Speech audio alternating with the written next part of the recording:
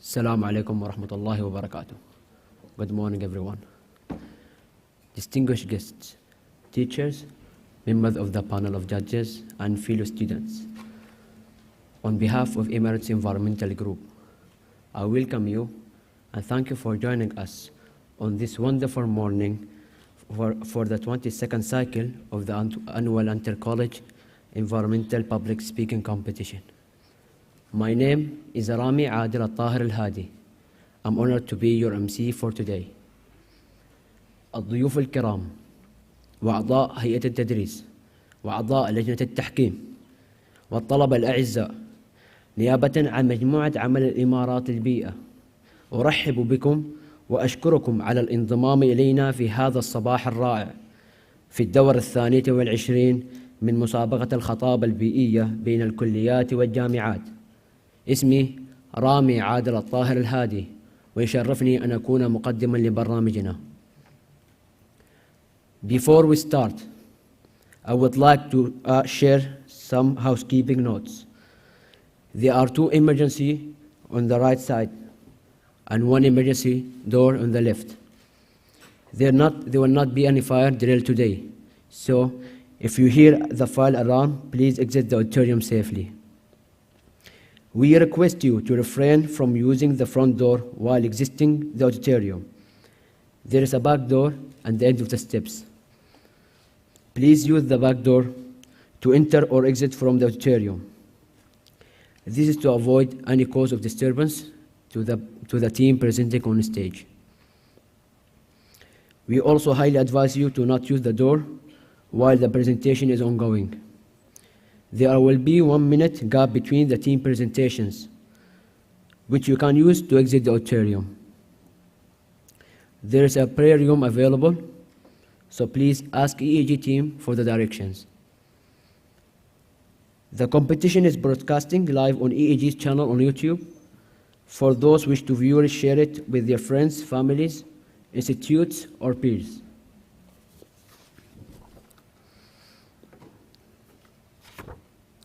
قبل أن نبدأ، أود مشاركة الإرشادات التنظيمية معكم. يوجد مخرجان للطوارئ على اليمين ومخرج على اليسار، لأن يكون هناك تمرين الحريق اليوم، لذا إذا سمعتم إنذار الحريق يرجى الخروج من القاعة بأمان. يرجى عدم استخدام الباب الأمامي أثناء خروجكم من القاعة. يوجد بابا خلفي في نهاية الدرجات. يرجى استخدام الباب الخلفي للدخول أو الخروج من القاعة، هذا لتجنب أي سبب لإزعاج الفريق الذي يقدم عرضه على خشبة المسرح. ننصحكم بشدة بعدم استخدام الأبواب أثناء العرض التقديمي. ستكون هناك دقيقة واحدة فقط راحة بين العروض، والتي يمكنكم استخدامها للخروج من القاعة. توجد هناك غرفة للصلاة، لذا اسألوا فريق مجموعة عمل الإمارات عن الاتجاهات. يتم بث المسابقة مباشرة على قناة مجموعة عمل الإمارات للبيئة على اليوتيوب، وأولئك الذين يرغبون في مشاهدتها ومشاركتها مع أصدقائهم أو عائلاتهم أو معاهدهم أو أقرانهم. I would like to request everyone to please rise for the national anthem of the United Arab Emirates. أود أن نطلب من الجميع أن يرددوا معنا النشيد الوطني لدولة الإمارات العربية المتحدة.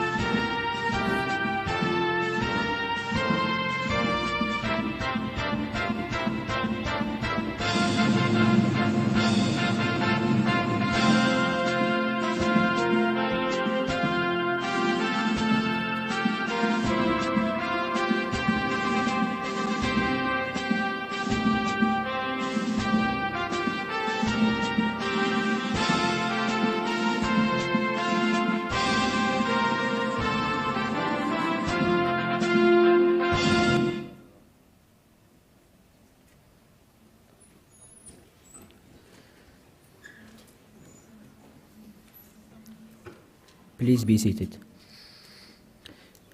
We will commence the day with some verses from the Holy Quran. نبدأ اليوم بآيات عطرة من القرآن الكريم.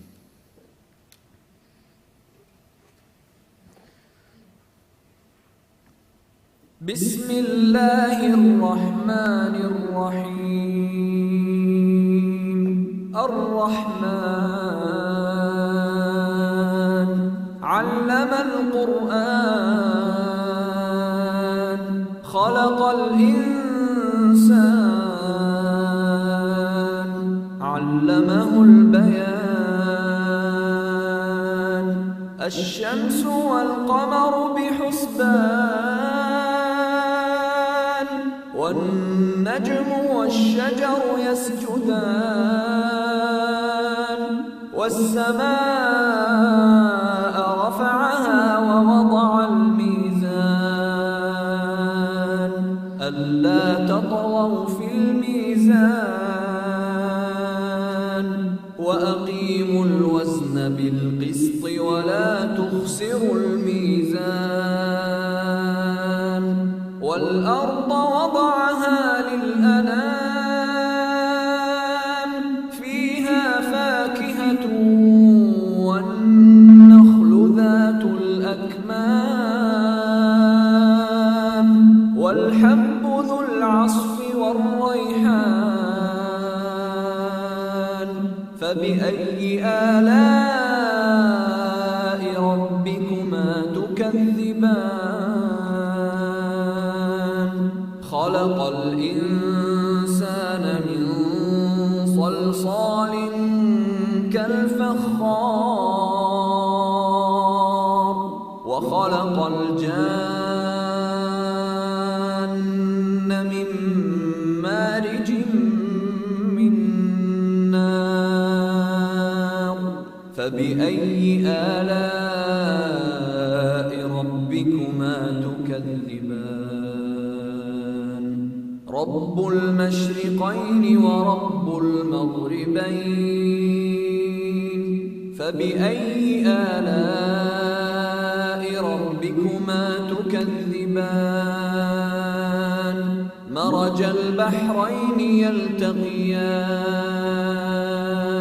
بينهما برزخ لا يبغيان فبأي آلاء ربكما تكذبان يخرج منهما اللؤلؤ والمرجان فبأي آلاء ربكما تكذبان وله الجوار المنشآت في البحر كالأعلام فبأي آلاء ربكما تكذبان كل من عليها فان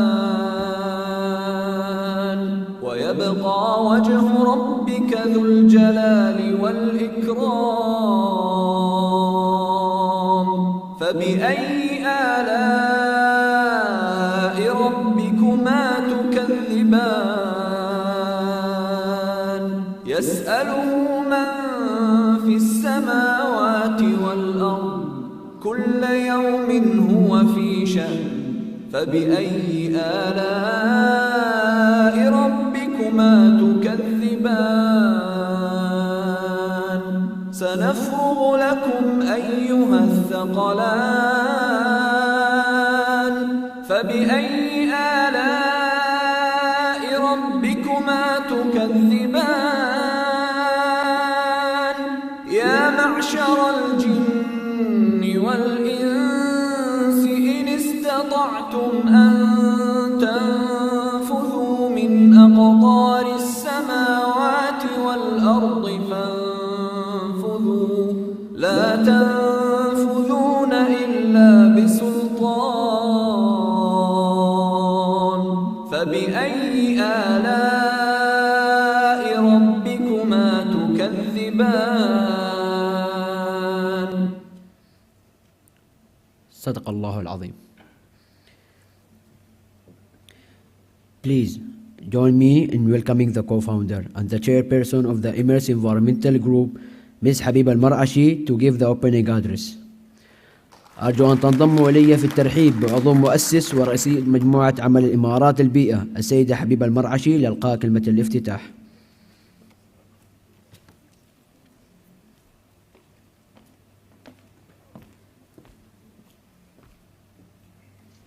شكرا رامي. بسم الله الرحمن الرحيم. السلام عليكم ورحمة الله وبركاته. Thank you very much, dear students, ladies and gentlemen, dear guests, dear judges, for joining us on day 4, the last day of the 22nd cycle of the Inter-College Environmental Public Speaking Competition. I would like to start by thanking Dubai International Academic City for giving us, providing this beautiful venue, which has been a home for this program for more than 18 years now. And I hope this effective partnership will continue throughout the coming years as well. Dear judges, I know each and every one of you has got a very busy schedule in your own lives, in your own areas of expertise, in your organizations, taking time from that busy schedule and joining us today. Thank you very much. We appreciate that. Today you have 22 teams, so I said good luck to you. For the judges who have been with us over the course of the last 3 days, the competition has been very, very competitive, and choosing the winners was not an easy process. So inshallah today you will enjoy that, the whole proceeds of the day, as we have enjoyed putting it together, and as the student community have really excelled in what they brought to us on the table. Usually before I go into talking about the competition, I just give a brief about Emirates Environmental Group and the work that we've been doing. Over the course of the 3 days, I have given bits and pieces of some of our programs, and I would like to give you more. You know, mashallah, Emirates Environmental Group this year celebrates 31 years of its existence. So within our basket, there are different beautiful programs that are action-oriented, that are very educational, and that have the ability to pull together all stakeholders, all masses, and all sectors of the society.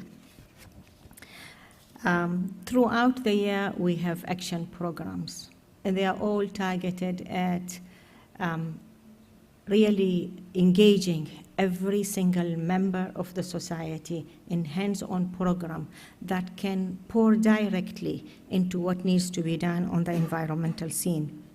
I know some of the translation that you are reading is not what I'm speaking, but that is usually my style, so excuse me for that. We connect with a simple act of recycling, collecting recyclable material from your daily lives and putting it into, instead of the bins, putting it in special containers and taking it for recycling. We are very proud to say today in the UAE we have many factories that have taken this as a business opportunity, that have turned waste into raw material that goes into the provision of new products, which has got many valuable additions to the environmental scene, from reducing CO2 emissions to reducing the landfill size to reducing energy consumption, waste consumption. So all in all, we are working together to support the directions of our country in achieving carbon neutrality, in going into circular economy, and overall reduce our impact on the environment. We have many programs. We have few programs coming up in this month and the end of and the next month.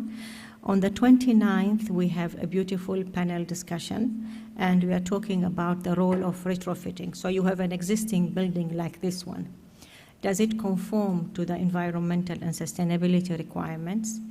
Can we do something to make it a more environment-friendly building, more energy efficient, and more healthy for the people that are working and living in this kind of abodes?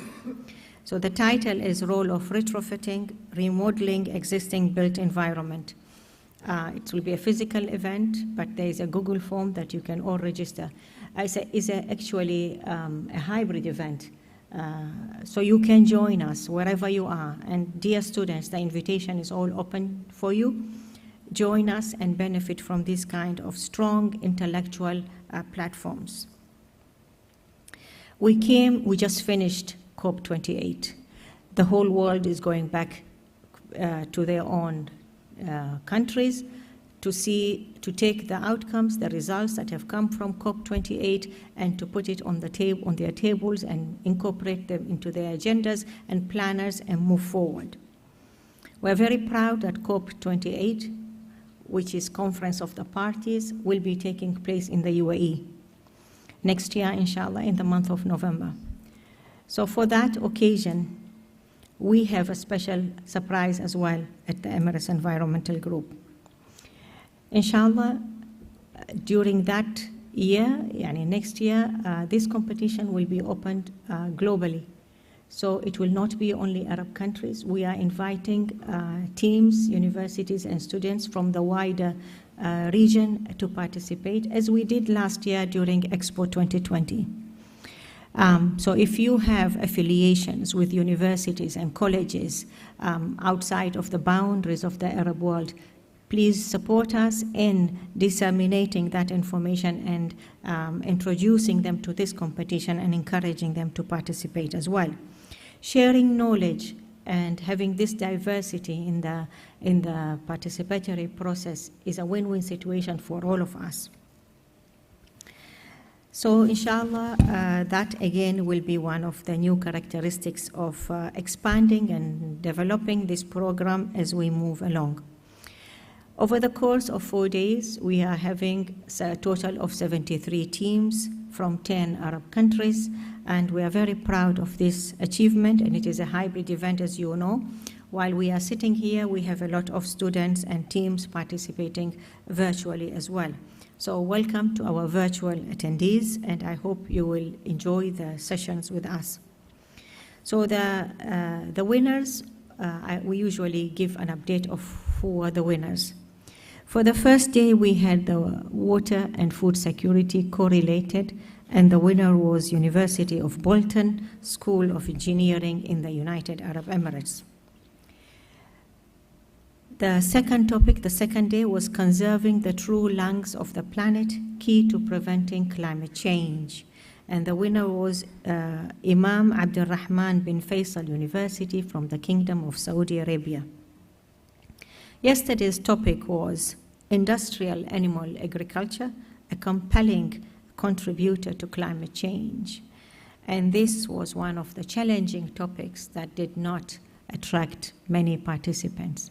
But that is what we actually do. We usually bring topics that are not talked about a lot, that are very important but are not mainstream.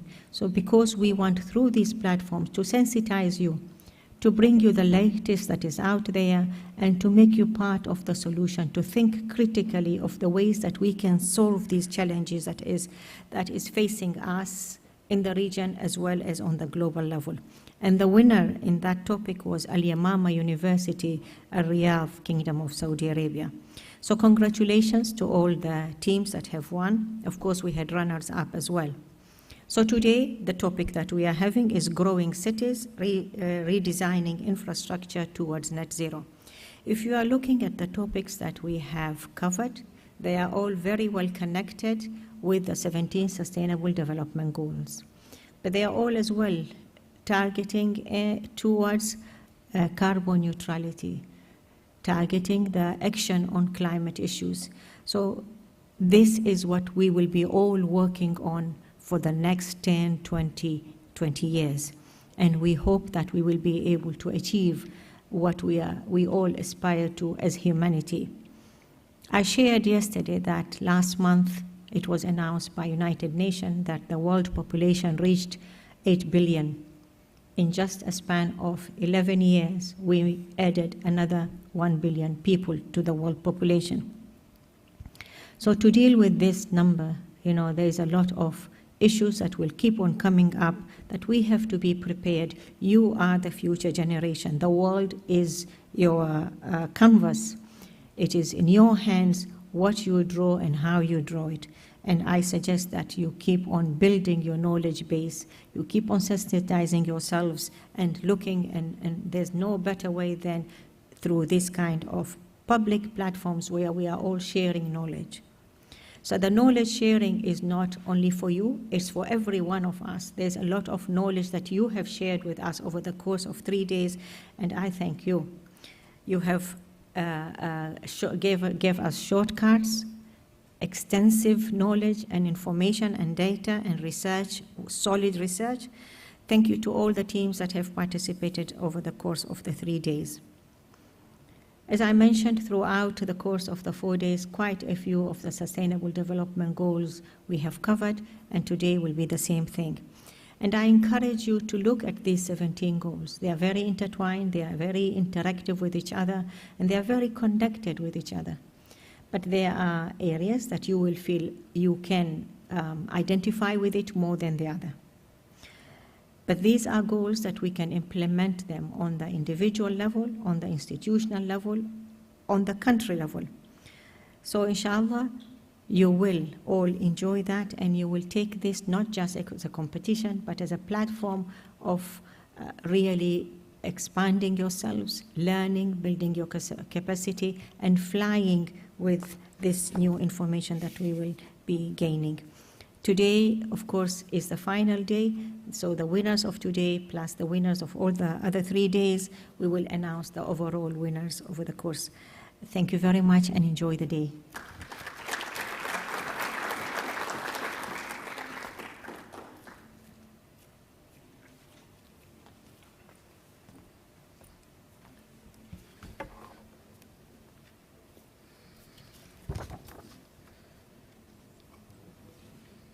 Thank you, Ms. Habiba Al-Mar'ashi, for your uplifting speech. شكرا لك السيدة حبيبة المرعشي على الخطاب المميز. Each year, we invite a distinguished panel of bilingual experts to judge the competition, and this year is no different. Today, we have with us Prof. Sabih Khissaf, Vice President, International Hyperloop Infrastructure Lead, MENA Region.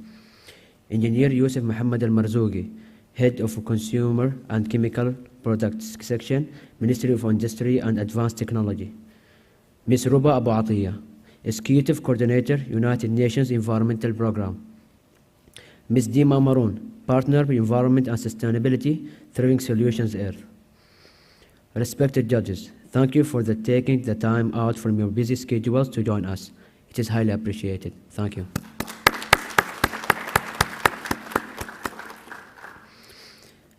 ندعو كل عام لجنة متميزة من الخبراء الثنائيي اللغة للحكم على المسابقة، وهذا العام لا يختلف عن سابقيه. معنا اليوم دكتور صبيح خساف، نائب للرئيس التنفيذي للبنية التحتية الدولية منطقة الشرق الأوسط وشمال أفريقيا. المهندس يوسف محمد المرزوقي، رئيس قسم المنتجات الاستهلاكية والكيماوية بوزارة الصناعة والتكنولوجيا المتقدمة. ربا أبو عطية، المنسق التنفيذي لبرنامج الأمم المتحدة للبيئة. السيدة ديما مارون، شريك البيئة والاستدامة لشركة Thriving Solutions Earth. نشكر لجنة التحكيم ونقدر وقتكم الثمين واقتطاعكم من جداولكم المزدحمة للانضمام إلينا، فشكرا لكم.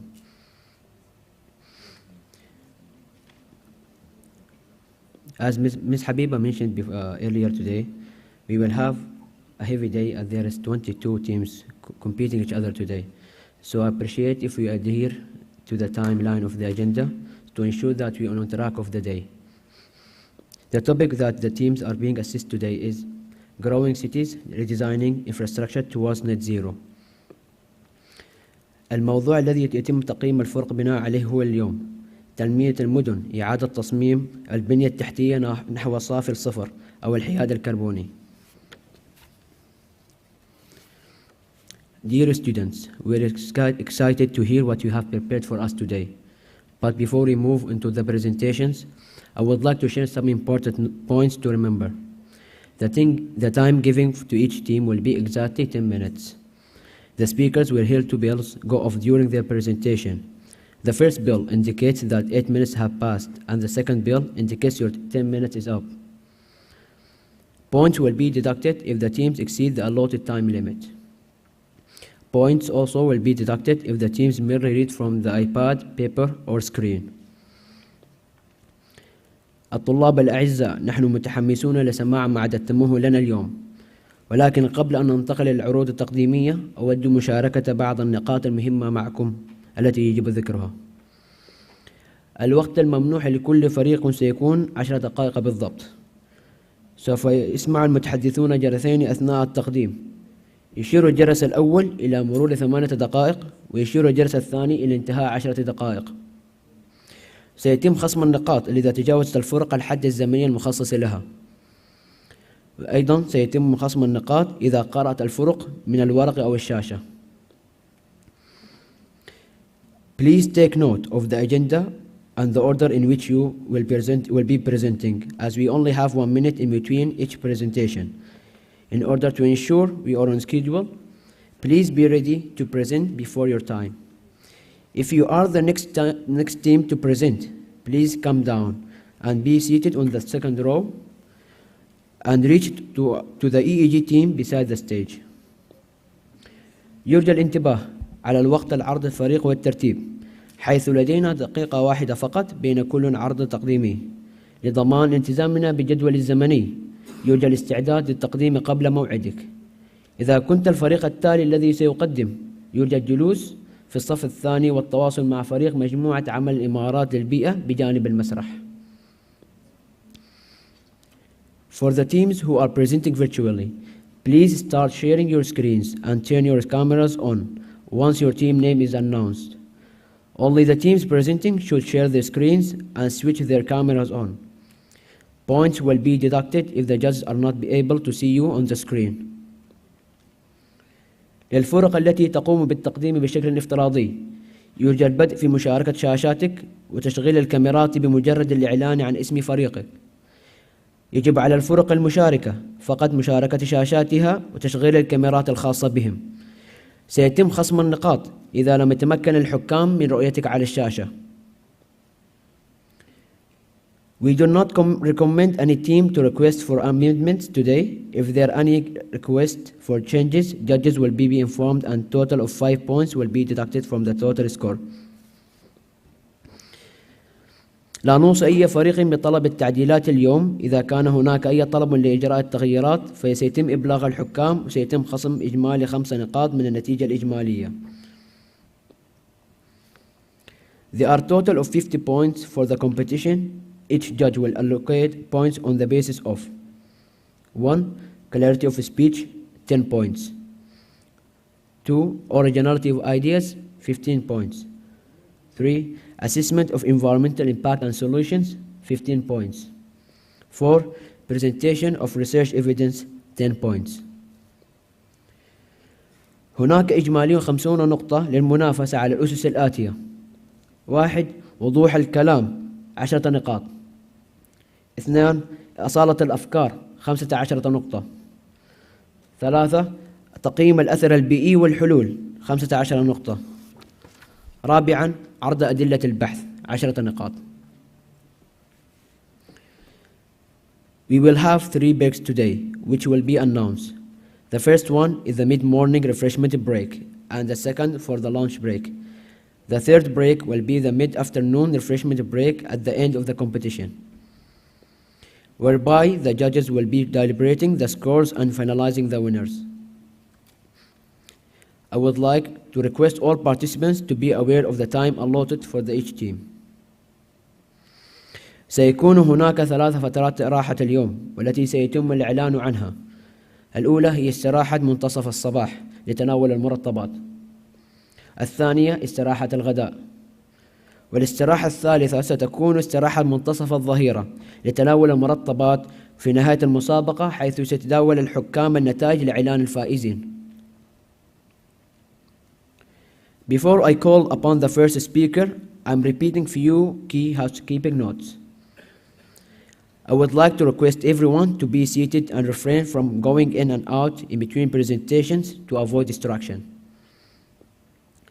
I would also like to remind you to kindly switch off your mobile phones or put them in silent mode. I would like to draw your attention to respect the utilities so generously provided by Dubai International Academic City and ensure to maintain the cleanliness of the facilities.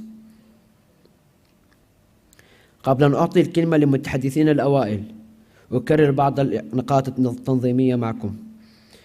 أود أن أطلب من الجميع الجلوس والامتناع عن الدخول أو الخروج من القاعة أثناء العروض التقديمية لتجنب التشتيت. أود أيضا أن أذكركم بلطف بإغلاق الهواتف المحمولة أو وضعها في وضع صامت. أود أن ألفت انتباهكم لاحترام المرافق التي قدمتها مدينة دبي الأكاديمية العالمية بسخاء والتأكد من الحفاظ على نظافة المرافق. Let us now begin with the presentation for the first topic today. Growing cities, redesigning infrastructure towards net zero. نبدأ الآن بالعروض التقديمية للموضوع الأول لهذا اليوم. تنمية المدن، إعادة تصميم البنية التحتية نحو صافي الصفر أو الحياد الكربوني.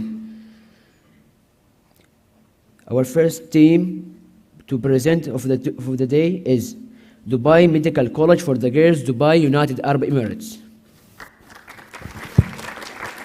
عرضنا الأول لهذا اليوم هو كلية دبي الطبية للبنات الإمارات العربية المتحدة. The next presenter is the team from Manipal Academy of Higher Education, School of Design and Architecture, so please be ready. العرض القادم مع فريق من أكاديمية مانيبال للتعليم العالي كلية التصميم والعمارة الإمارات العربية المتحدة، إذا كونوا على استعداد. شكرا.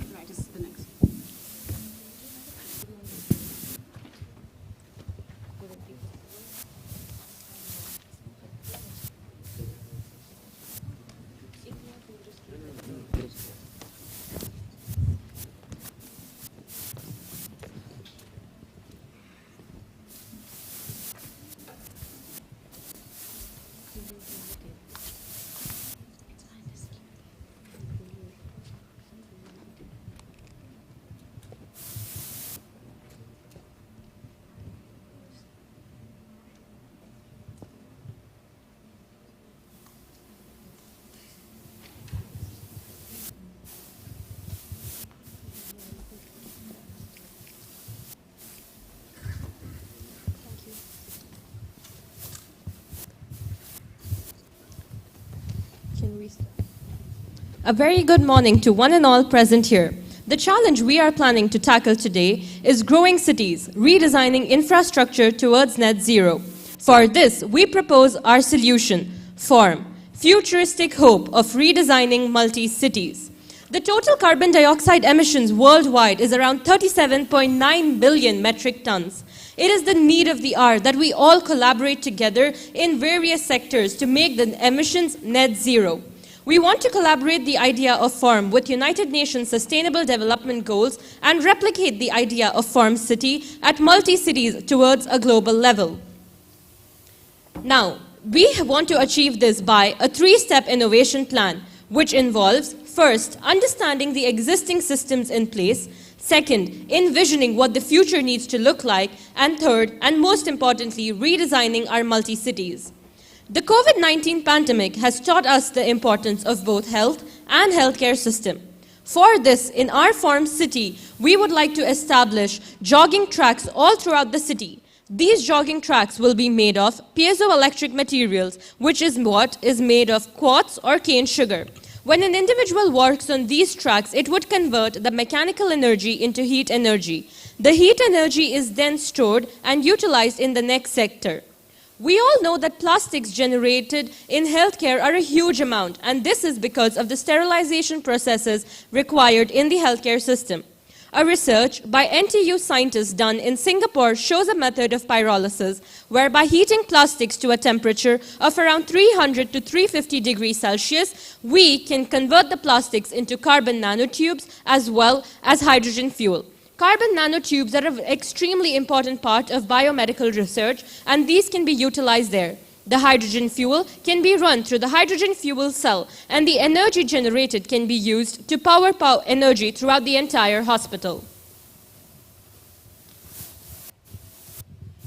A major part of a city are its buildings. and they account for 38% of the global greenhouse gas emissions every year. To achieve net zero in this sector, we will implement a three-tier approach: carbon capture, low-carbon cement, and reflective roofing. About 90% carbon dioxide emissions will be captured, transferred via pipelines into underground geological formations to replenish fossil fuel levels and decrease global greenhouse gas emissions by 14%. Moving on to low-carbon cement, we will incorporate an iron manufacturing byproduct called slag, which will reduce the amount of cement required in a concrete mix and decrease carbon dioxide emissions by 30%. The roofs at our city's form will be coated with highly reflective, safe, inexpensive titanium dioxide pigment, which will reduce the heat within a building and decrease AZ consumption by 25%. It has the added advantage of absorbing nitrogen oxide, which reduces smog formation. Majority of cities are facing increasing solid waste management challenges around the world, and solid waste is responsible for 11% of global greenhouse gas emissions. One major obstacle is the separation of waste. At Form, we will combat this by pre-installing smart, multi-function bins in every house during the construction process. This makes it easier for tenants to sort out their waste, identify reusable items, set aside recyclables, ultimately reducing the amount of waste that reaches landfill sites. Now, from the waste that does reach the landfill site, the compost will be collected and converted into hydrogen fuel and char.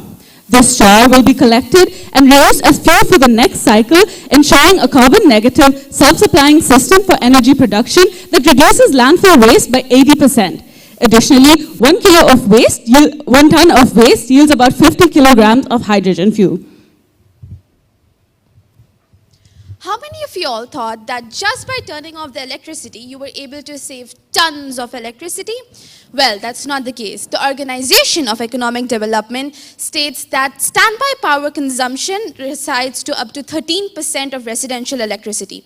Now, the question is, what is standby power? Standby power, or phantom loads, is the electricity which is consumed by an electronic device when it is switched off but still plugged into the power source.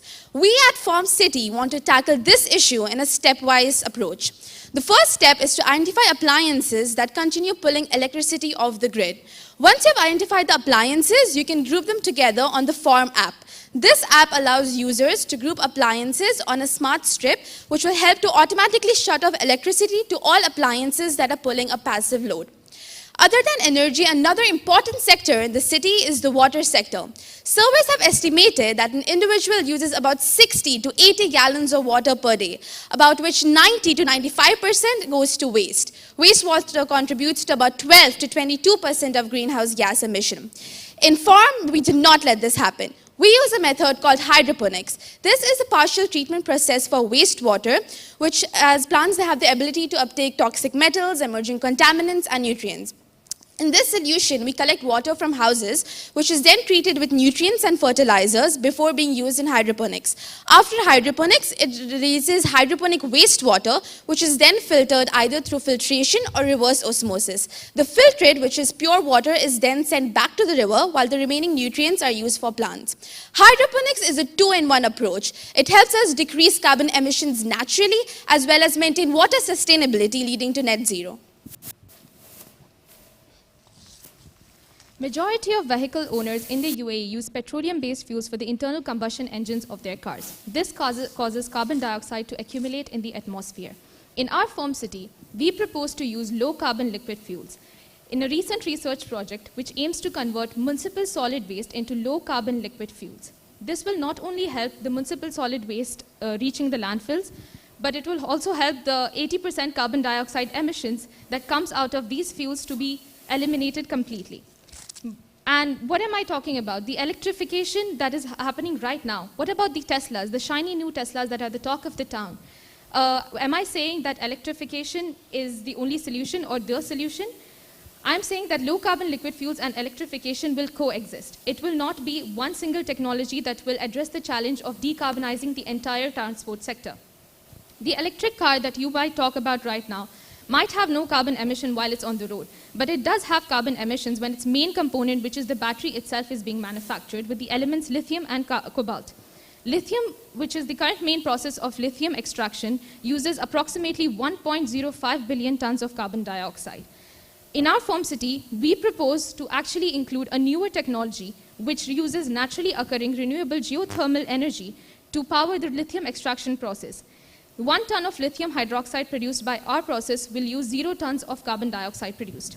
Now, talking about the cobalt component of the batteries, you might have heard recently that Tesla is now initiating a thing which is called as lithium iron phosphate cobalt free batteries. Iron and phosphate are more abundant in nature, and obtaining them is more easier and less harmful to the environment than cobalt.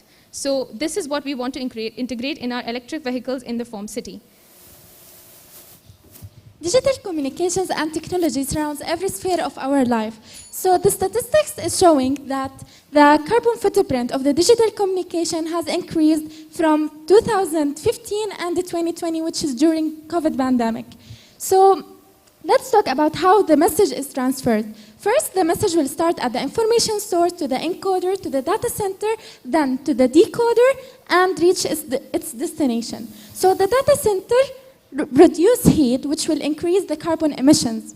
And the heat not only damages the carbon emissions, but it also damages the device or the wires. So there was a research held in 2016, which says that in 4 years, the carbon emissions will increase to reach 680 million tons annually. And just because we can't see the internet, that's why we can't imagine the damage. Now, moving in Form City, we contribute clean cooling as a solution.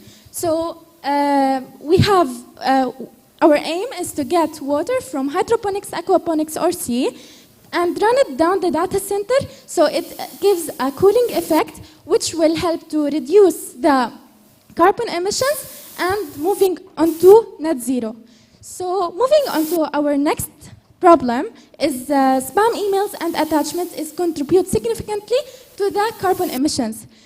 In Form City, we contribute the solution of advising awareness program to advise the people how to use their emails and encourage the usage of cloud storage. And if we reduce the emissions by, the emails by attachment 50%, the emissions will decrease by 30%. And if we cancel it totally, the emissions will decrease to reach above 51 million tons. We would like to invite all of you to help us to make Farm Project a reality in the world of tomorrow. So we would like to call all of you to be a part of the change along with us. Thank you.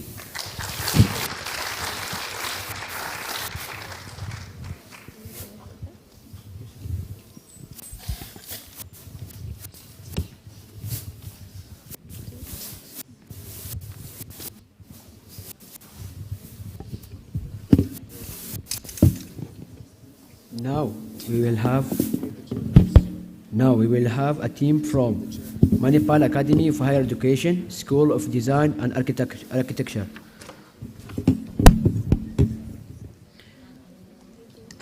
عرض الآن مع فريق من أكاديمية مانيبال للتعليم العالي، كلية التصميم والعمارة، الإمارات العربية المتحدة. The next presenter is a team from Heriot-Watt University, Energy, Geoscience and Infrastructure Society, so please be ready.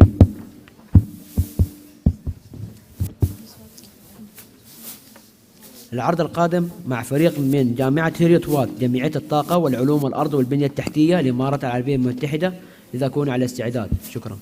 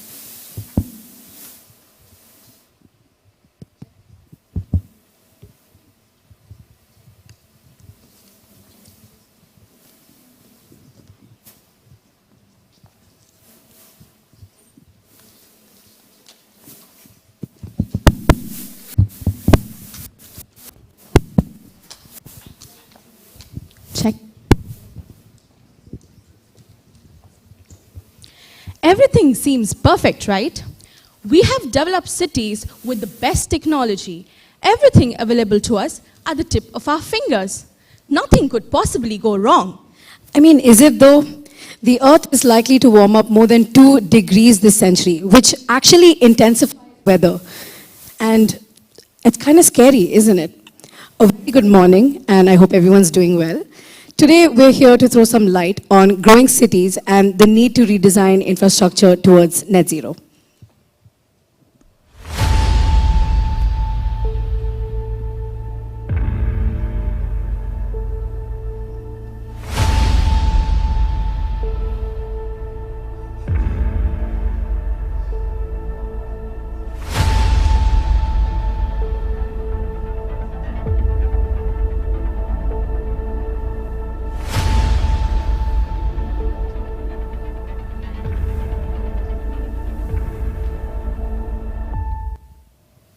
Climate change, sustainability, infrastructure, net zero. We keep hearing this stuff. But what is its relevance and who needs to be concerned about this?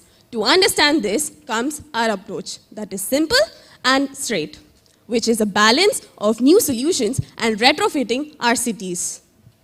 Climate change is not just about pollution or deforestation, but infrastructure. Firstly, do you guys actually know what net zero is? Yes? No? Maybe? Don't worry, I got you.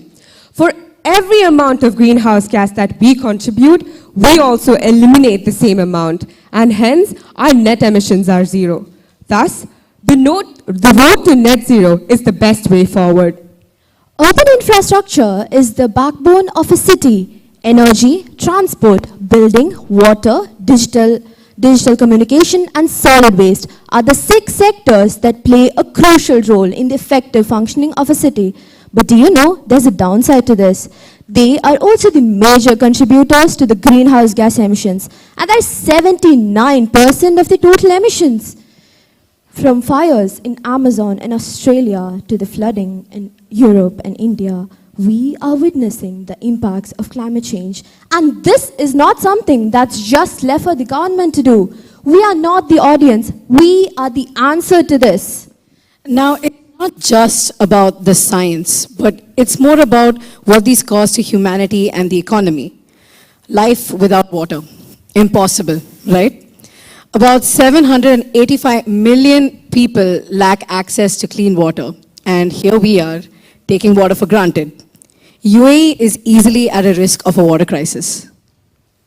We are in a position where we are compelled to shift to renewable energy sources because global electricity demand rises by 1.8% per year.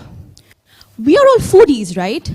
But how does it feel knowing this, that food waste contributes to majority of the waste? By 2050, solid waste generation is expected to increase by 70%. The buildings and construction sector combined are responsible for 27% of the total global energy sector emissions. Redesigning their infrastructure, that's what everyone's goal is. But not everybody is achieving this at the same rate. There are some countries that are actually pretty close to achieving their goals.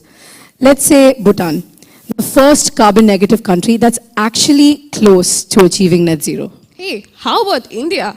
It has concrete plans, but the reality is that it's moving at a snail's pace. Wait, you guys are forgetting about UAE. Even they have come up with a lot of new initiatives that are thoroughly supported by the government. Now, you guys might be thinking, why did we choose these 3 countries? So this study comprises of 3 Asian countries, comparing factors like complexity of scale, climatic conditions, population, and location, and much more.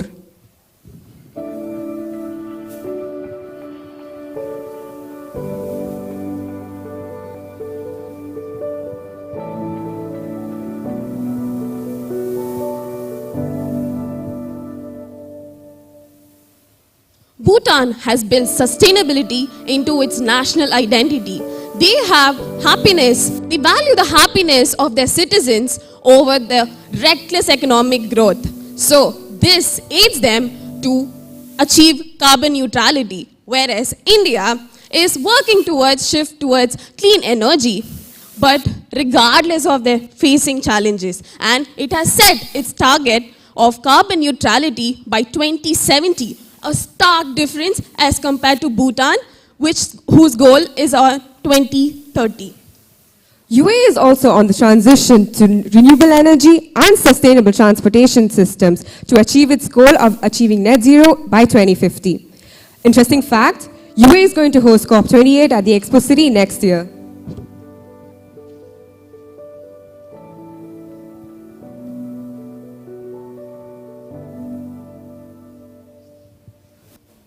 As we can notice, Bhutan has progressed comparatively faster due to its smaller population and area.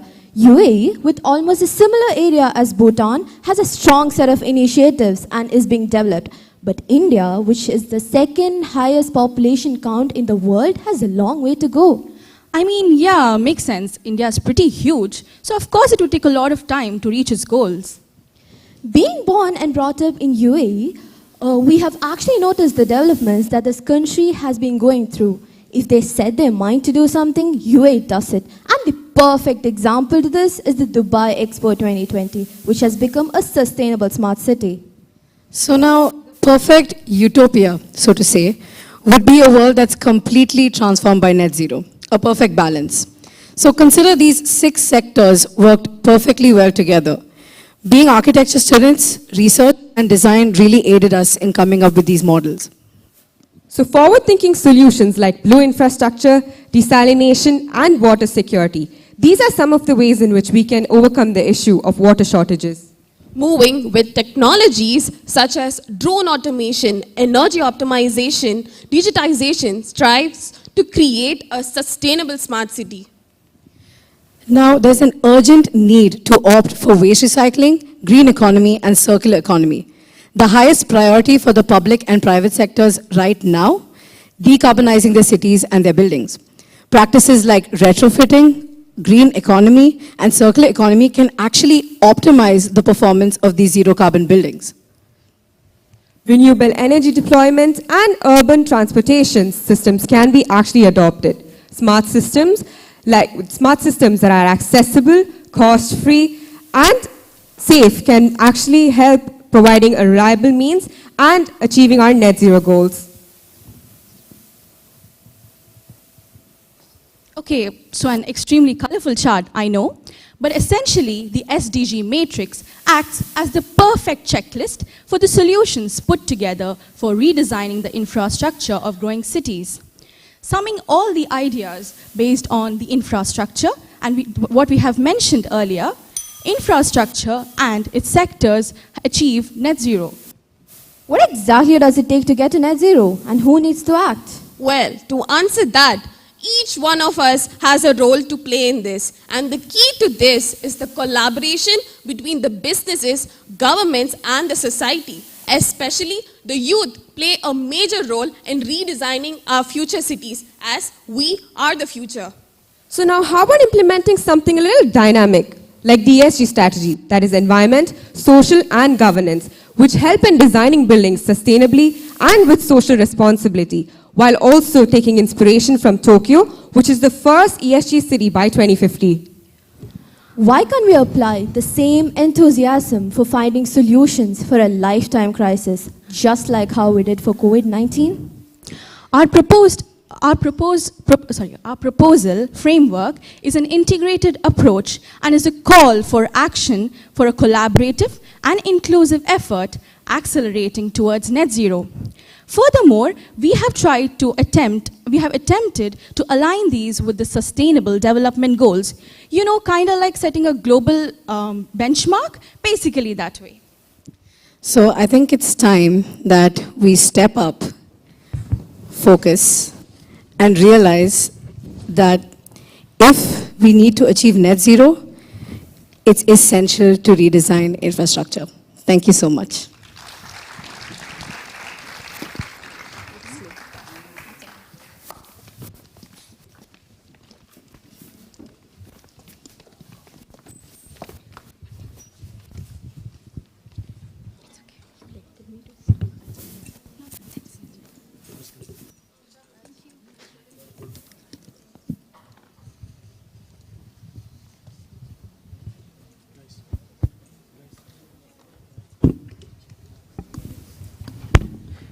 Now we will have a team from Harriet Watt University, Energy, Geoscience and Infrastructure Society. So please join me on the stage. The next presenter, the team from Prince Sultan University, Architecture and Engineering, Kingdom of Saudi Arabia. So please be ready. عرض الآن مع فريق من جامعة هاريت وات، جمعية الطاقة والعلوم والأرض والبنية التحتية، الإمارات العربية المتحدة.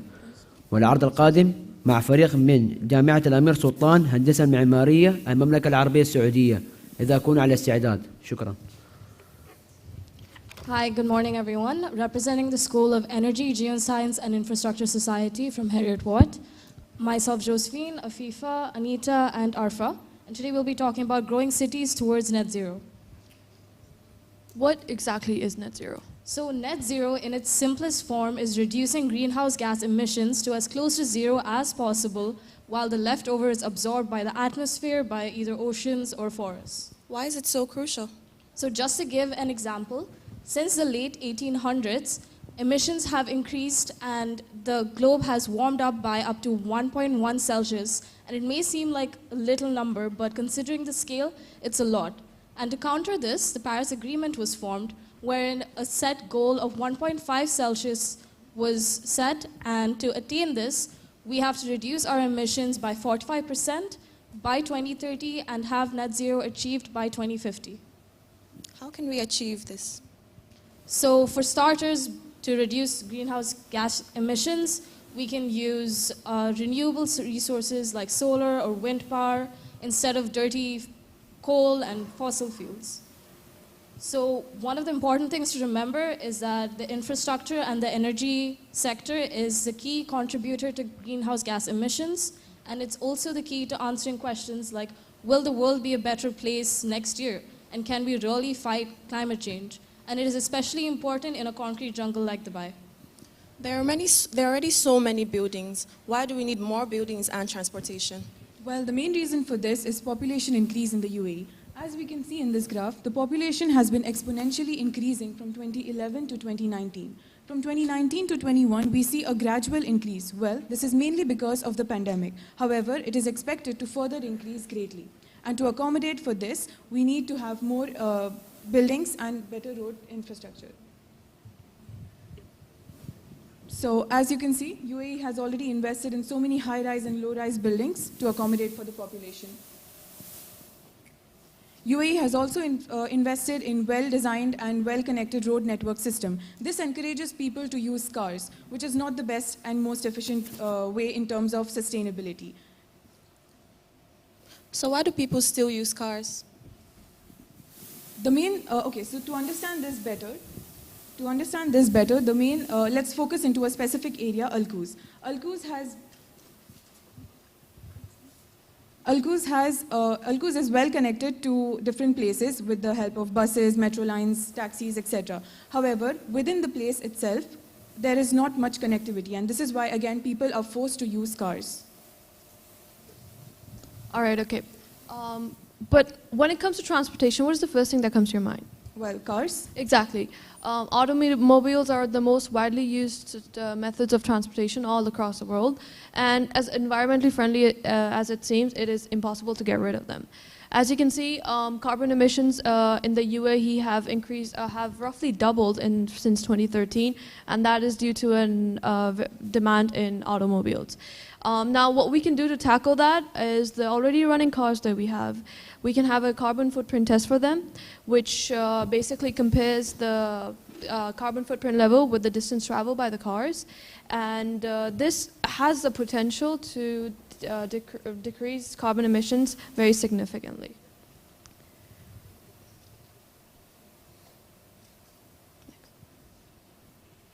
So has this been done in any other cities? Well, one such example is Copenhagen. Copenhagen is one of the most sustainable cities in the world and aims to be carbon neutral by 2050. It has excellent routes for cycling and walking and has well-connected public transport systems, which encourages people to use those modes of transport instead of using personal cars or taxis, etc.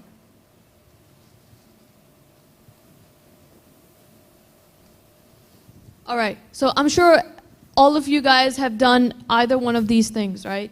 So next, let's talk about some alterations that we can use instead of gasoline-used vehicles. There's bikes, there's scooters, there's trams, there's electric vehicles. But why do you think these are not common? So, well, bikes, for instance, they're honestly a little scary because they're dangerous on the road, and the parking spaces, they could be easily stolen. Whereas for electric cars, there aren't enough charging points, so they would just run out of charge. Those are some great points, Joe. So basically what we can do is alterations like safety lanes, charging stations that are solar powered, as well as parking lanes need to be installed for this to be encouraged, for us to get a little bit closer to reaching net zero. Now let's talk about trams. Trams are basically electrically run, and they emit less pollution as well as effectively less microdust.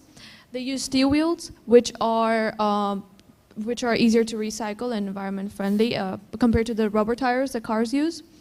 And electric vehicles do not emit direct emissions like carbon dioxide and nitrogen dioxide,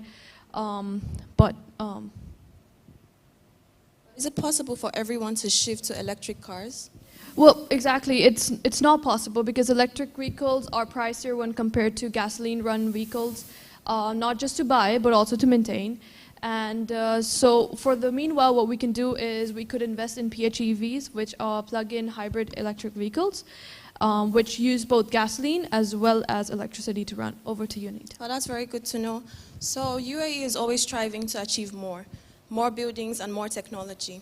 Now, we already have a total built environment of about 12,700 buildings. And the graph here shows that this will increase by 20% in the coming years. Now, the reality of our situation is that we cannot destroy all our buildings and live in a hut. But what we can do is iterate the surroundings in use. So, are buildings really that necessary for net zero living? Yes, buildings are very much important. Now, there are two types of energies that buildings consume. There's the embodied energy and there's operational energy. Now, operational energy is the energy required for the building throughout its life cycle. So we're looking at the heating, cooling, and electrical systems, while embodied energy is the energy required to build the building itself. So in UAE, about 90% of people are indoors most of the time. So a major question would be, how can we reduce the time people spend indoors?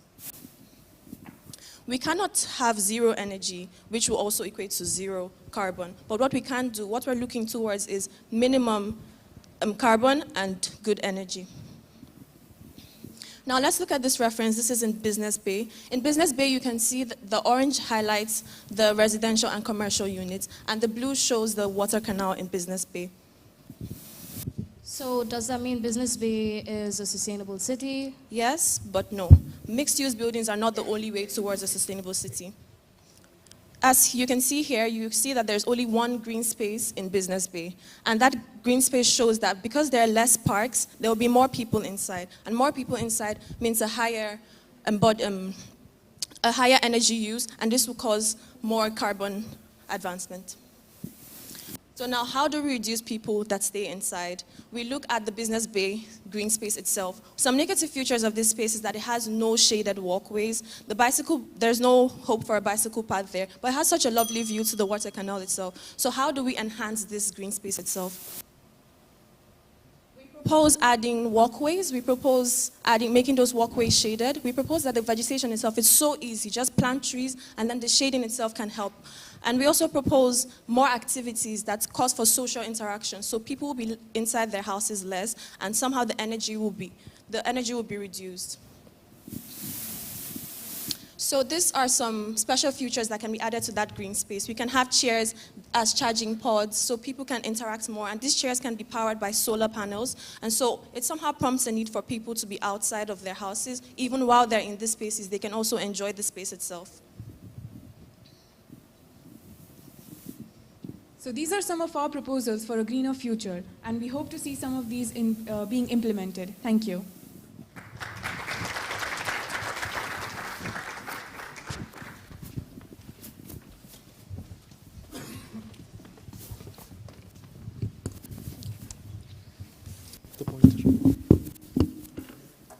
Now we will have a team from Prince Sultan University, Architecture Engineering, Kingdom of Saudi Arabia.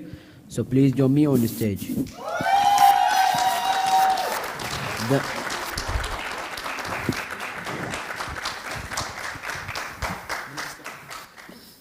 The next presenter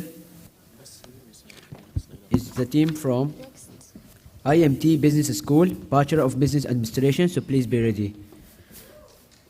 عرض الآن مع فريق من جامعة الأمير سلطان هندسة معمارية المملكة العربية السعودية. العرض القادم مع فريق من IMT دبي بيزنس سكول إدارة الأعمال. إذا كونوا على استعداد. شكرا. السلام عليكم ورحمة الله وبركاته. تحية طيبة تحت شعار وطني للاستدامة. نحن هنا طالبات جامعة الأمير سلطان لتحقيق هدفنا في إعادة تنمية المدن تحت صافي الصفر، ونتمنى أن ينال بحثنا إعجابكم، وهو الجيل القادم من المدن.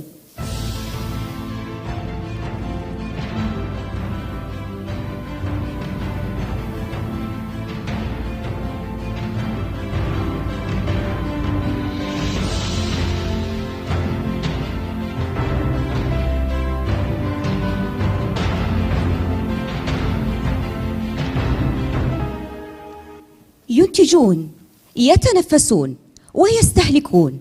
هنالك رابط وطيد ما بين الكائنات الحية والمباني، فهي تنتج النفايات وتستهلك الموارد. إذن ماذا لو نظرنا إلى الأشياء بشكل مختلف؟ ماذا لو كان حل الصورة الأقرب هو النظر عن قرب؟ نقصد قريبا جدا. But before we look closer, let's take a few steps back. Most of us are familiar with the global problem, namely global warming. According to the UN's Environmental Commission, the built infrastructure accounts for about 80% of carbon emissions worldwide. وهنا يأتي دورنا للتفكير في حل. تخيلوا معي أنه أصبح من الممكن أن تكون لدينا هندسة معمارية متكاملة من عينات خضراء صغيرة. إذا نظرنا إلى مدن مثل النظم البيئية العضوية فربما يكون الحل هو الطحالب.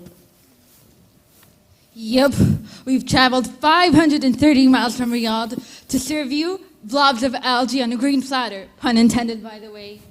However, our tendency to dominate the natural environment manifests more often than not in the form of raising down everything in our path to make room for our cities to grow.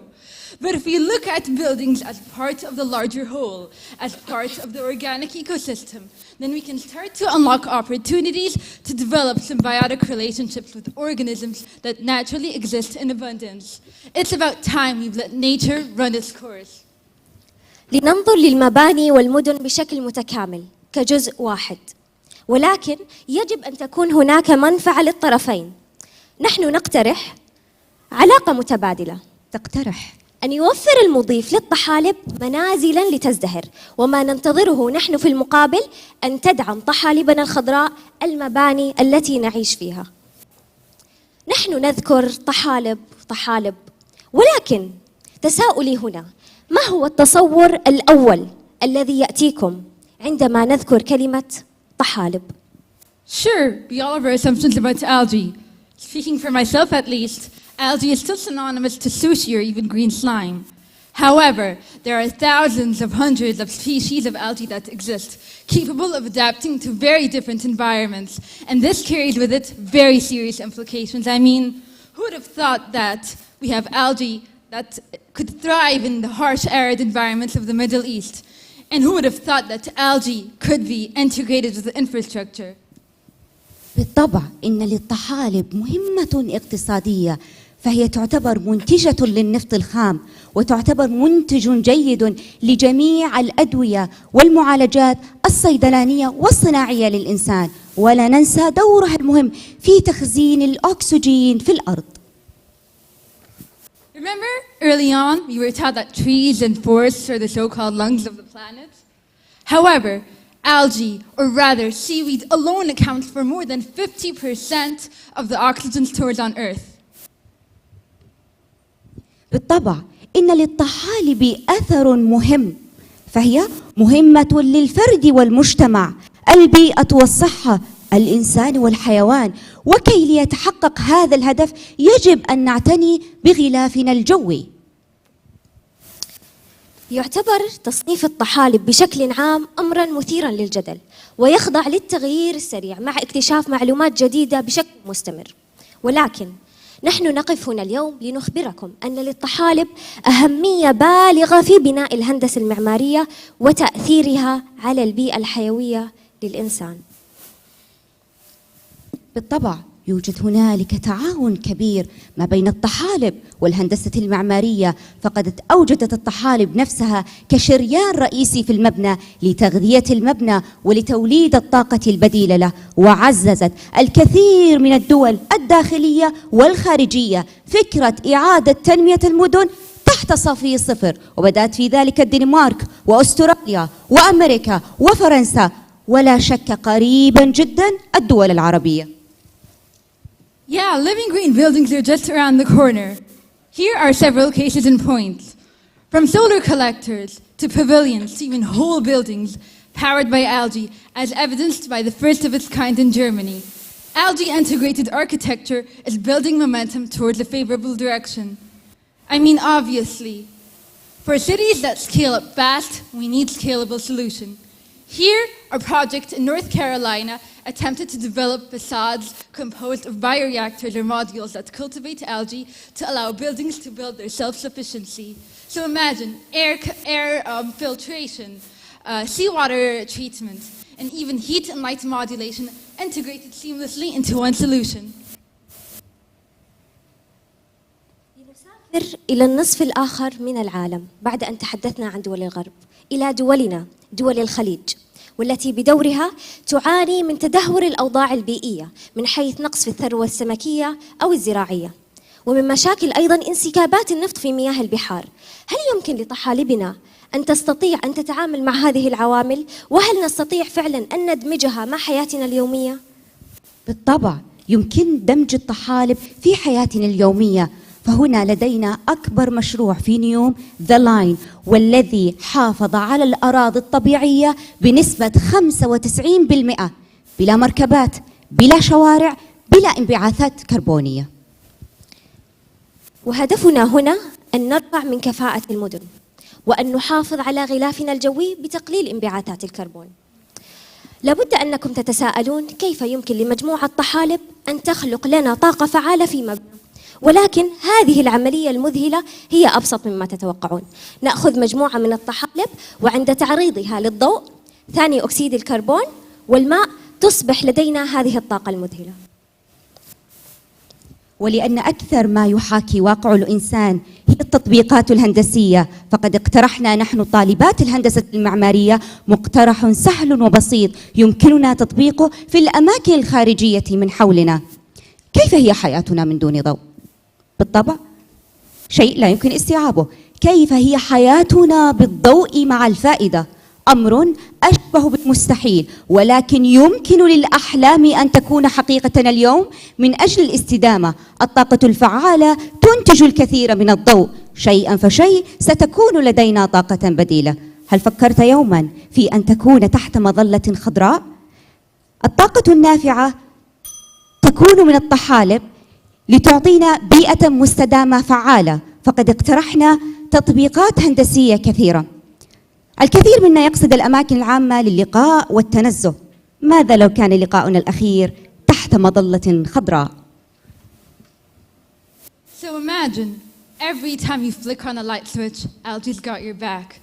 Every time you do your laundry, algae's behind it all. And every time you inhale clean air, algae's at work behind the scenes. By literally breathing life into our buildings, we not only decarbonize, but re-oxygenate our cities. Because net zero is not a goal, it's a milestone along a journey. Net positive is our end game. Doing more good, not doing less bad. ولنفعل الأفضل علينا أن نتجه للأخضر. علينا أن نخلق حلول مستدامة أكثر. نحن هنا معا لنصمم المباني نحو صافي الصفر، نحو جيل قادم من المدن. شكرا.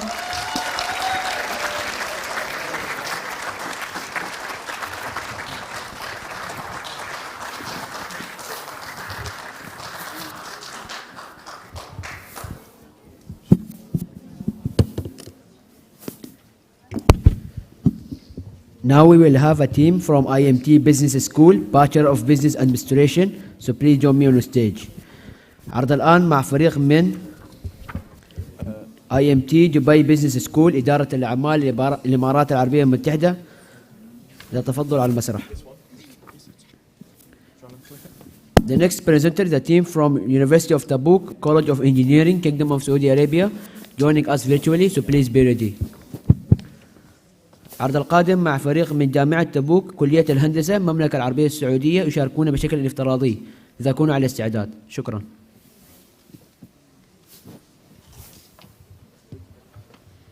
Good morning, ladies and gentlemen. We're Team IMT consisting of myself, Vidushi Ramchandani, my teammate Luke Masi, and Adarsh Bijumaya. So, as our title suggests, we're going to be talking about growing cities, redesigning infrastructure towards net zero. So, as the title suggests, we're going to be focusing more towards infrastructural development because that's what plays a huge part in climatic change. And this effort is only going to be achieved by everybody coming together. For example, public and private sectors, because as of today, we've got the resources to achieve this. Moving on, why addressing infrastructure is so important is because our development, our country's development is shown partly in our infrastructure. People measure our development by infrastructure. The green price tag. So, as of today, to want or to need this kind of a change, we have to contribute a lot. It is a huge expense for us, and we also cannot afford to do nothing. So, as the OECD has estimated, it takes a huge investment for about $6.9 trillion annually worldwide. So, it's not a small amount, it's a huge amount to contribute, and facing the last 2 years, facing the pandemic has been really difficult for everybody. So this amount, contributing this amount is not easy. So furthermore, we'll be explaining how to achieve net zero. Moving on to my teammate Luke. So we are now going to have a look at a quick graph, what shows the CO2 levels over the years. I think, Vidushi, if you click next. So as you can see, we're in 2022 now, and we're at the highest spike possible. But as you see by the graph, by 2050 and 2060, we want a rapid decrease. We're going to go through a few different things in a moment to kind of see how we can progress that part and get to a lower carbon future, because I think it's very necessary. Next slide. So this is not just everything. There's a massive cost when you think about making things carbon neutral and carbon zero. You've got to think about different components. So the people who are going to benefit this, the cities and the civilization costs in general, because you can't just kind of keep spending money without paying the repercussions and the price. So as I just said, firstly, you've got to think about the economic growth and the security of the people. So this is all about the financial benefits, and yeah. I think we can skip. So the rise of green tech. So when I think about infrastructure, I mainly think about big buildings and huge cities such as Dubai and Abu Dhabi. So the key fact I want to kind of portray out there is for every ton of concrete you use, that's 622 kilograms of carbon. So if you think about that for a second, so the Burj Khalifa, for example, that means there's 5.2 million tons of carbon just emitted due to the making of concrete. What I suggest is we use hollow core precast. So it's a main thing in the UK where I come from, we use a lot of hollow core. And it basically is the precast is made in a factory instead of site cast over here. So over here is site cast. And if you look back in history, even the Romans were doing site cast. So when they did site cast to make the Colosseum, and they're still using it to this day. So I think it's ridiculous that we're still using it. So hollow core is made in a factory. It's made with steel molds instead of wooden structures. It's hollow core in the middle because you don't need the middle of section of a concrete beam because it's got a dead area. So you don't need that. So hollow core precast will save tons and tons and tons of carbon. The second point I want to get across is geothermal systems. So once again, where I come from the UK, we use geothermal for heating, but the system also works in reverse for cooling. So if you have a geothermal system, number one, it's underground, so it doesn't take any oversurface area. What's a big benefit? And it also cools your building by sucking out the hot air through the pipe system, takes it underground, and then pumps it back out. Instead of using aircon systems that take out hot air to put back into hot air, what's completely inefficient.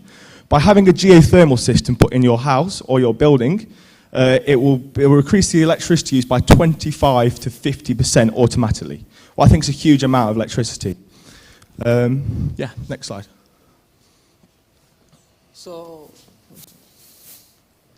talking about the UAE's net zero approach and being of the UAE's net zero approach, like UAE has been so much like struggling as well as taking many initiatives and signing agreements across the whole country.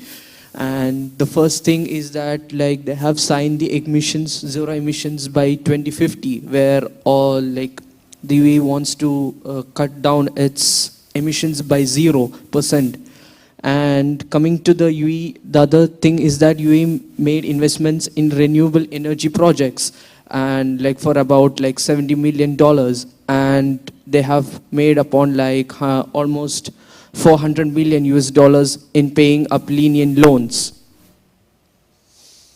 So this is the flow chart like on how UAE has taken great initiatives, as well as the things where they have involved in like helping in the climate change. So coming to the 1989, like first they have signed the Vienna Convention, and they have like taken initiatives in the monorail. And coming to 1995, the UAE and the United Nations framework convened over the climate change. Then coming to the 2005, ratified the Kyoto Protocol, and so it's basically an agreement in order to sign with the UN, which is the United Nations. And coming to the IRENA, became the permanent. Hello. Okay. So became the first country to sign with the energy agency, which is IRENA. And in 2015, they joined the Paris Agreement. So it was a climate change agreement of the France. And in 2019, they organized the Abu Dhabi climate meeting.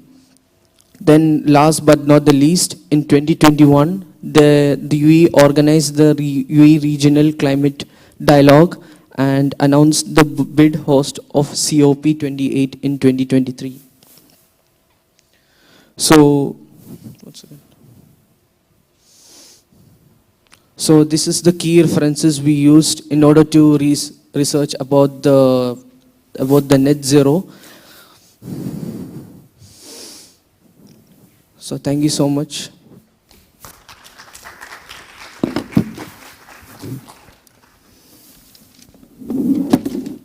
Sorry.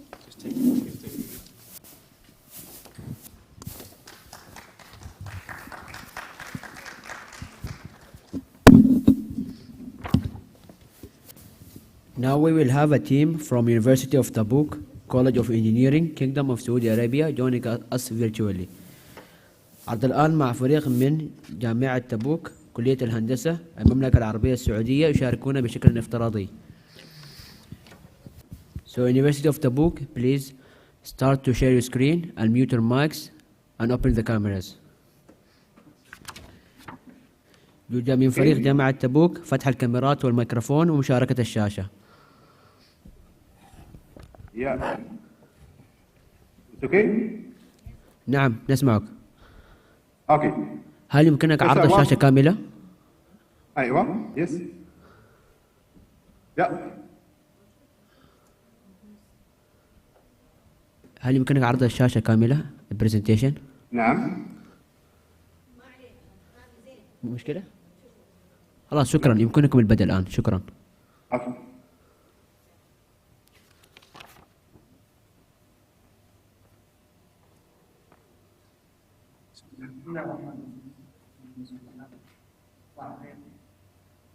فريق جامعة تبوك كلية الهندسة لدينا حلول بديلة تقليل من الانبعاثات الكربونيه في قطاع البناء والعمران.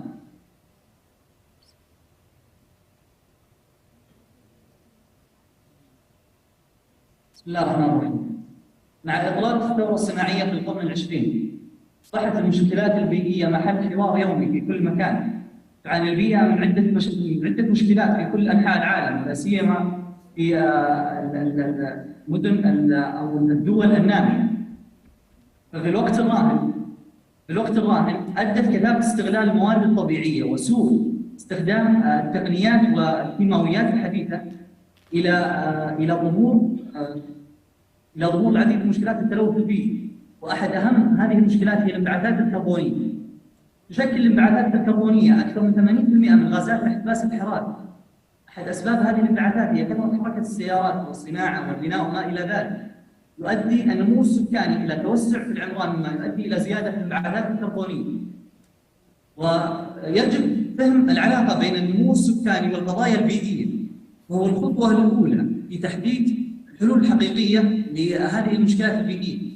فإن مع زيادة النمو السكاني يتم استهلاك الكثير من الموارد التي تشكل خطرا على البيئة كالازدحام المروري وكثرة البناء كثرة البناء العمراني والازدحام المروري والتلوث وغيرها.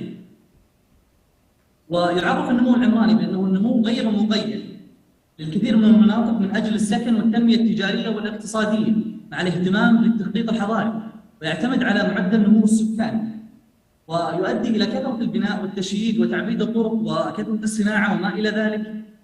ويحصل لديه زيادة في استهلاك المواد المستخدمة في البناء، مما يؤدي إلى زيادة كبيرة في تلوث الهواء والضباب الدخاني، مما يتسبب في انبعاث ثاني أكسيد الكربون. هناك العديد من المواد المستخدمة في البناء، هناك العديد من المواد المستخدمة للبناء، سواء مواد صلبة كالحديد والخشب والحجر وما إلى ذلك، أو سائبة مثل الرمال والإسمنت. يعد الإسمنت من أهم المواد الأساسية التي تستخدم في جميع أنواع البناء والإنشاءات، يعتبر أهم مادة بناء على مستوى العالم. نسبة الإسمنت في الخرسانة من 25% إلى 40%، وهو عبارة عن مادة رابطة ناعمة تتصلب وتقسى فتملك بذلك خواص تماسكية بوجود الماء. يتم استخراج هذه المواد من المحاجر عن طريق التبديل والتعديل. وفي هذا الرسم البياني الموضح أمامكم إنتاج الإسمنت في جميع أنحاء العالم من عام 1995 إلى عام 2021. نلاحظ من عام 1995 إلى عام 2017 هناك زيادة في إنتاج الإسمنت، ومن عام 2017 إلى عام 2020 هناك ثبات أو انخفاض في إنتاج الإسمنت بسبب جائحة كورونا. جامعة تبوك، عفوا عن المقاطعة، لكن يمكننا أن نرى السلايد الحالي. حرك الشاشة فقط، حرك العرض، شاشة العرض. إذا حرك السلايد، شاشة العرض. نحن نرى أول سلايد الآن، أول شريحة. الحين؟ نعم، شكرا جزيلا.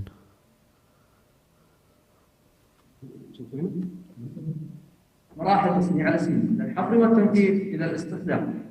تتضمن مراحل تصنيع الاسمنت 7 مراحل، هي التعديل والتجانس وتسخين المواد الخام وحرق المواد الخام والتكسير والتعبئه والنقل والصب والمعالجه. اولا التعديل يعد التعديل واستخراج المواد الخام مثل اكاسيد الكالسيوم واكاسيد الحديد من الاحجار الجيريه والتربه الطينيه في المحال، ومن ثم تكسيرها ونقلها الى المصانع للتخزين. ثانيا مرحله التجانس، وهي عمليه طحن المواد الخام ثم تجميعها وتطيب داخل خزانات خاصه لكي ينتج اليها مسحوقا متجانس. ثالثا مرحله تسخين المواد الخام. تعد مرحله تسخين المواد الخام حيث يوضع الخليط داخل ابراج المنوليه للتسخين، حيث تصادم جزيئات المسحوق المتجانس مع جزيئات الغاز المنبعث من الافران المحترقه وسط الوقود فينتج الينا ماده الهند. رابعا مرحله حرق المواد الخام. يوضع هذا الخليط الناتج من المرحله السابقه داخل افران الدواره تصل حرارتها إلى 1450 درجة مئوية لكي ينتج إلى مادة الكلينيكر، حيث تعد مادة الكلينيكر هي المادة الأساسية لتصنيع الأسمنت. خامسا الطحن والتعبئة. توضع مادة الكلينيكر داخل مطاحن خاصة ويضاف إليها الإضافات الأخرى مثل الجبس لإنتاج مادة الأسمنت، وهي المعروفة بودرة ذات لون رمادي، حيث يتم تعبئتها بواسطة آلات خاصة بأكياس ورقية يصل وزنها إلى 50 كيلوغرام. سادسا مرحلة النقل. تستخدم هذه الشاحنات الموضحة في الصورة في مصانع ومخازن الأسمنت لنقل الأسمنت والمواد السائبة الجافة ذات القطر 1/10 ملم. سابعا مرحلة الصب والمعالجة. يؤخذ هذا الأسمنت ويضاف إلى الخطة الخرسانية ثم ينقل إلى المواقع لاستخدامه في المنشآت الخرسانية. أخيرا يوضح لنا جدول كمية الطاقة المستهلكة والانبعاثات الكربونية لكل مرحلة من مراحل إنتاج الأسمنت، حيث نلاحظ أن أكثر المراحل استهلاكا للطاقة وانبعاثات الكربونية هي مرحلة الفرن والتسخين المسبق. الحلول والبدائل للحد من هذه الانبعاثات الكربونية الناتجة عن تصنيع الأسمنت. أولاً الحلول للحد من هذه الانبعاثات: جعل الأفران قل استهلاكا للطاقة. 2. استخدام أنواع الوقود البديلة بدل الفحم على سبيل المثال الكتل الحيوية والنفايات. 3. تقليل نسبة الكلينكر الموجودة في الأسمنت.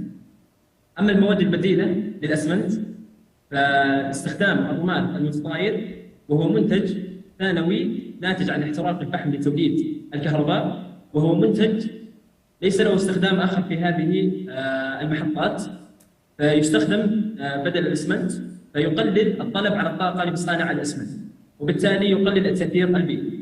ويستخدم بنسبة 25% من الأسمنت في الخرسانة لإنتاج خرسانة ذات قوة ومتانة جيدة. 2. استخدام المايكرو سيليكا، وهي عبارة عن خليط معدني يتكون من كريات زجاجية للغاية، ويسمى أيضا هذا المايكرو سيليكا بدخان السيليكا المكثف، وهو منتج ثانوي لتصنيع البيريسيليكون والسيليكون المعدني الأفران المعدنية الكهربائية ذات درجات حرارة عالية. ويستخدم بنسبة من 5% إلى 25% بدل الأسمنت في الخرسانة في إنتاج الخرسانة الصلبية. في الختام، يعد الاحتباس الحراري من أخطر التهديدات التي تثير اليوم العالمي، من أجل منع ارتفاع درجة حرارة الأرض أكثر من الحدود الآمنة. ثم توقيع اتفاقية باريس، والتي من أحد أهدافها تقليل الانبعاثات الكربونية إلى نصف بحلول العام 2030، والقضاء على الانبعاثات الكربونية تماما بحلول العام 2050. يجب أن تكون هناك مبادرة عالمية تبدأ بتطوير الصفات الحياة الجميلة، البيئة المسؤولية الجميلة. أتمنى لكم في هذا العرض بعض الحلول والبدائل التي يمكن أن تقلل من الانبعاثات الكربونية الناتجة عن صناعة الأسمنت. معا نحن مستقبل أكثر.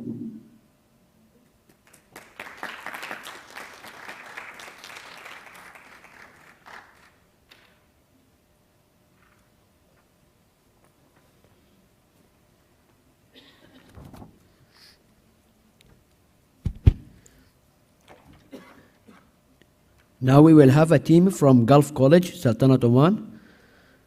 عرض الآن مع فريق من جامعة الخليج سلطنة عمان يشاركون بشكل افتراضي. So please, Gulf College, just be ready to share your screen, unmute your mics and open the cameras. جامعة الخليج يرجى فتح الكاميرات والميكروفون ومشاركة الشاشة. واضح الصوت؟ نعم واضح الصوت.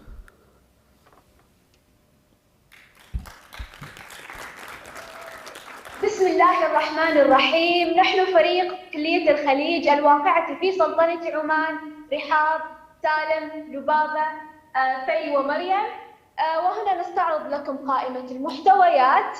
النخلة كانت ولا زالت الشجرة الأولى في بلادنا، وهي رمز من رموز الاستدامة والحياة، وقد ورثنا حبها أبا عن جد، وقد ضرب الأجداد أروع الأمثلة في المحافظة عليها وتوفير سبل العناية بها، فقد شقوا الأرض وهندسوا الممرات المائية وبنوا الأفلاج لإيصال الماء لهذه النخلة، فتحيا النخلة وتستمر الاستدامة.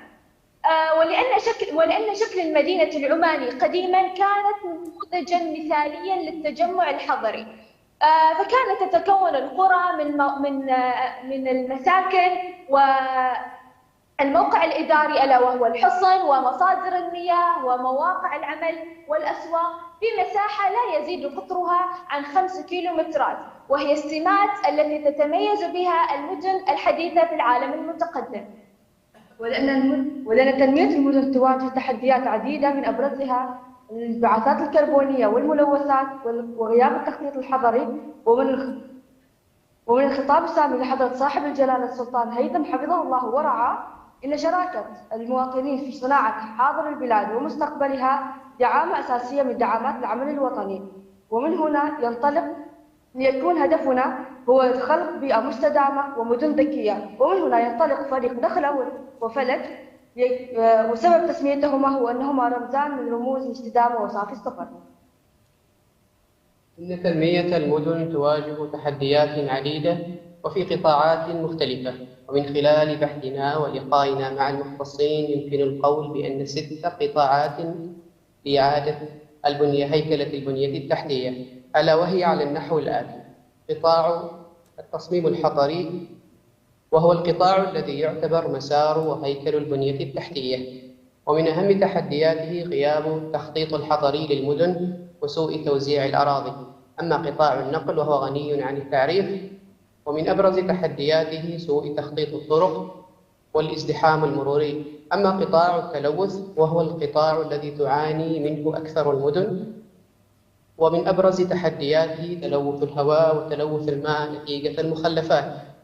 أما قطاع الطاقة ومن أبرز تحدياته الاستنزاف الكثير بالطاقة الغير صديقة للبيئة، الاعتماد الكلي على النفط والغاز، وعدم استغلال الطاقة النظيفة. أما قطاع الصناعة فمن أكبر تحدياته مخلفات المصانع.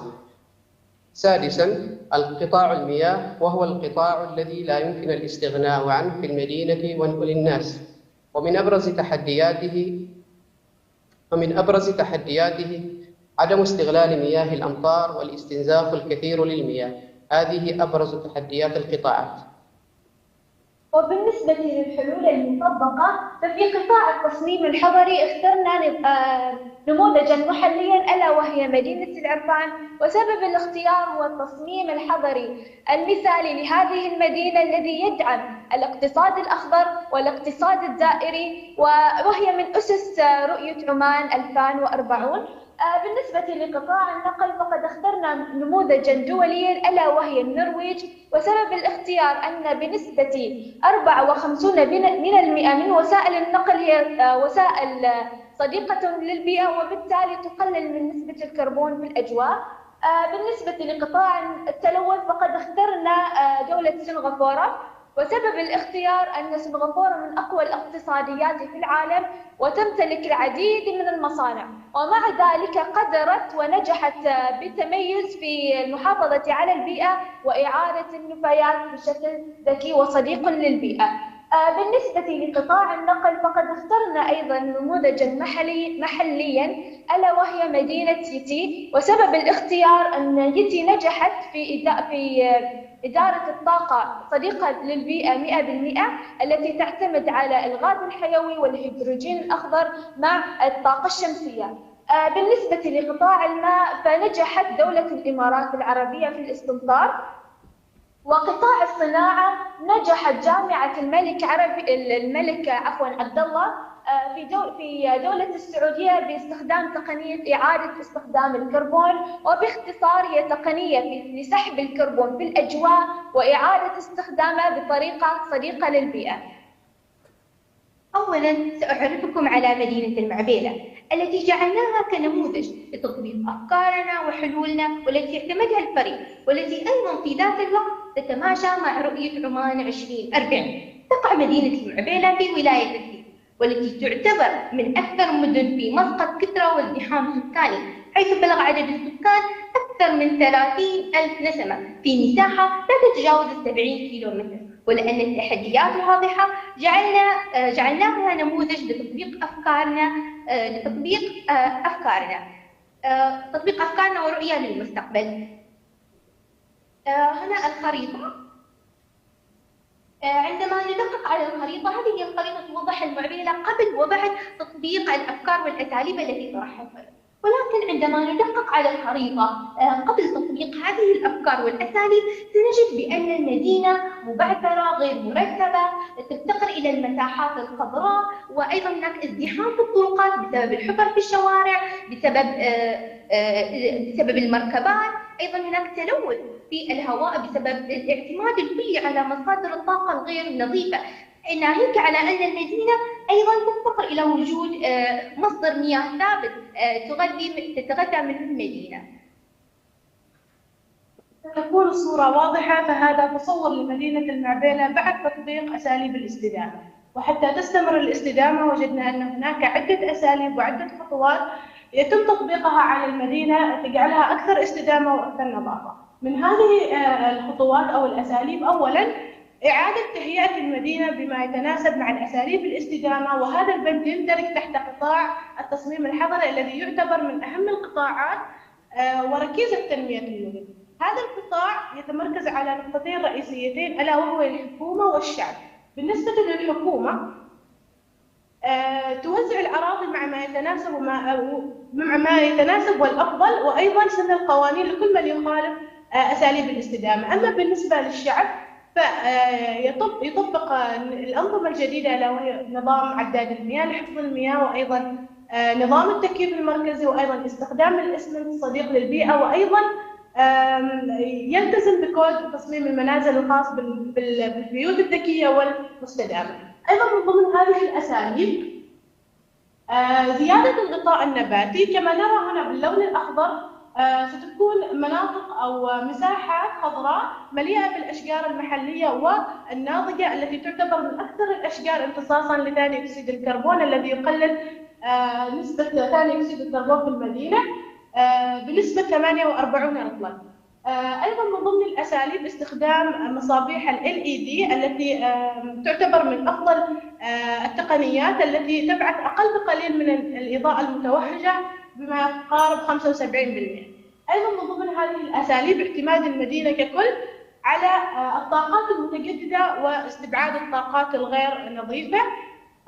أيضا من ضمن هذه الأساليب حث الناس على المشي بتطبيق تقنية السيتي زون كما مشار إليها باللون الوردي. ستكون محطة إيقاف السيارات، ومن ثم استمرار الأفراد إلى المدينة سيرا على أقدام أو استخدام المركبات الدراجات الهوائية، وأيضا السكوتر الصناعي مما يقلل الكربون داخل المدينة.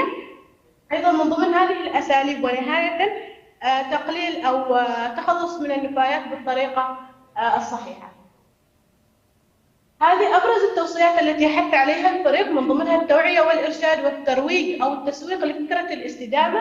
أيضا استخدام السيارات الكهربائية داخل المدينة كونها تبعث أقل كربون في حالة الضرورة. أيضا إنشاء محطات لتوليد الطاقة عن طريق الألواح الشمسية من المتعارف عليها أنها طاقة متجددة. ومن هنا نقوم بمشاركتكم بالمختصين والخبراء الذين قمنا بالاستعانة بخبراتهم والأخذ بنصائحهم المهمة، كما أننا نرفق إليكم بعض المصادر الأساسية التي قمنا بإنجاح مشروعنا عليها. كذلك أعزائنا الحضور ولجنة التحكيم، يؤسفنا أننا لم نكن معكم ولكننا كنا نريد أن نكون، ولكن الظروف تحكمنا، فنريد اشتراككم معنا ودعمنا على حسابنا في الانستغرام ومشاركتنا بآرائكم وأفكاركم لنجعل مدينتنا أفضل. وشكرا لحسن الاستماع.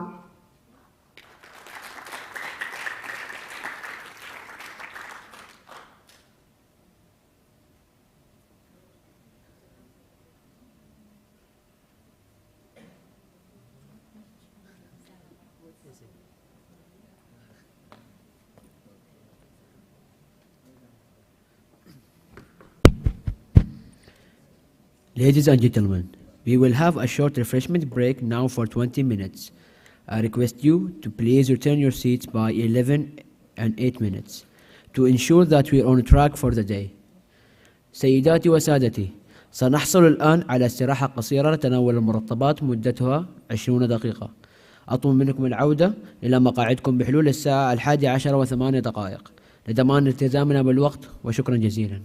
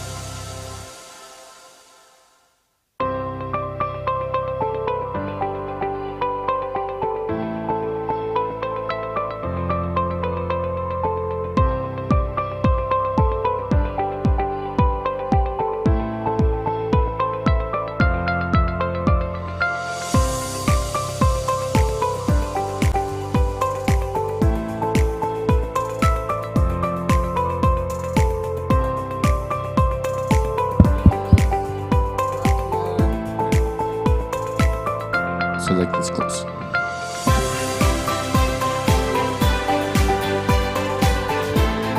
Okay.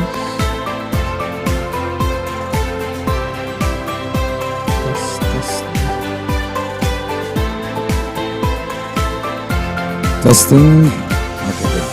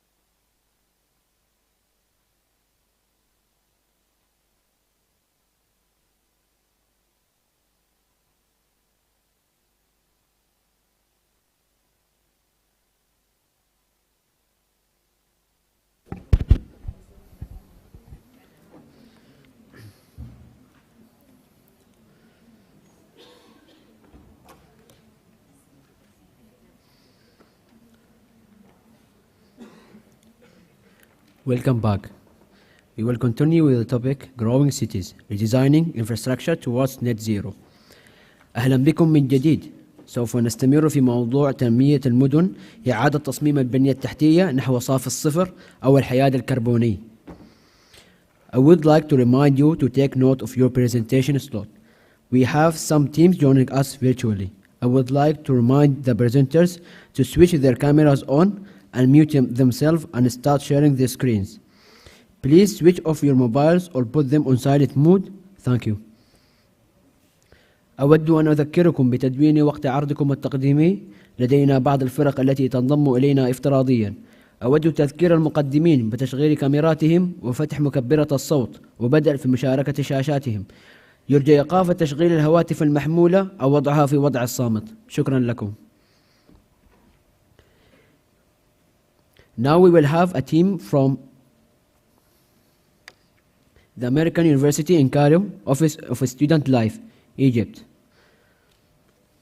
الآن مع عرض تقديمي من جامعة الأمريكية بالقاهرة، مصر.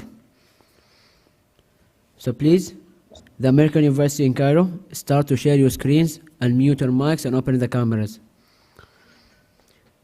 يرجى من فريق الجامعة الأمريكية بالقاهرة الاستعداد لمشاركة شاشاتهم وفتح كاميراتهم والميكروفون. شكرا.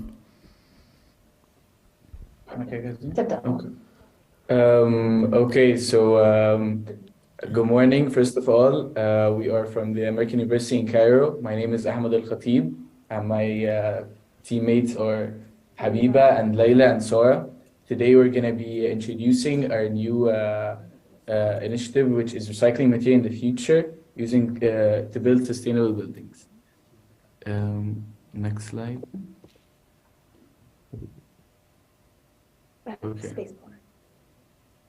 Okay, so the content will start off with introduction to sustainable cities. First of all, we'd like to define a sustainable city. A sustainable city is a new type of city design which factors in sustainable design for the future and for the environment, for the future generations and for the environment. The reasons to build a sustainable city include economic, environmental, and social. Economic in the sense that it would reduce the costs for the electric bills, to save costs for water, it would save costs for transportation, it would save costs generally, and it would be more economic. Environmental, it would decrease its carbon footprint. Nowadays, many buildings are the main reasons for the high carbon footprint in the cities, and more than 60% of the people live in cities, which is a major contributor to our carbon footprint. And if we find a way to make it more sustainable, it would significantly decrease carbon footprint on a global scale.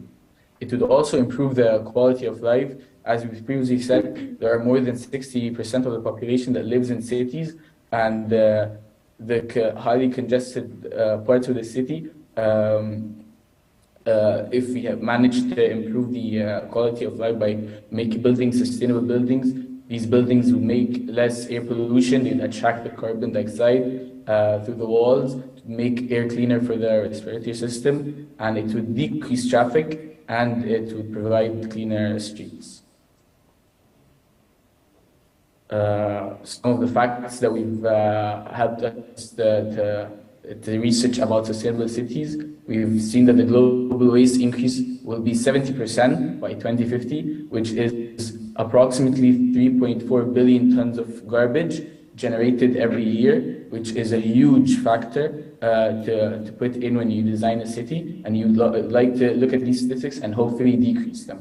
The second statistic is the impact.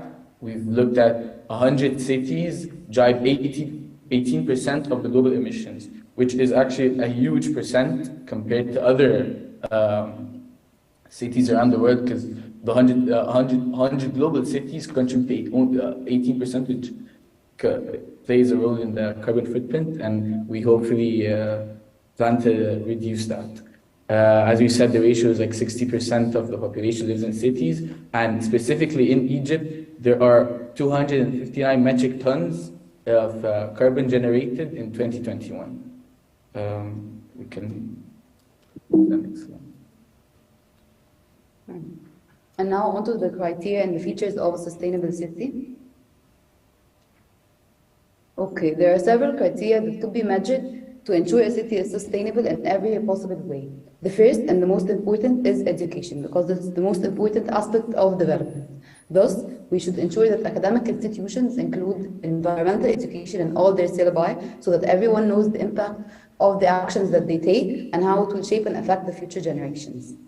The second is transportation, ensuring that everyone is sustainably mobile and have access to clean transportation methods, whether they're energy efficient vehicles such as the buses that charge using electricity or cycling, or even the cycling and pedestrian lanes that will generate zero emissions to the environment.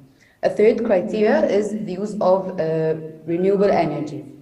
And we would be assessing how the city uses the renewable energy and how it generates electricity. For instance, if through the use of sunlight to light up the city, or building water dams so that the strong water flow generates electricity.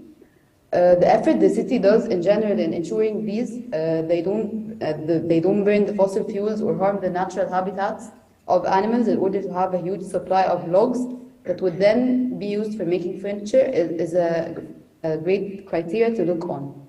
Another point is the sustainable architecture and creating buildings, which is the topic of today's presentation. Finally, how the city recycles its waste. For instance, we can assess how the waste is being reused, whether it being sanitized and then compressed to make brand new products for everyone to use, and also how they can implement innovative ways to reduce the water consumption and save water, because at the end, it's a scarce resource that we should conserve. Also,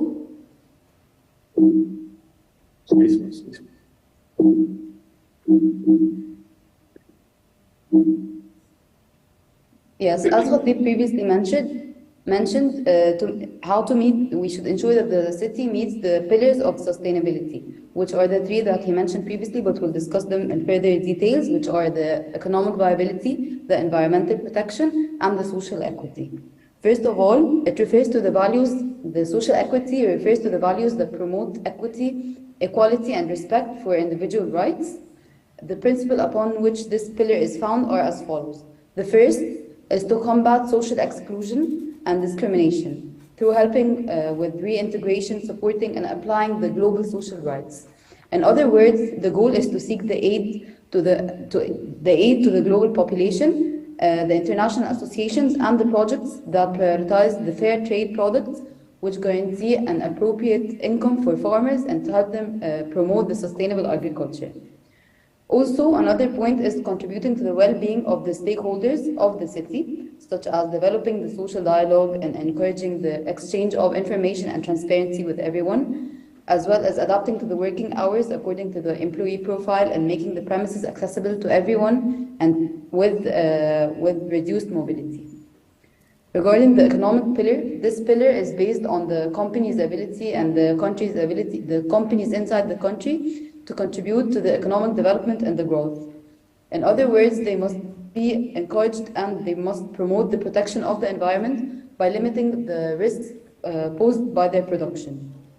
The recycling of the products and the use of renewable energy, therefore, are the fundamental aspects of the development of this economic pillar.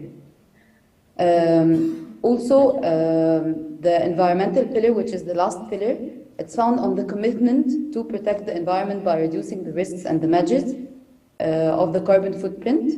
This could be achieved by saving and preserving the natural energy or agricultural resources. It could be through assessing the carbon footprint and reducing the total greenhouse gas emissions, and also to prevent the water scarcity and reduce overall waste for the current and the future generations. So when a sustainable city satisfies all those pillars, it will then create positive externalities to everyone in the city and even outside of it. So people would have better health conditions and better sanitation, so this accordingly will increase their productivity, so they'll create more output and thus more GDP growth for this city. Also, sustainable cities might have very expensive initial costs of the installing of the new technologies to better use the natural resources, but on the bright side, it will help reduce the costs later on in the future.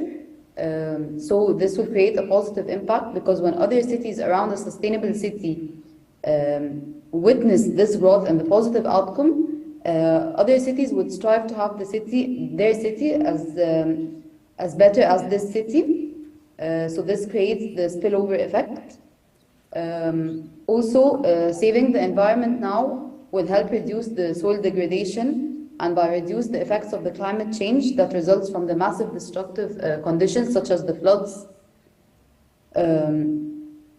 To sum it up, by having a sustainable city, it would help ensure the food supply for future generations and also reduce the level of death rates as a result of the fewer climate catastrophes and better health and sanitation conditions.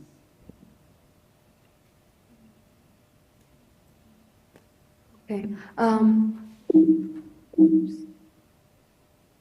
We focused on the use of waste and recycling in construction as a part of building a more sustainable city and also repurposing waste. The first research that we're going to talk about was conducted at the American University in Cairo. It's called the potential use of chitin in cementitious composites. Seafood waste is generated and most of the seafood waste generated ends up in the landfill, which is 60 million kilograms annually. Chitin is a fibrous material which is found in the exoskeleton of the aquatic creatures, and there's a potential of use. There's a potential of 2,400 kilograms of chitin in Egypt annually. The main objective of this research was to examine the possibility of obtaining chitin from the availability in the seafood industry in Egypt and assess its performance in concrete. And the outcomes of this research, we found that it has a better, the mechanical properties that we look for in concrete, that it was chemically... Can I have your attention? American University of Cairo, please, can I have your attention? Please be informed that your time limit is over. So, thank you.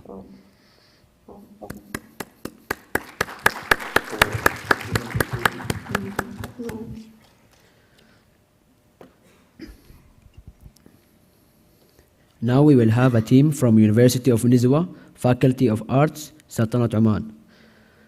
They're joining us virtually.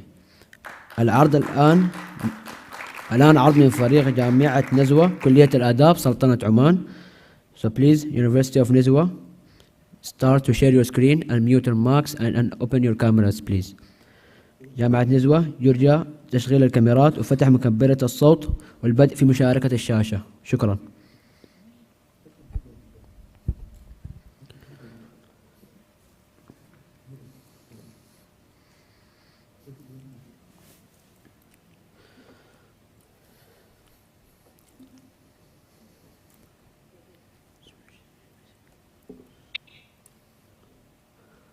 نراكم بوضوح.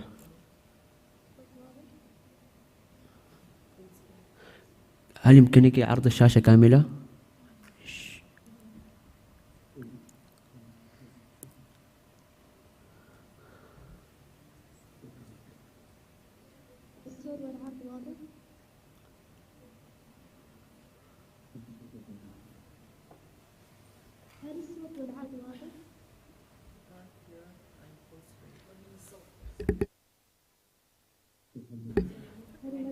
الصوت غير واضح. الصوت غير واضح. الآن كيف الصوت واضح؟ لا يمكنني سماعك جيدا. هل يمكنك الاقتراب قليلا من المايك؟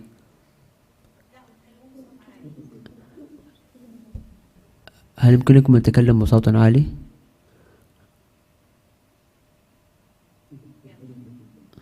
الآن هل يمكنكم سماعنا؟ لا يمكننا سماعكم. جامعة نزوة الصوت منخفض.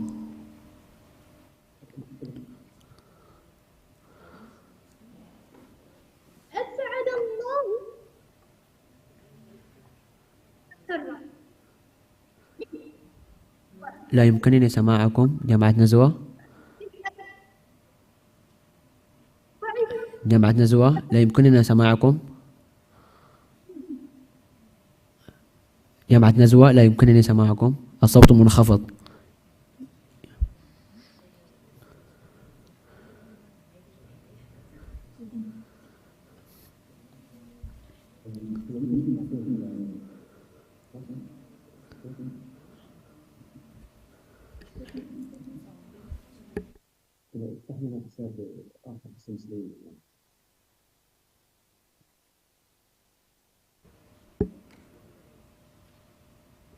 هل يمكنكم فتح حساب آخر باسم الدكتور سليم؟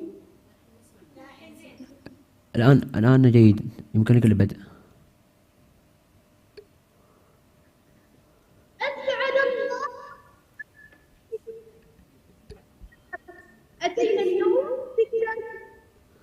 للحديث عن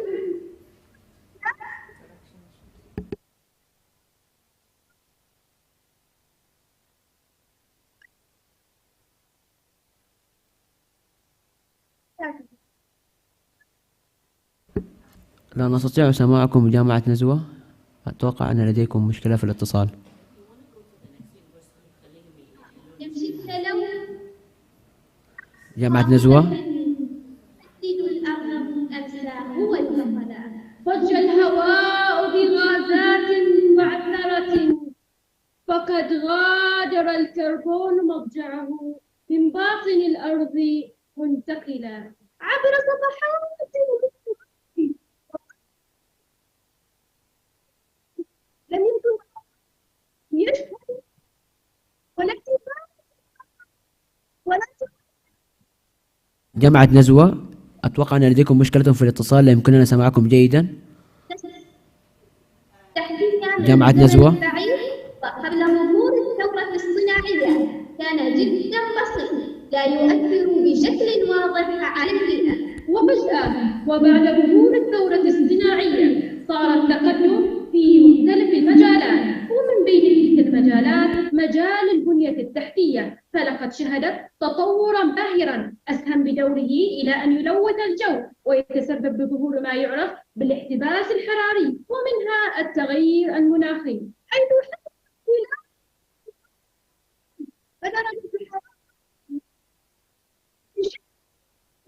وكذلك أنماطه من الأنهار جامعة نزوة، هل يمكنك التوقف قليلا؟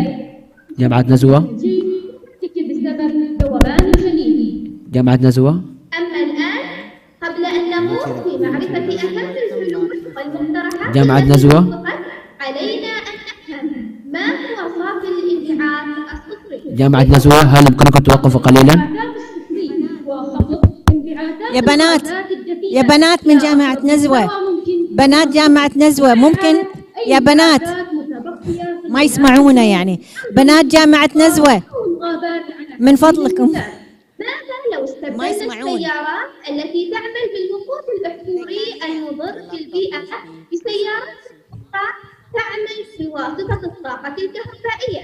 هل تساءلتم أيها المستمعون حول الاستخدام الفعال لطاقة الرياح؟ يمكننا استبدال الوقود الأحفوري بطاقة الرياح في إنتاج الطاقة والكهرباء والاعتماد عليها بشكل كلي في المناطق سريعة الرياح. أيضا قامت بعض دول الشرق الأوسط في تطبيق ما يعرف بالتطبيق السكني وذلك عن طريق استخدامها فوق أسطح المنازل أو عن طريق استخدامها خلف المنازل. بالتالي يتم تشغيل الطاقة والكهرباء داخل المنازل عبر هذه التوربينات. أيضا قامت بعض الدول باستخدام ما يعرف بمزارع الرياح حيث هذه المزارع شاسعة واسعة هائلة الكبر ويتم امتداد بها التوربينات من أولها لآخرها بشكل كبير حيث يتم الاحتفاظ بهذه الطاقة المنتجة للتشغيل حيث يمكننا أيضا الاستفادة منها لتشغيل قرية كاملة أو مدينة كاملة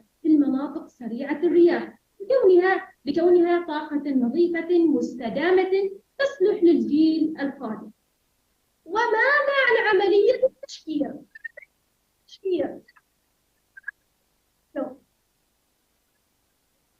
الكربون الذي يوجد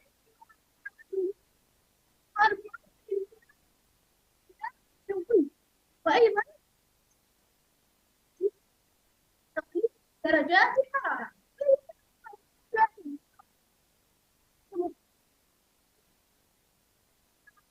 كذلك أما الآن هيا بنا نتعرف على أهم الخطوات التي انتهجتها سلطنة عمان في تحقيق الحياد الصفري.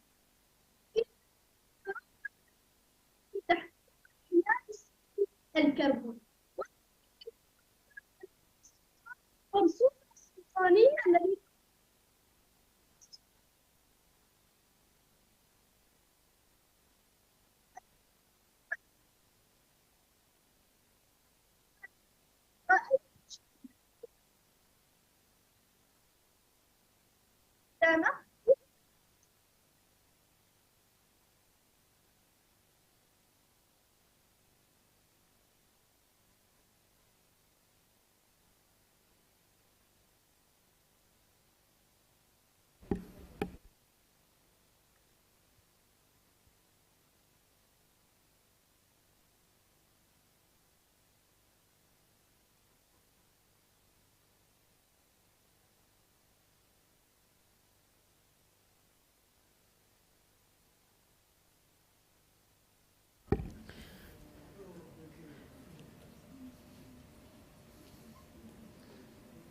Now we will have with us New York University أبو ظبي.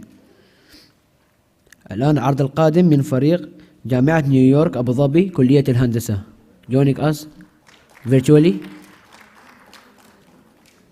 شاركونا بشكل افتراضي. So please, New York University, start to share your screen and mute your mics and open the cameras. يرجى من فريق جامعة نيويورك البدء بتشغيل كاميراتهم وفتح مكبرات الصوت ومشاركة شاشاتهم. شكرا.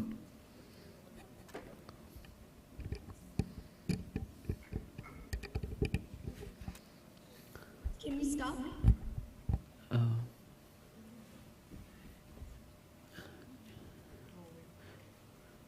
Okay. Can we start? Yes, yes, you can start. Thank you. The skyscrapers stand tall with imposing authority. The intricately designed bridges shimmer in the morning sun, and sleek roads prepare for incoming traffic. Yes, a typical morning in the United Arab Emirates. At least, this is what many of us here have woken up to for almost all our lives. Infrastructure has always been a very crucial part of a landscape. So much so that landmarks like the Burj Khalifa, the Taj Mahal, the Hoover Dam, or the Great Wall of China automatically spring to mind when we think of these countries. However, at a time when there is more discussion than ever on the effects of temporary human actions, what role does infrastructure that has been permanently constructed play? How do we redesign our cities towards net zero? How do we make sure that along with conversations on plastic usage and fossil fuels, we also include conversations on sustainable wastewater management and building construction? Good morning, everyone. We are the team from New York University, Abu Dhabi. I'm Malvika. I'm Kia. I'm Yavmi. I'm Jia. And I'm Anika. Together, we'll present to you our vision for a sustainable city with a specific focus on infrastructure. The first thing that comes to mind when we think about a city is the image of a skyline directly associated with its infrastructure, that is buildings and transit.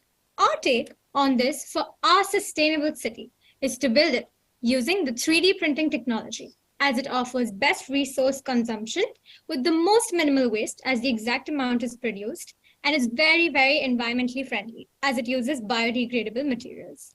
A more efficient and safer style of construction, creating room for modern design, not just for houses, but this is also possible for transit systems. For example, bridges. It uses a layer-by-layer strategy to generate near zero waste, reduce health hazards, and this is a decentralized process. So it reduces production and transportation logistics, works with negligible budgets in very, very little time. With all the successfully 3D printed elements in the Expo 2020 Dubai and the aim of the United Arab Emirates to exploit technology for the service of humanity and the environment to promote the status of the UAE, this is a promising potential strategy we propose for the houses and the transit for our sustainable city. Over to Malvika. The average person unknowingly wastes 30 gallons of water every day. Meanwhile, 2 billion people do not have access to clean drinking water. This dichotomy leads us to propose a unique infrastructural solution in addition to a city's water management system. Grey water recycling is a solution that we propose. By definition, grey water is generally wastewater from showers, baths, basins, and washing machines. In agricultural areas, this grey water can be used for irrigation after purification, and in urban areas, it can be used in toilet commodes and more. Grey water systems usually comprise of plumbing, pumps, and a bioreactor tank where the biological treatment occurs and the water passes through a membrane filter. In addition to this, we also have efficient groundwater management. Now, groundwater is a very rich source for irrigation and even drinking water after purification. However, the contamination of groundwater leads to its pollution, and we are forced to discard it as a viable source of water. To capture groundwater, we propose traditional methods such as rainwater harvesting systems in every house, as well as other methods such as field trenches, bunds, sand dams, etc., to break the runoff and subsequent erosion of soil. Over to you. Imagine a world where every step could count and generate electricity. Our sustainable city takes that into account. With energy harvesting kinetic tiles, we hope to utilize piezoelectricity, which is the ability of certain materials to generate an electric field in response to applied mechanical stress. Capturing the power from human movement, these kinetic tiles generate electricity which can power everything from street lighting to interactive adverts. More so, they can work hand in hand with other renewable sources of energy such as solar panels to amplify the green energy potential of these smart surfaces. We propose the strategic establishment of these kinetic tiles in high foot traffic areas of our sustainable city to power our day-to-day life. Road, paths, mobile charging, street lights, public transport, and more, and use it as a digital currency in retail applications, thus moving a step towards sustainability. Over to Anika. Our sustainable city will be focused on harnessing clean energy. Our next feature is the roadside traffic wind-powered wind turbines. They are made of recyclable, lightweight carbon fiber that will capture the wind power from cars as they pass by on the highway or roads. The fully charged battery can hold up to a kilowatt of electricity. Think of all this energy that is wasted every day.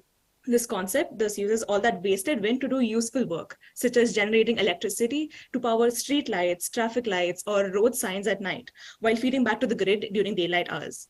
The wind turbine in the center will capture the wind draft in opposite directions from each side of the road through two airflow conduits, or you could also have them overhead. Additionally, solar panels can be installed on top of each wind turbine to maximize energy production. Solar power is the most abundant energy source on Earth. However, traditional silicon solar PV cells are expensive, rigid, and difficult to maintain. Hence, we will have printable solar panels made from solar ink. This is an affordable, flexible, and lightweight solution. They can be used on rolls of plastic and thus easily apply these solar cells to mobile electronics, building, and car windows, or any other suitable surface. You can then charge your phone by simply stepping out in the sun. One issue is that at present, most solar panels essentially utilize only up to 20% of the sun's energy, and the printable type has only reached about 10% efficiency. We have devised a way to increase the solar efficiency to about 30%, which is a significant amount considering it is solar power. The solution is using black phosphorus and graphene quantum dots as electron selective layers on PSCs, which aid in extracting electrons from the perovskite. Okay, after this, do you all know about medical waste? I hope after COVID-19 you all do, right? Imagine a system that takes 100 pounds of trash and it turns it into 5 pounds of harmless ash. Yes, that's what our solution is. MAGS, Micro Auto Gasification System, using which we can reduce the solid waste as much as by 95%. It's non-toxic, something that you can use for mulching plants and vegetables or fruits. The bottom line is you are reducing the volume of trash down because we are not incinerating the waste. Incinerating the waste generates a lot of carbon dioxide, which is again not sustainable and environmental friendly. However, waste disposal in the medical field is a huge problem. So what's the solution? Yes, MAGS. Waste disposal in medical field has space requirement, health requirements that everybody has, and also we have a security requirement that anyone who is scavenging through the waste, the medical waste that we throw, does not get hurt. But what is the beauty of MAGS? We are using it to reduce the volume of our waste. The trash is a source of fuel here. So even though we use electricity to power MAGS, the energy output of MAGS is more than what we put into it. So there's an opportunity to use that heat that comes in out of it to do something productive with very productive reasons. How does the MAG work? The carbon dioxide, which is produced while burning the waste in the MAG, which is at a very high temperature, is used as an energy source. So that the energy that we are using in MAGS is even less than the energy that we are producing through the carbon dioxide, which is a combustible gas produced during the process. Hence, we see how useful and how efficient it is than incineration and how we can generate a huge amount of electricity through our trash. So people, why not reduce the volume of our trash and also use it as a source of energy? Sounds exciting, right? Let's do this. So as you can see, our model also basically combines all of these features where we have the grey water recycling system, we have 3D printed buildings and bridges, we have rainwater harvesting, we have solar panels, and even electric tiles for piezoelectricity. And I just want to reiterate that the solar panel, basically there's a huge research about this, but it has never been used before where you're using both black phosphorus and graphene quantum dots. So that's something completely new we're proposing. And definitely, if you have any other questions, you can contact us later. This is our proposal for an entire sustainable city, which is what we've built. Okay. So our goal is mainly to support UAE's transition towards the Net Zero 2050 strategic initiative in alignment with the Paris Agreement. The UAE puts great importance of sustainability and climate action. For example, next year, Dubai is hosting COP28 and NYU Abu Dhabi, our university, will be hosting the Student Energy Summit 2023. Our project would thus help the UAE to meet Sustainable Development Goals 7, 9, 11, 12, 13, and 15, and achieve a greener and cleaner future. Thank you so much. Thank you. Thank you. Net zero.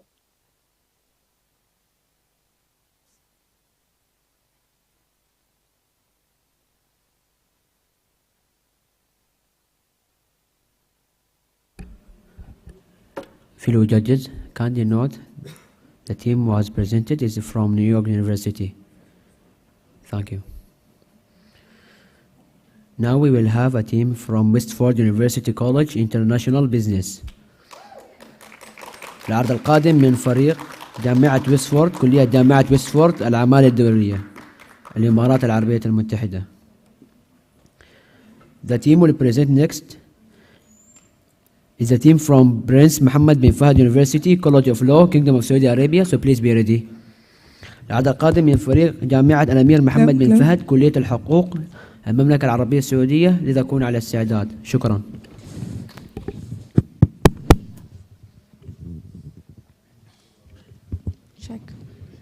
Check.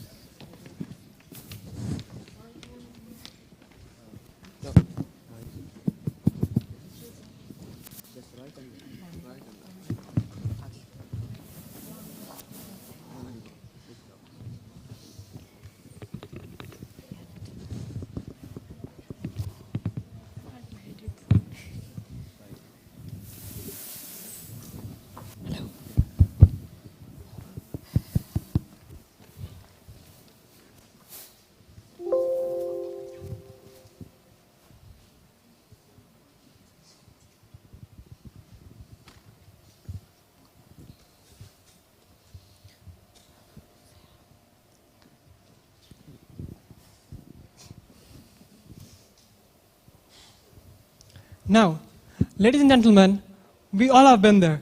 When our mother tells us early in the morning to get a cup of yogurt, and we think, oh my God, that's such a big issue. But ladies and gentlemen, I'm sorry to burst your bubble. In reality, there are much bigger issues, one of them being the declining health of our environment. Upon further inspection, we have come to the conclusion that the problem of our environment's health declining lies within the problem, and the solution of this is right around the corner. Today, our team will be talking about the recollection and the interconnection of designing infrastructure and net zero. We will be addressing the data analysis and also talk about the current issues with the infrastructure in the UAE. We will put forward our solutions to reduce net emissions. The first one, last mile delivery, and the second, pick a spot. Now, urban infrastructure has various components to it, be it transportation, mobility, buildings, water, sanitization, so on and so forth. With this topic today, we aim to provide innovative solutions to help redesign the infrastructure in UAE so that it can help positively contribute to the environment. Ladies and gentlemen, the greenhouse gases are on a rise because of emissions due to fuel-based vehicles. Now, what our ideas intend to do is reduce the harm on the overall environment. Now, the key terms to remember and being focused throughout the presentations are resource efficiency and sustainability, as well as climate change and greenhouse effect. Now, when we focus on data analysis, like we mentioned, we want to look forward the last 5 years. Now, 2017, 18, and 19 saw a consistent drop in energy efficiency, and we used to wonder why. Well, this could be due to because of increased awareness, more initiatives undertaken by the government, and there is a collective union between the countries and its citizens to make a change, such as Co-op 2028 and the EEG within the UAE. Moreover, when we talk statistics, between 2017 and 2019, there was an 11% drop in emission in the overall energy efficiency. But why? Well, I think we would like to say hi to the world's most unexpected visitor in 2020, COVID-19. Now, COVID came as a huge disguise for the environment. With the global economy slowing down, there was a drastic drop in carbon emissions by 5%. Now, that may not seem as a huge number, but for the environment, it did wonders. We all saw dolphins in the seas and flamingos, and we even saw fishes in the canals of Venice. Now, you must be wondering, do we normally see fish in canals? Isn't that normal? Yes, but have you guys seen the state of our planet before COVID? That's a good point to make. Now, addressing the current situation of the infrastructure in the UAE, the infrastructure sector within the UAE is highly competitive with the presence of international major players. However, we're here to address the issue of mobility within the UAE. Traffic congestion is no secret for us during the traffic and car accidents. So, we seek to help eliminate this problem, which causes delays and waste of time and fuel, and also raises the stress and anxiety on drivers while on the road. The high greenhouse gas emissions, such as carbon monoxide, sulfur dioxide, and nitrogen dioxide into the environment increases the air pollution rates in the air, causing disturbance to the commuters and urban population. Research suggests that cars stuck inside traffic are more likely to produce 40% more pollution than rather when it's moving. Indeed, Ria, it is true. Road transportation does provide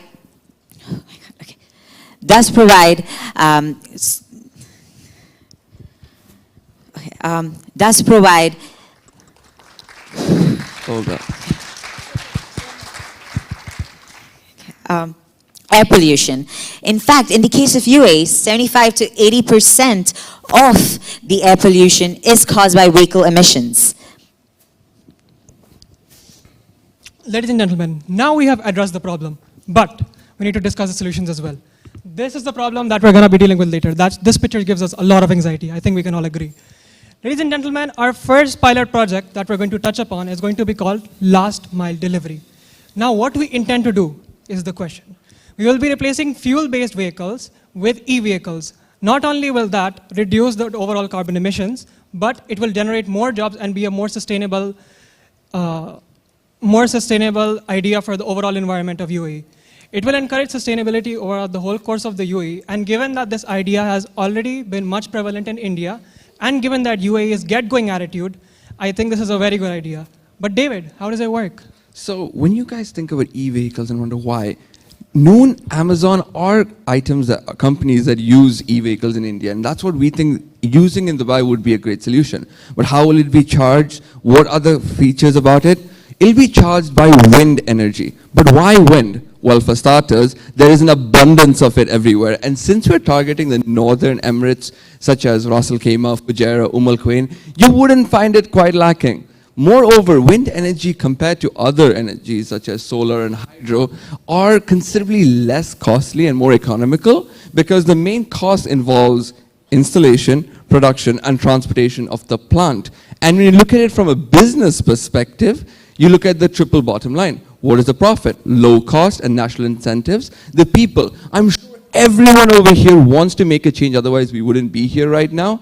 And companies like Masdar City is launching its first wind turbine in Abu Dhabi. And when you look at the planet, there would be a reduce in number of emissions, more SDG goals being met, and obviously moving away from fossil fuels, which is a non-renewable source of energy. Saad, there's a movie at 3 p.m. at Dubai Mall. Do you want to go? Bro, there's too much traffic and parking problem. You're on your own. Ring, ring, ring, ring. Saad, I don't know if you're a fortune teller or something, but I've been stuck here for 3 hours. There's been no movement, and my movie is over. My food has gone cold, and all I can see is red lights everywhere in Dubai Mall. What did I tell you, bro? We can chill at home, but no, you wanted to watch movie. Now you look at you making noise pollution in Dubai Mall parking. Saad, I really wish there was a solution like this where we could just avoid it. Well, don't be like them and use Pick a Spot.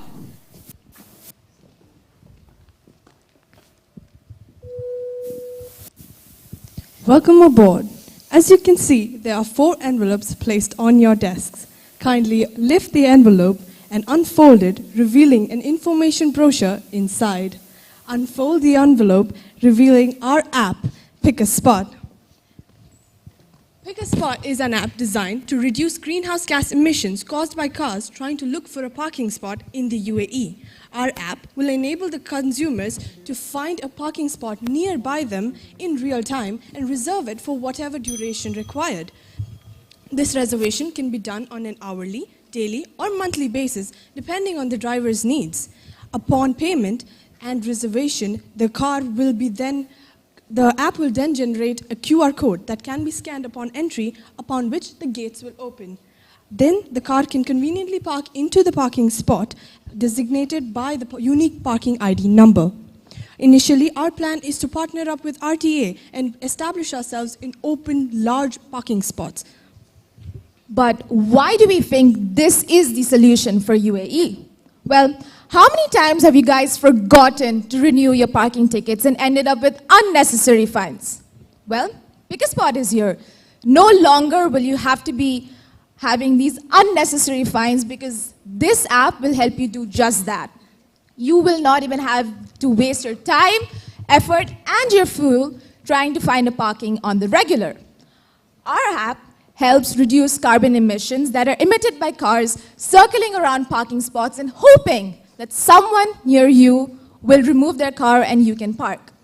Ultimately, our app has the potential to revolutionize the parking spaces in UAE in the way that they are delegated and utilized.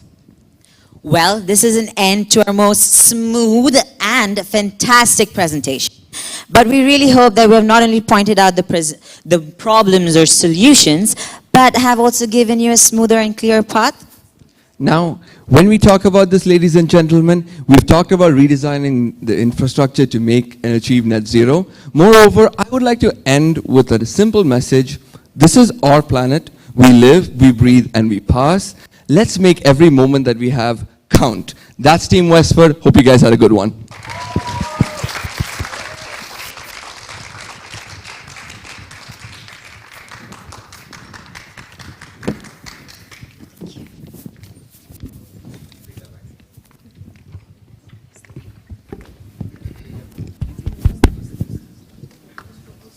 Now we will have a team from Prince Mohammed bin Fahd University, College of Law, Kingdom of Saudi Arabia. العرض القادم مع فريق من جامعة الأمير محمد بن فهد كلية الحقوق المملكة العربية السعودية. The next team will present is from American University of Sharjah, Department of International Studies, UAE. So please be ready. العرض القادم من فريق من الجامعة الأمريكية بالشارقة الدراسات الدولية الإمارات العربية المتحدة. إذا كونوا على استعداد. شكرا.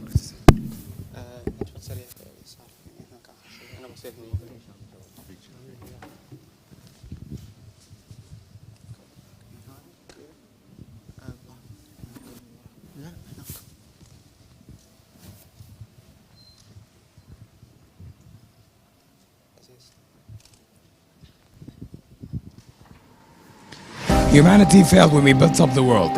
We set up poor infrastructure, destroyed the natural ecosystem, and engulfed our atmosphere in carbon emissions, all without a thought for the future. But there is hope. Hope for life. Hope for change. Hope for net zero. Net zero is the goal of equating the amount of carbon emissions from our atmosphere to the amount removed. Solutions to tackle the main contributors of carbon emissions from our cities into the atmosphere include energy efficiency programs, switching to renewables, using carbon capture technology, and redefining transportation. We must maintain hope of reaching net zero. And to do that, we'll start by addressing the carbon cycle. The carbon cycle is the process by which CO2 passes through various organisms before eventually returning to the atmosphere. Under normal circumstances, plants absorb CO2 and release oxygen in a process known as photosynthesis, thus limiting the amount of CO2 in the air. However, deforestation is disrupting this harmonious balance. And that is why it is necessary for cities to allocate land free from human intervention to allow plant life to flourish and the carbon cycle to function normally once again.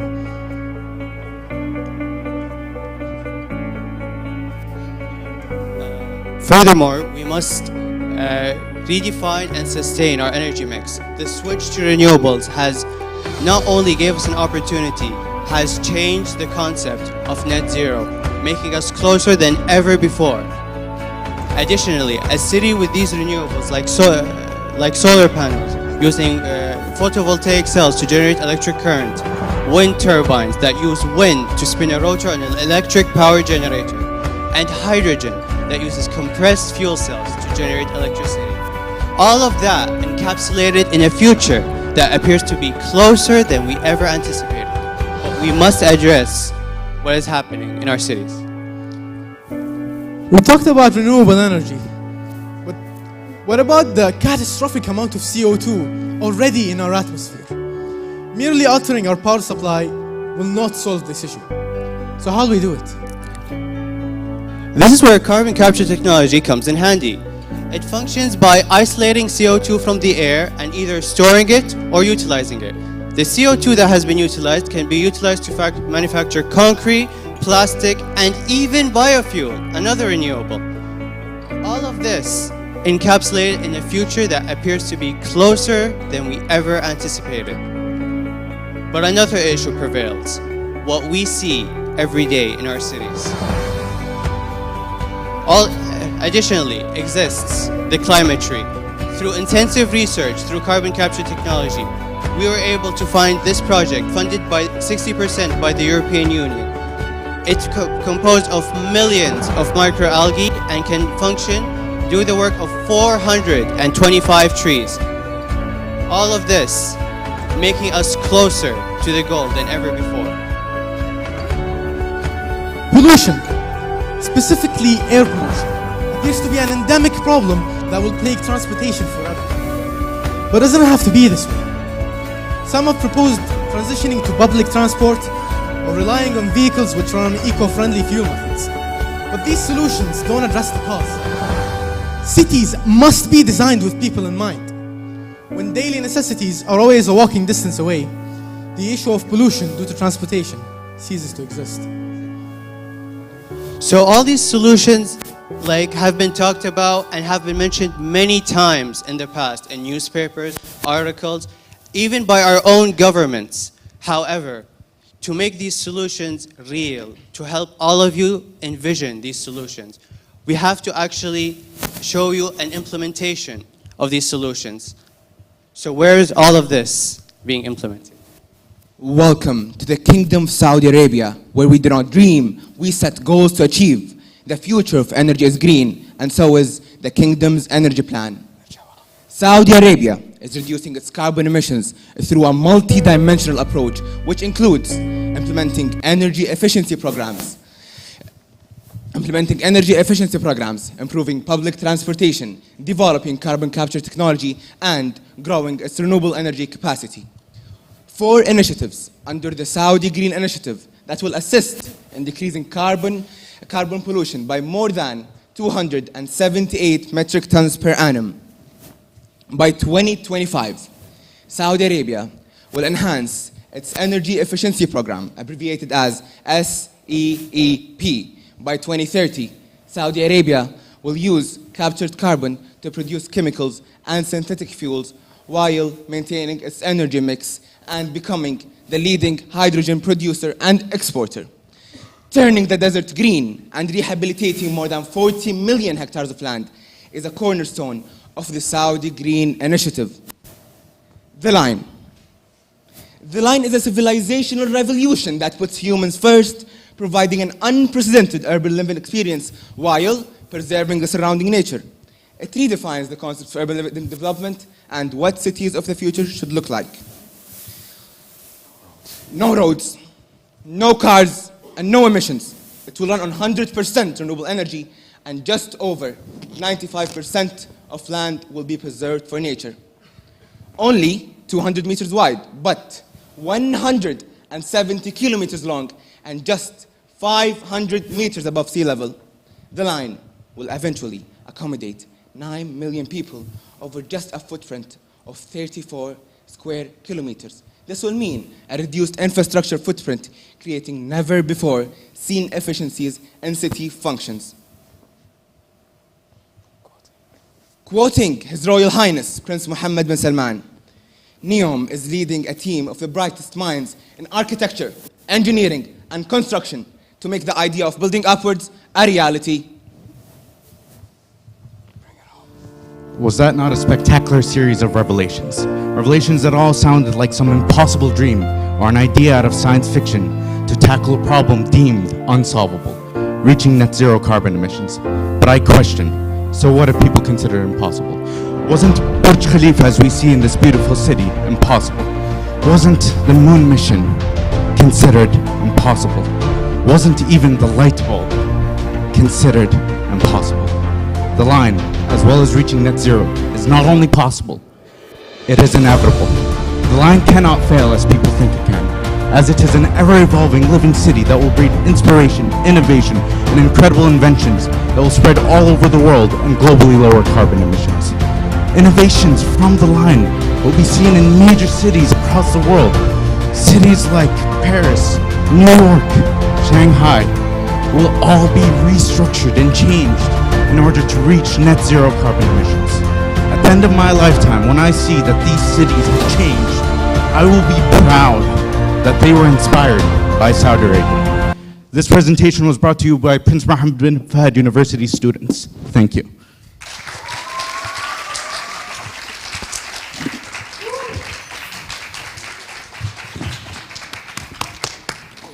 Good job, guys. Good job, guys. Nice. Nice.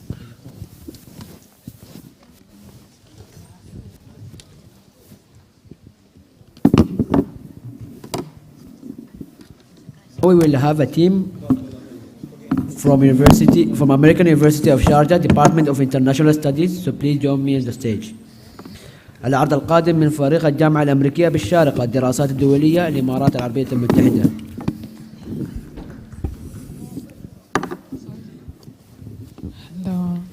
The next team will present is University of Bremi, Students Affairs Department, so please be ready, they're joining virtually. العرض القادم من فريق من جامعة البريمي سلطنة عمان يشاركون بشكل افتراضي إذا يوجد استعداد. شكرا.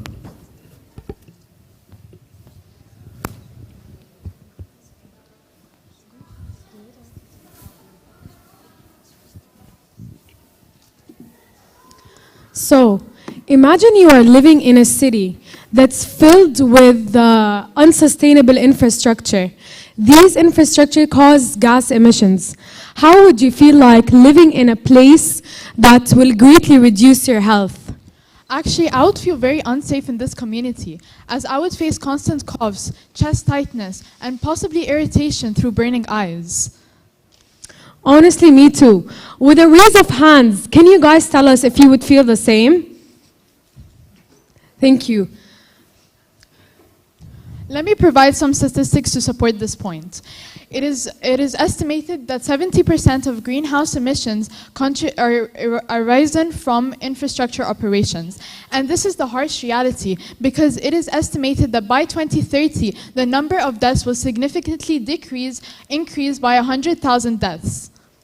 We can see that this is a prominent topic. So we have gathered today to talk about certain infrastructural changes that can lead to net zero cities.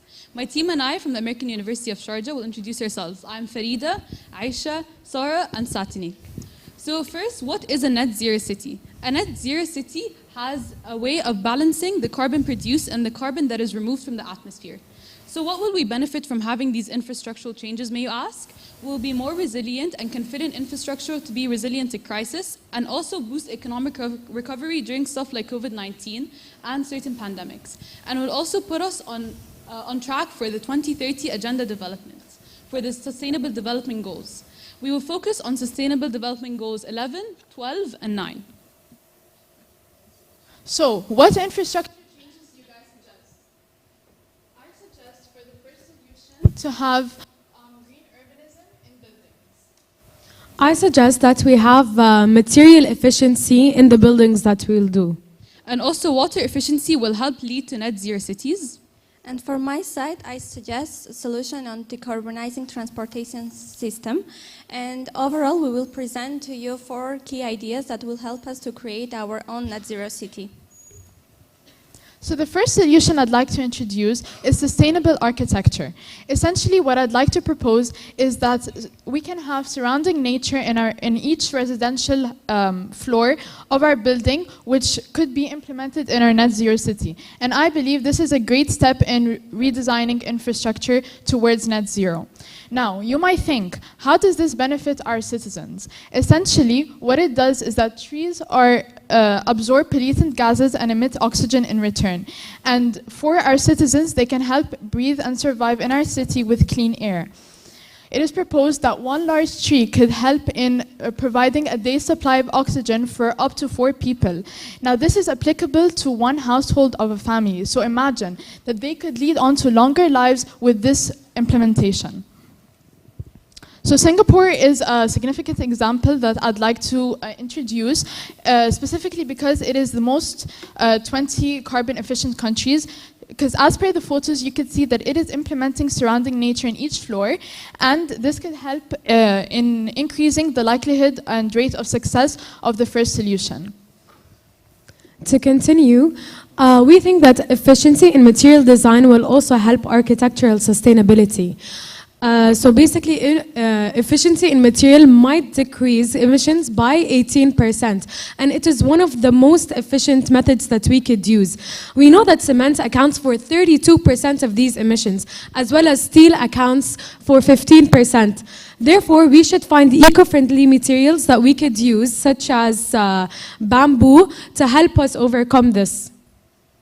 So as well as with the efficiency in material, we think that efficiency in water is also highly effective. Water efficiency is almost something that is overlooked. However, the striking statistic shows the importance of including it in our city. Almost 85 pounds of carbon are emitted for every 1,000 gallons of water that we use. And just by being more water efficient, we can reduce this by 12 million over the next 8 years. So when I talk about water efficiency, it isn't mainly like closing the tap after you wash your hands or doing small individual acts, which do have a massive impact, but introducing big infrastructural changes such as the Qanat system. This is introduced in Iran and has been a tradition for many years. They currently have almost 37,000 active Qanats that contribute to almost 7 billion cubic meters of water. If they were to get this 7 billion cubic meters of water in other ways, such as using fossil fuels or electricity, they would need 800 power watts of energy, which equals to one large power plant, which emits so many greenhouse gases that would greatly reduce the health of people in the cities. So the Qanat works in a way of that it recontributes the water that is absorbed to the soil. So the aquifer here, they build vertical shafts all the way down to the water, and it slopes downwards so they can deliver water to areas near and far. So what do we benefit from this? There's a lack of overexploitation, as we often adjust the resources to our needs. However, we adjust ourselves to the water that is available. And there's also community development, as it's a low labor job. And also the use of gravity eliminates any need for non-renewable resources. So now going from the most overshadowed idea to one that is known to be the greatest greenhouse gas contributor. It is very well known that vehicle exhaust creates VOXs and NOx that react with sunlight and create ozone, which is one of the most harmful pollutants in the atmosphere. Therefore, our fourth solution will be focusing on decarbonization of transport system. Although when we talk about net zero cities, we think about flying cars and high-tech vehicles. However, our solution is more simple, and it should be implemented by both public and private forces. Our construction of the city will be based on walkable community, and it will focus on accessibility and short walking distances to essential buildings. Our city will have no car zones, and it will have also bicycle lanes, which will allow people to change their transportation modes from cars to bicycles. But isn't it too hot in the UAE to ride bicycles? Well, it is too hot in the UAE to ride bicycles, but pollution will be hotter. Yes, I agree. Pollution actually contributes to global warming, and however, we should also make new developments in technologies and provide pollution-reducing fuels for heavy-duty trucks, planes, and ships. And the following figure shows how we can change our how we can shift to sustainable transportation system by categorizing our transportation modes and limiting our trips. As well as we thought that it's very important and crucial to show the implementations that the country we are living in has. So the UAE has pledged to reach net zero carbon emission by 2050. And it has announced that it would invest $163 billion in clean and renewable energy. In conclusion, we have provided you 4 different solutions that could be implemented into our net zero city, and we focused on the theme of infrastructure. For example, we first introduced green urbanism, which focuses on the infrastructure aspect of buildings. We focused on material design, which focuses on housing, and then we focused on water efficiency, which is very crucial for infrastructure and contributing to net zero, along with transport systems. We also believe that it's important to realize that this is a two-directional system. Governments can't only act alone and change the infrastructure. We need to encourage this change. And also, we need to develop this in our day-to-day life and be more water efficient and be more efficient with any kind of things that would greatly reduce our health in our city. So, act now for net zero cities. Thank you.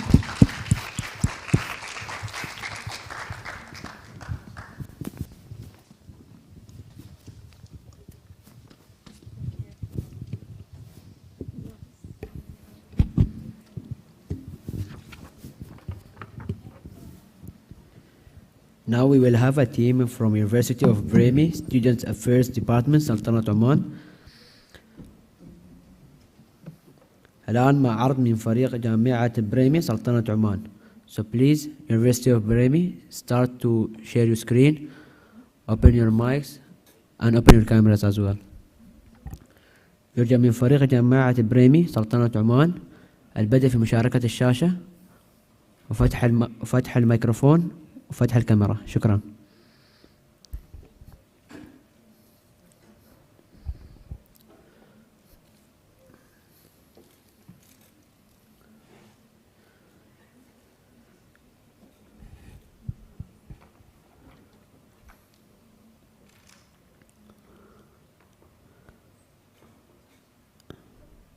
جامعة بريمي، هل يمكنكم فتح الكاميرا لو سمحتوا؟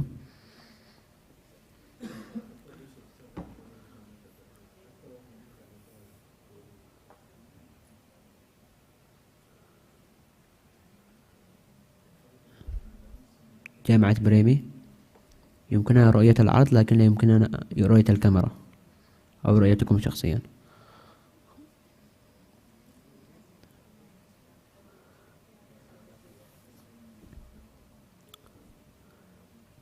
يرجى فتح مكبرة الصوت وتشغيل الكاميرا.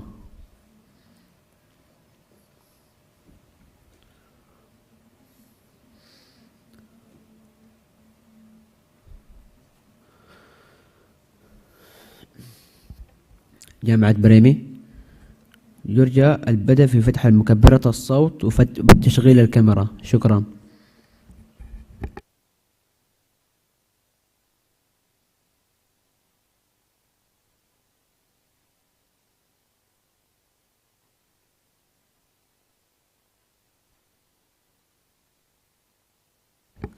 نعم يمكننا رؤيتكم الآن. يمكنكم البدء. شكرا.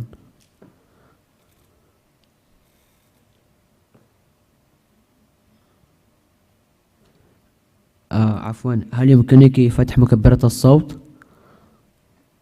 لا يمكننا سماع صوت.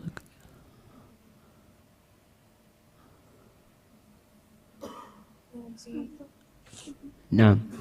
كيف الحين الصوت؟ بس يرجى بس رفع الصوت قليلا. تصعيد، تطوير، ازدهار وتقدم، هذا هو موضوعنا، موضوع يجب أن يؤخذ بعين الاعتبار لأن له أبعاداً اقتصادية واجتماعية وبيئية، حيث يعتبر مصطلح المدن الذكية من أهم المصطلحات التي يجب التعمق والتفسح في مجالاتها، حيث تعتبر مبادرة تقنية طويلة المدى تعتمد في أساسها على بنية تحتية متكاملة تعتمد على التقنيات الحديثة والمعلومات والتكنولوجيا التي بدورها تنشط لنا إدارة البنية التحتية المتكاملة. وهدفنا بناء بنية تحتية متكاملة تعتمد في أساسها على بنية تحتية متكاملة وإبادة فكرة المدن الذكية الابتدائية. ولم نأتي بهذا الهدف عبثاً، بل جئنا به لوجود مشكلة يستلزم حلها، ألا وهي ضعف البنية التحتية، مما يؤدي بدوره إلى تدهور حياة الفرد وتزعزع في الاقتصاد. ويرتكز هدفنا على منهجية متمثلة في العديد من الخطوات التي بدايتها الإشارة إلى أهم الأهداف والدوافع من إنشاء هذه الفكرة. أهم الدوافع من إنشاء هذه الفكرة ضمن ما تتطلبه هذه الفكرة من أبعاد رئيسية من أجل تطويرها، بالإضافة إلى وجود تحليل وعرض لجملة من التجارب. وبالطبع لم نكتفي بعرض هذه التجارب، بل يجب أن نعرض لكم نتائج هذه التجارب التي تفيد بضرورة تطبيق فكرة المدن الذكية التي سوف تحل لنا الكثير من المشاكل التي سنعرضها لكم، ومن أهمها تدهور هذه البنية التحتية والتأثير على حياة الفرد وعلى الاقتصاد بشكل عام، مما يحل لنا مشاكلها وهي تنشيط التنمية المستدامة وتقليل التكاليف.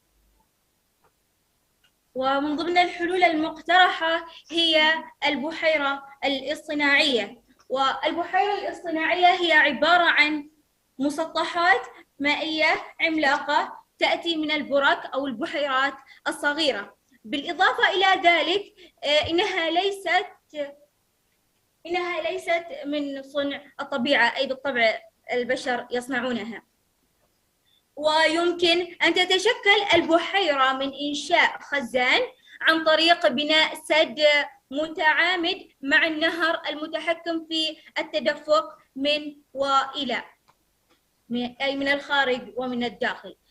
تنشأ البحيرة عن طريق خزان تعاقبي، وهو عبارة عن سلسلة من الخزانات على طول نهر واحد، مصممة لنقل المياه عبر الأنفاق والقنوات والخزانات من نظام صرف آخر، أي بالطبع لن تكون من نظام الصرف الصحي، سوف نستبدل من صرف آخر للنقل.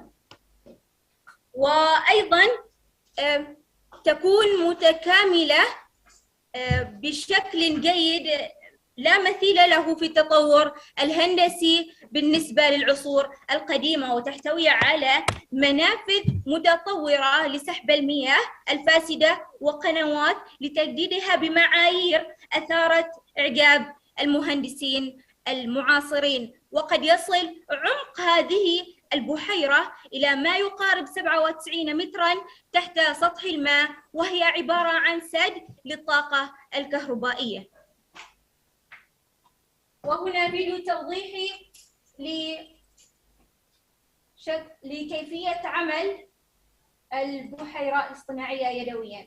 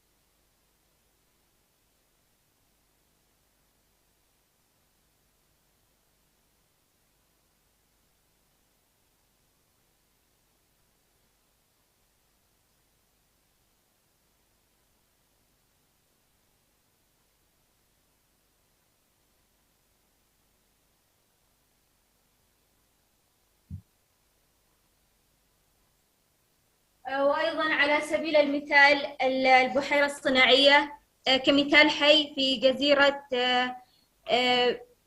بينتان.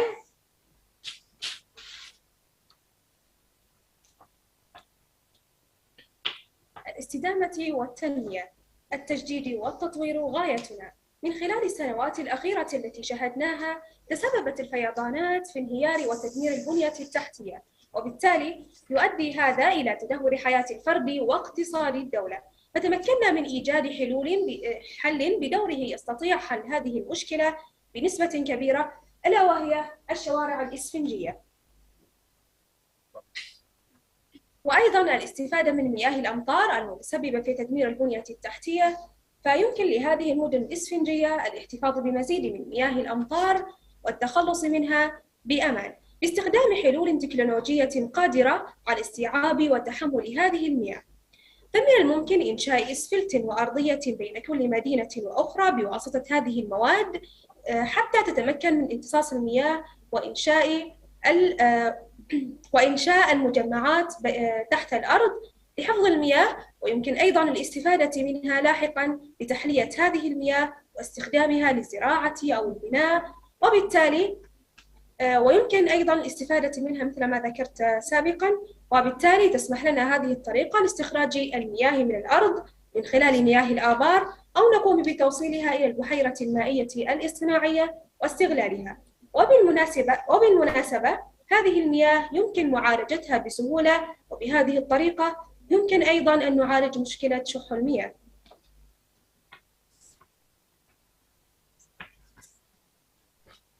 وآخر حلولنا هي مخازن الصرف الصحي. مخازن الصرف الصحي هي الوعاء الذي يستوعب عمليات النفايات العضوية والنفايات الإنسان بشكل عام. نعلم التكدس الحاصل الذي يحصل في المدن نتيجة تنقل السكان من الريف إلى المدينة، لذلك لا بد من وجود مبدأ التعامل مع احتياجات الإنسان ومع فضلات الإنسان. هل تعلمون ما هي أكبر المجاري في العالم؟ هي مجاري برايتن، ومن هنا جاءت فكرة المخازن الصرف الصحي. نتيجة لشدة جمال مخازن الصرف الصحي في برايتن يقومون بعمل جولات سياحية بداخلها. جاءت الفكرة عن طريق الدكتور جوزيف الذي قام بعمل وحصر الفضلات القادمة في بريطانيا وحسب أكثر منطقة بحسب قطر، وحيث وجد عدد كبير جدا، وقال لن نفعل ذلك يوميا، أي لن نستطيع فعل شبكة مخازن صرف صحي يومية. لذلك بدأ بتوسيعها وتطويرها. قاس قوة وقدرة هذه المخازن باستيعاب سيارة داخل هذه المخازن بحيث أنها تستطيع أن تدور وتمشي بداخلها. لابد من وجود الإسمنت ووجود المكونات والمنبه الذي يستطيع أن يحدد المشاكل من قبيل حدوثها. ما الذي يمكن أن يحدث في حالة عدم وجود هذه المخازن؟ ممكن أن تحدث الأمراض، الوفيات، ولكن في حالة وجود هذه الحلول ممكن أن نستطيع إنقاذ 3026 مليون طفل حول العالم. لذلك نقول عالم الصرف الصحي عالم تحت عالم. كيف نحقق هذا؟ من خلال تنمية مستدامة مستمرة ومتكاملة. وقيل ختامها مسك وختامنا 52 عاما من العطاء من أجل أرض تعز، وفناء من أجل أرض تعز على النفوس. فلطالما ترددت التنمية على ألسنة العظماء، هذا دليل كبير على أنه يجب أن نوليها أهمية بالغة. فنكرر ونقول أن السر في مواكبة الفرد لحياة التطور في العالم هي التنمية المستدامة أو البنية التحتية المتكاملة المتوازنة. وشكرا لكم على حسن استماعكم.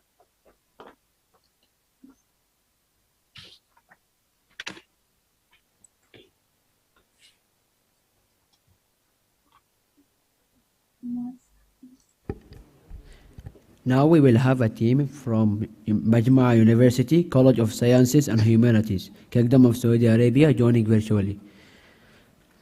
الآن العرض من فريق من جامعة المجمعة كلية العلوم والإنسانيات المملكة العربية السعودية يشاركون بشكل افتراضي. مجمع University, please start to share your screen and mute your mics and open the cameras. يرجى من فريق جامعة المجمعة كلية العلوم والإنسانيات البدء بتشغيل كاميراتهم وفتح مكبرة الصوت وبدء في مشاركة الشاشة. شكرا.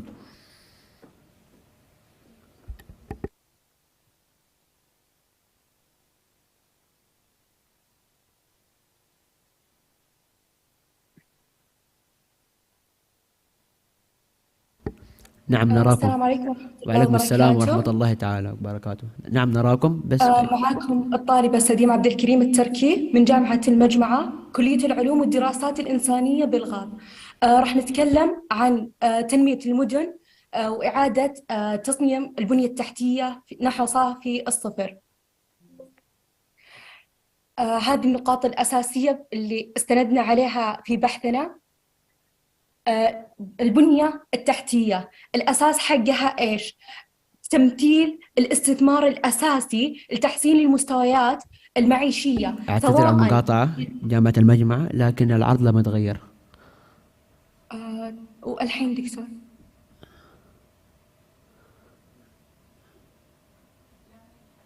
ما يتحرك العرض ما يتحرك.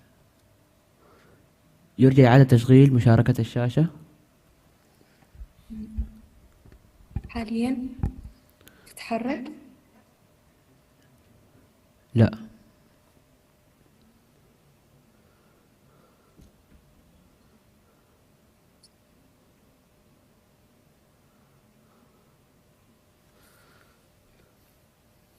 والآن؟ نعم يمكنك البدء الآن. شكرا. البنية التحتية تمثل الاستثمار الأساسي لتحسين المستويات المعيشية للمجتمعات المحلية وفي جميع أنحاء العالم، كما أنها تمثل تشغيل المجتمع أو المشروع أو خدمات المرافقة لكي يعمل الاقتصاد بشكل كامل. أهمية البنية التحتية في أي بلد تكون أهمية البنية أنها تخدم كافة الشعوب والمستفيدين منها الجميع دون استثناء، وتكون في شكل تمويل مباشر أو غير مباشر ويستفيد منها إنه إحنا نستفيد منها. ضربنا هنا مثال تقوم الحكومة بتمويل دفع ضرائب على كل لتر من المحروقات، سواء كان في البنزين انه لما السائق يروح يعبي البنزين هنا تكون في مساهمة في دفع تكاليف صيانة واستمرارية البنية التحتية، وبرضه انه المواطنين في البلد يدفع ثمنها، تكون تمويل مباشر وغير مباشر مثل المواصلات والنقول، أو تدفع آلية الضرائب من خلال تدفع إنه الآلية من خلال الضرائب للحكومات والشركات، بحيث إنه تكون تمويل ومساهمة في تطوير البنية التحتية والمحافظة عليها. أنواع البنية التحتية، البنية التحتية لها أنواع، عندنا 4 أنواع: البنية الناعمة والحساسة والصلبة والتقنية. راح نتكلم عن كل نقطة بشكل مختصر. البنية الناعمة يكون هدفها تمويل الاقتصاد أو تحتاج القوة البشرية. البنية الصلبة تكون تشكل الأنظمة المادية أنا أعتذر الأنظمة المادية التي تسمح بإنشاء الاقتصاد بشكل جيد. البنية الحساسة تكون ضرورية لبناء المجتمع والاقتصاد. البنية التقنية تهتم بالتقنية بشكل كبير، اللي هي أنظمة الشبكات والسيرفرات وهذه الأشياء، لأنه كل ما اعتمدنا عليها كل ما كانت البنية التحتية عندنا بشكل متطور ومتحسن. أبرز نقاط القوة والضعف البنية التحتية. راح نتكلم عن نقاط القوة. هي أكبر اقتصاد في المنطقة الخليجية تتميز بكثافة سكانية وقوة شرائية، وعندنا وجود قاعدة بنكية صلبة ووجود نظام نقدي منافس. راح نتكلم عن نقاط الضعف. من نقاط الضعف أبرزها عندنا أنه غياب قاعدة المعلومات منفصلة متطورة وحديثة في منشآت البنية التحتية أنه يسهل الوصول إليها. قلة الكفاءة الفنية اللي عندنا اللي هي المواطنين التنفيذ التقنيات الحديثة، وعدم توفر شبكات سكة حديدية تسهل في نقل المواطنين وتسهل في نقل البضاعة والخدمات من المناجم إلى مناطق التصنيع.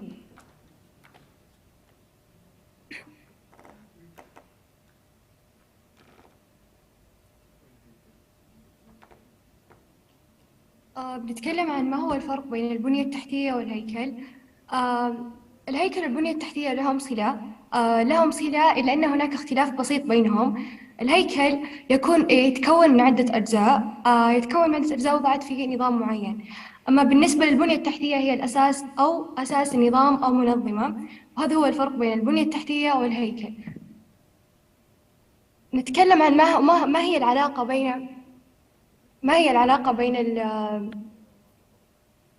العلاقة بين النمو الاقتصادي والبنية التحتية. ترتبط البنية التحتية بالنمو الاقتصادي للمجتمع والبلدان للأسباب التالية: إن ناتج تشغيل الكثير من القطاعات للبنية التحتية كالمياه كالكهرباء والمياه الصالحة للشرب والري ووسائل النقل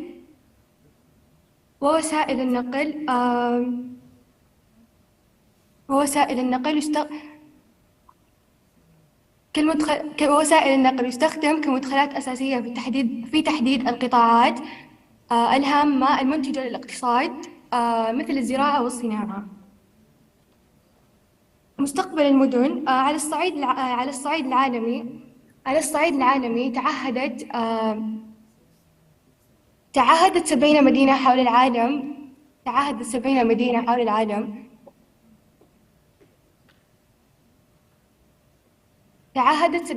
حول العالم بالعمل لتغدو مدن متعادلة الكربون بحلول 2050. عمان العاصمة الأردنية تعد أحد الأمثلة على ذلك، حيث التزمت المدينة بالوصول إلى صافي صفر من الانبعاث الكربوني وبناء القدرات وتحقيق المنعة وتحقيق المدن التي ستحقق نجاحا في هذا المضمار فهي فقط تلك المدن التي أدرت مسبقا مصادر الطاقة المتجددة في بنيتها التحتية الخاصة بالنقل والكهرباء، والتي تمتلك نظاما متكاملا لإدارة النفايات مع توجيه حقيقي وفعال نحو التدوير. مبادئ لإقامة بنية تحتية قادرة على الصمود. عندنا 6 مبادئ لإقامة بنية تحتية. الأول تحويل تكييفي مدمج في البيئة. الثالث محمي بالتصميم. الرابع التعليم باستمرار. خامس ملتزم اجتماعيا. السادس مسؤولية مشتركة. بس لحد هنا نكون انتهينا من عرضنا. أتمنى أنه كان النقاط وافية وكافية، وكان كان بشكل مبسط ومختصر للشيء اللي احنا كنا نبحث عنه وتعمقنا فيه.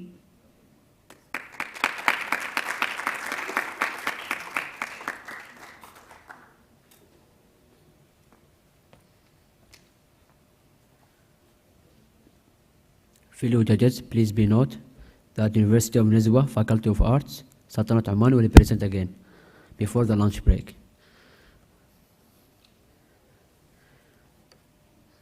Now we will have University of Nizwa Faculty of Arts, Sultanate Oman joining us virtually. عرض الآن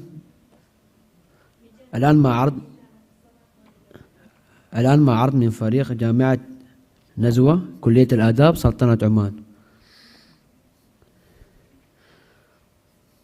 جامعة نزوة يرجى تشغيل الكاميرات وفتح مكبرة الصوت والبدء في مشاركة الشاشة. الصوت والعرض مناسب؟ نعم الصوت مناسب. نعم والعرض واضح؟ واضح جدا. نعم يمكنك البدء الآن. شكرا.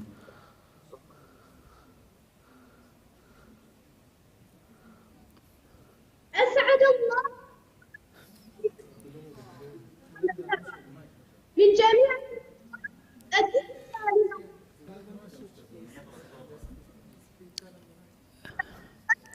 لا.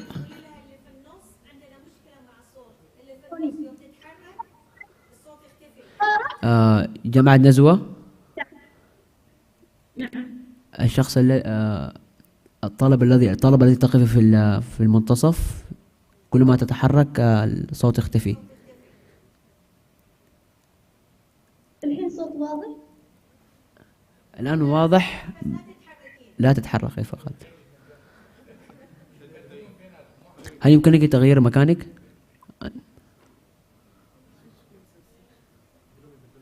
أو خلا تقترب من الشاشة. هل يمكنك الاقتراب من الشاشة قليلا؟ نعم شكرا. الآن نعم الآن أوضح. أسعد الله اليوم نحن أوكي. أتينا جامعة نزوة، هل يمكنك الطالب الذي تقف في المنتصف، هل يمكن أن تستبدلي مع زميلتك أن تقفي على اليمين أو على اليسار؟ هل يمكننا تجربة الآن؟ مرة أخرى. الميكروفون. هل يمكنك استبدال الميكروفون؟ هل يوجد لديكم ميكروفون بديل؟ لا.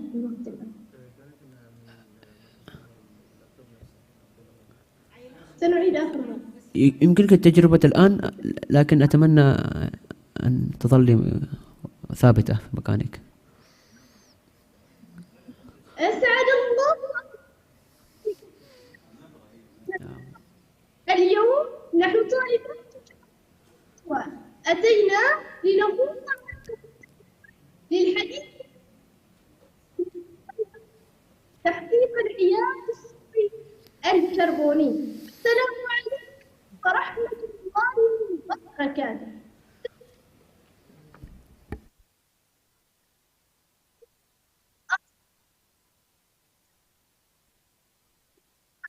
يمشي التلوث قاطبة يهدد الأرض مذ أمسى هو البقلاء. ضج الهواء بغازات مبعثرة فقد غادر الكربون مضجعه من باطن الأرض منتقلا. تلك الأكاسيد عادت فحرارة الجو قد زادت ما عاد الجو بالأنهار.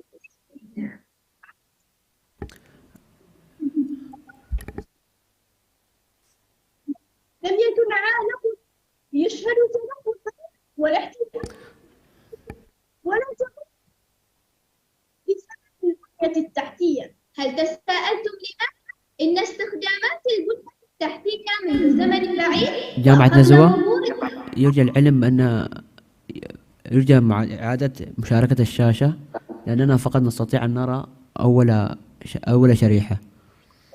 أيوة بعدها. هل تساءلتم لماذا إن استخدامات البنية التحتية منذ زمن بعيد وقبل ظهور الثورة الصناعية كان جدا لا يؤثر بشكل واضح على البيئة، وفجأة وبعد ظهور الثورة الصناعية صار التقدم في مختلف المجالات، ومن بين تلك المجالات مجال البنية التحتية، فلقد شهدت تطورا باهرا يسهم بدوره إلى أن يلوث الجو ويتسبب بظهور ما يعرف بالاحتباس الحراري ومنها التغيير المناخي. ماذا؟ هل سنظل موظفين مكبوتين الأيدي عاجزين عن نظافة عالمنا نلوث وندمر البيئة بلا مبالاة ودون معرفة عواقبها الوخيمة؟ لذلك قبل أن نتطرق في معرفة أهم الحلول التي طبقت علينا أن نفهم ما هو صافي الانبعاث الصفري. ببساطة صافي الانبعاثات الصفري هو خفض انبعاثات الغازات الدفيئة إلى أقرب مستوى ممكن من الصفر، مع إعادة أي انبعاثات متبقية على الغلاف الجوي عن طريق المحيطات أو الغابات على سبيل المثال. ماذا لو استبدلنا السيارات التي تعمل بالوقود الأحفوري الضار بالبيئة بسيارات أخرى تستخدم الطاقة الكهربائية؟ أيضا، هل تساءلتم عن استخدام الفعال لطاقة الرياح؟ يمكننا استبدال الوقود الأحفوري بطاقة الرياح في إنتاج الطاقة والكهرباء، ويمكننا الاعتماد عليها بشكل كلي في المناطق التي ترتفع فيها معدل سرعة الرياح. أيضا قامت بعض دول الشرق الأوسط بتطبيق ما يعرف بالتطبيق السكني، وذلك عن طريق وضع توربينات خلف المنازل أو فوق أسطح المنازل، بالتالي يتم توليد الكهرباء والطاقة داخل المنازل. أيضا قامت بعض الدول بتطبيق ما يعرف بمزارع الرياح. هذه المزارع تكون كبيرة شاسعة هائلة، ويتم الاعتماد عليها في توليد الطاقة عن طريق التوربينات الموزعة فوق هذه المزارع، ويتم الاحتفاظ عليها بشكل جميل.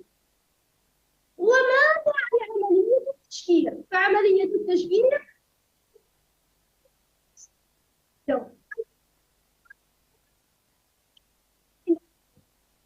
التجددية الذي يشكل 40% من غازات الغلاف الجوي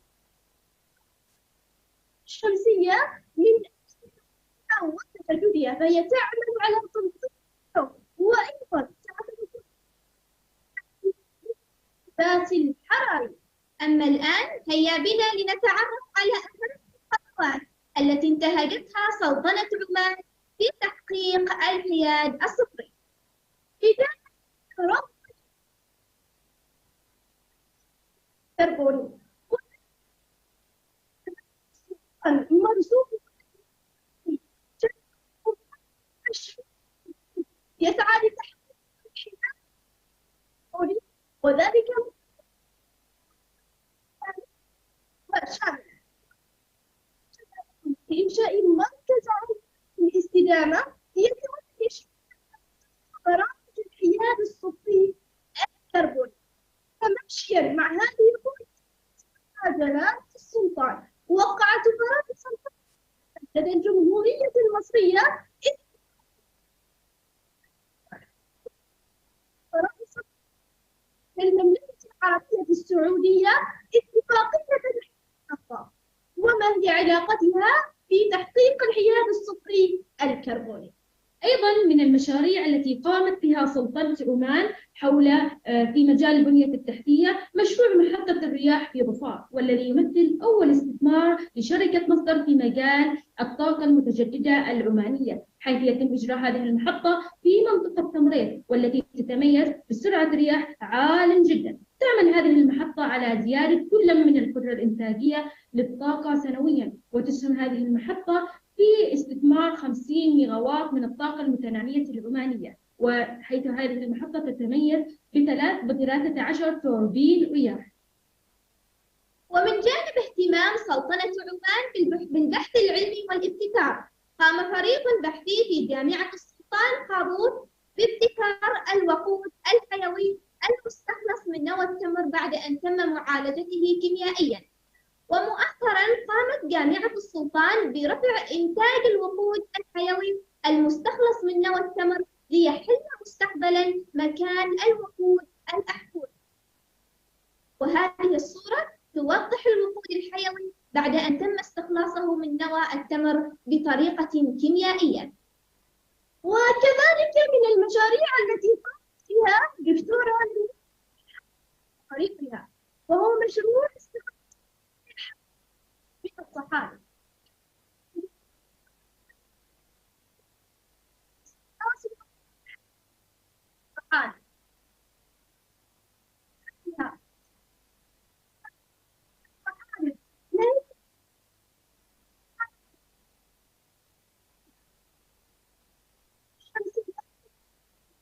وتجددها.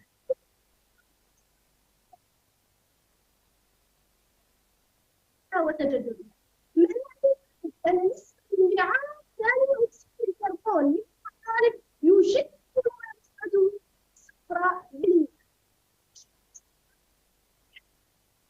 سوا. ومشروع استثمار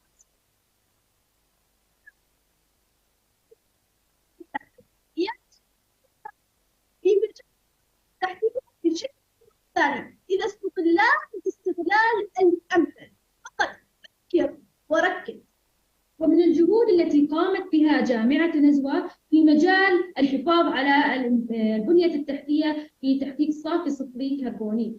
قامت جامعة نزوة بتقديم ورقة احتفالات بجائزة السلطان قابوس لصون البيئة وفق المبادئ التي أرساها جلالة السلطان قابوس طيب الله ثراه للحفاظ على البيئة العمانية. كذلك تعتبر جامعة نزوة شريك استراتيجي ومهم في الحفاظ على البنية التحتية، حيث قام فريق من منظمة الصحة العالمية بتفقد مدينة نزوة الصحية.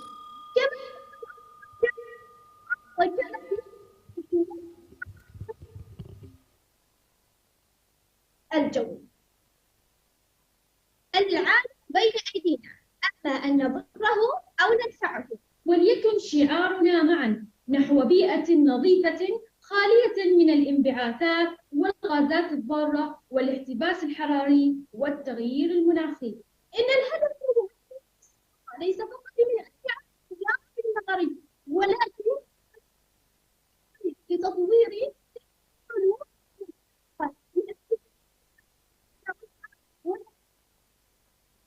الكربون. والسلام عليكم ورحمة الله تعالى وبركاته.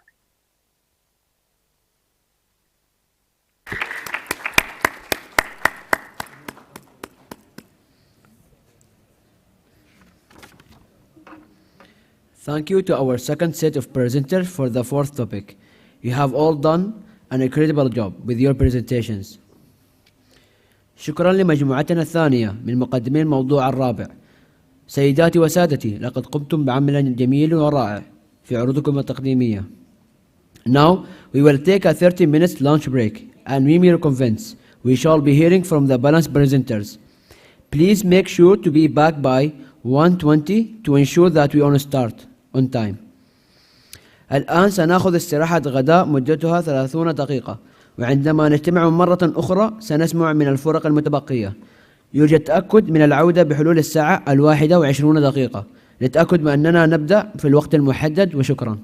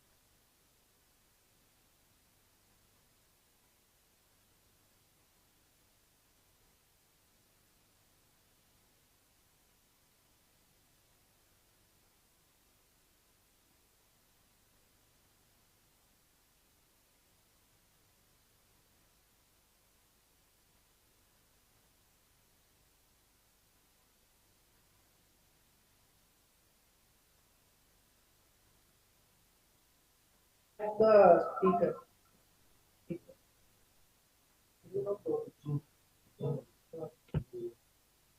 No, mute the mic.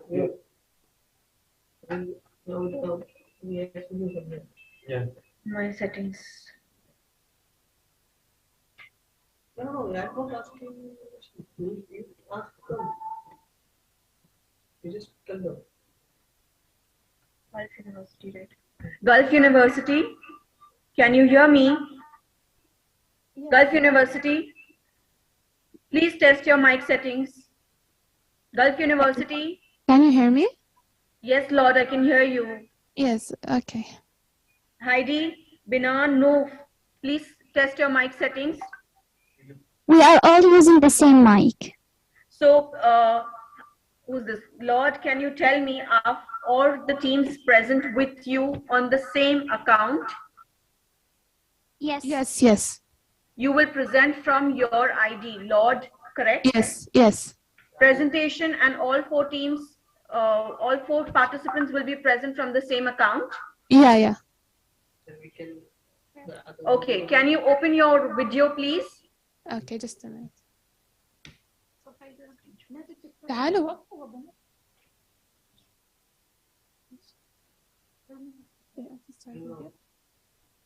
I cannot see you, Lord.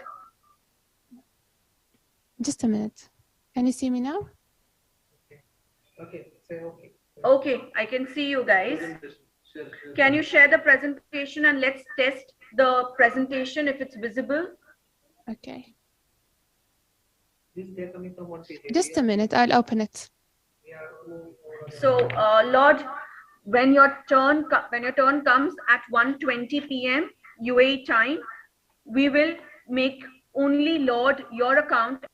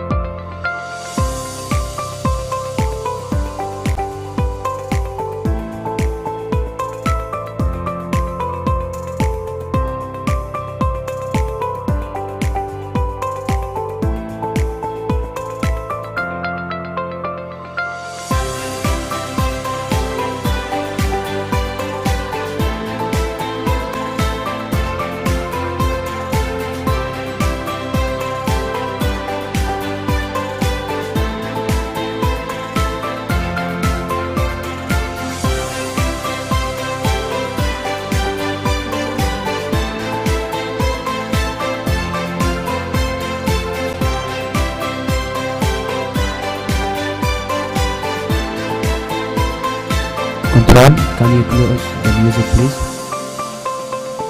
Close the music.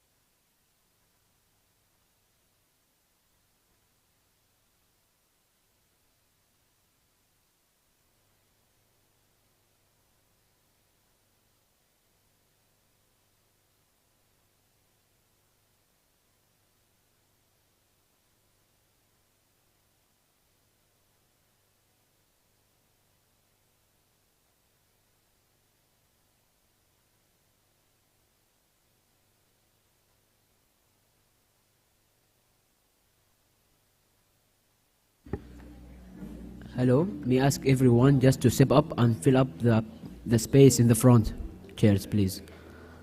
The one sitting in the back, please, just come forward. Just fill the empty space, please. Thank you.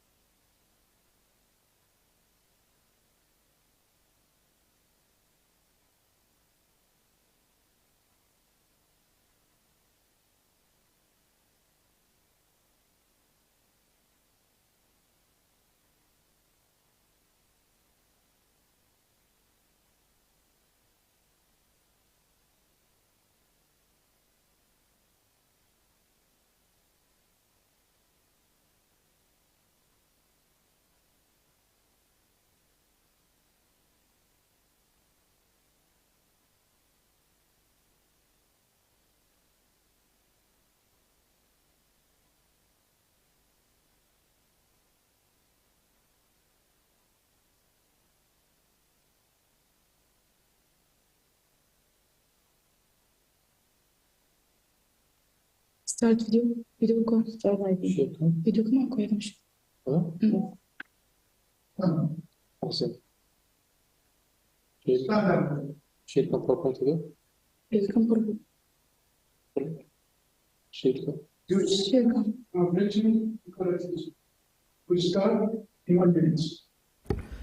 can you mute your mic, please?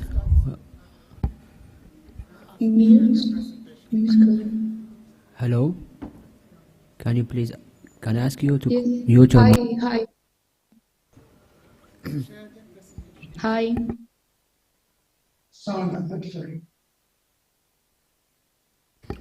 Can you hear us? Welcome back. I hope you enjoyed you. the meal. I'm sure that you are looking forward to start with the balanced presenters. Kindly note that there are 7 teams presenting and there is no break between the presentations. مرحبا بعودتكم. أتمنى أن تكونوا قد استمتعتم بوجبة الغداء. أنا متأكد من أنكم جميعا تطلعون لاستكمال العروض المذهلة. يرجى ملاحظة أن هناك 7 فرق تشاركون الآن وستقوم بالتقديم، ولا يوجد فاصل بين العروض التقديمية.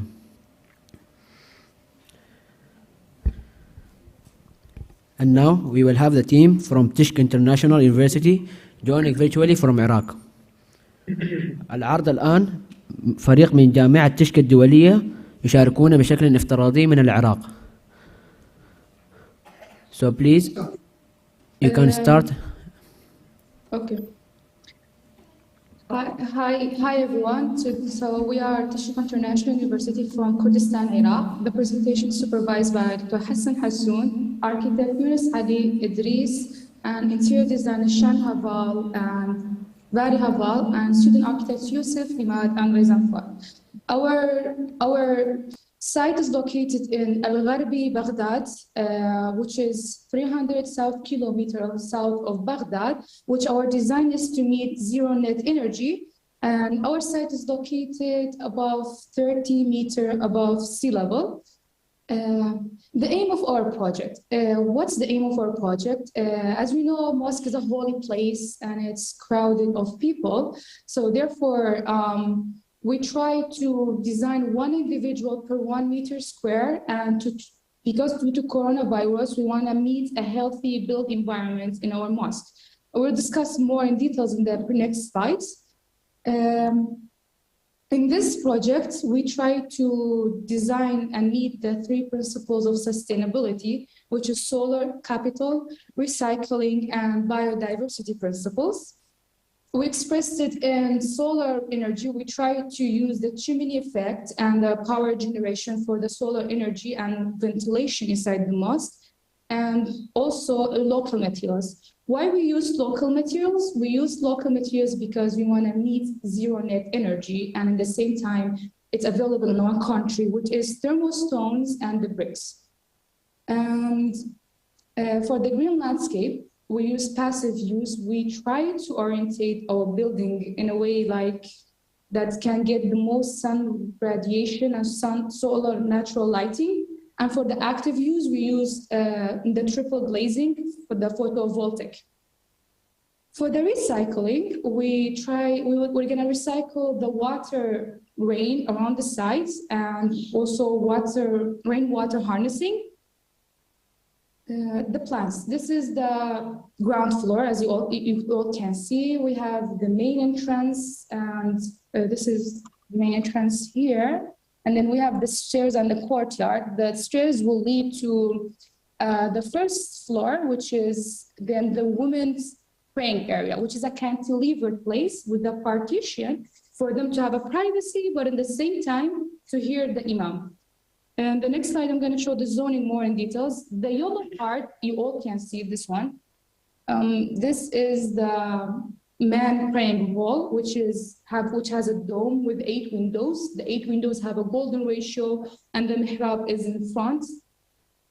The next, the first floor zoning, we have, as I mentioned, courtyard, and we have the kitchen and the women praying area and sitting.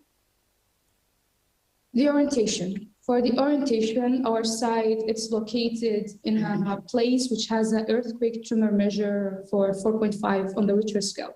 Therefore, we try to use a foundation, time beam foundation, to elongate the lifespan of our building and for longer lifespan.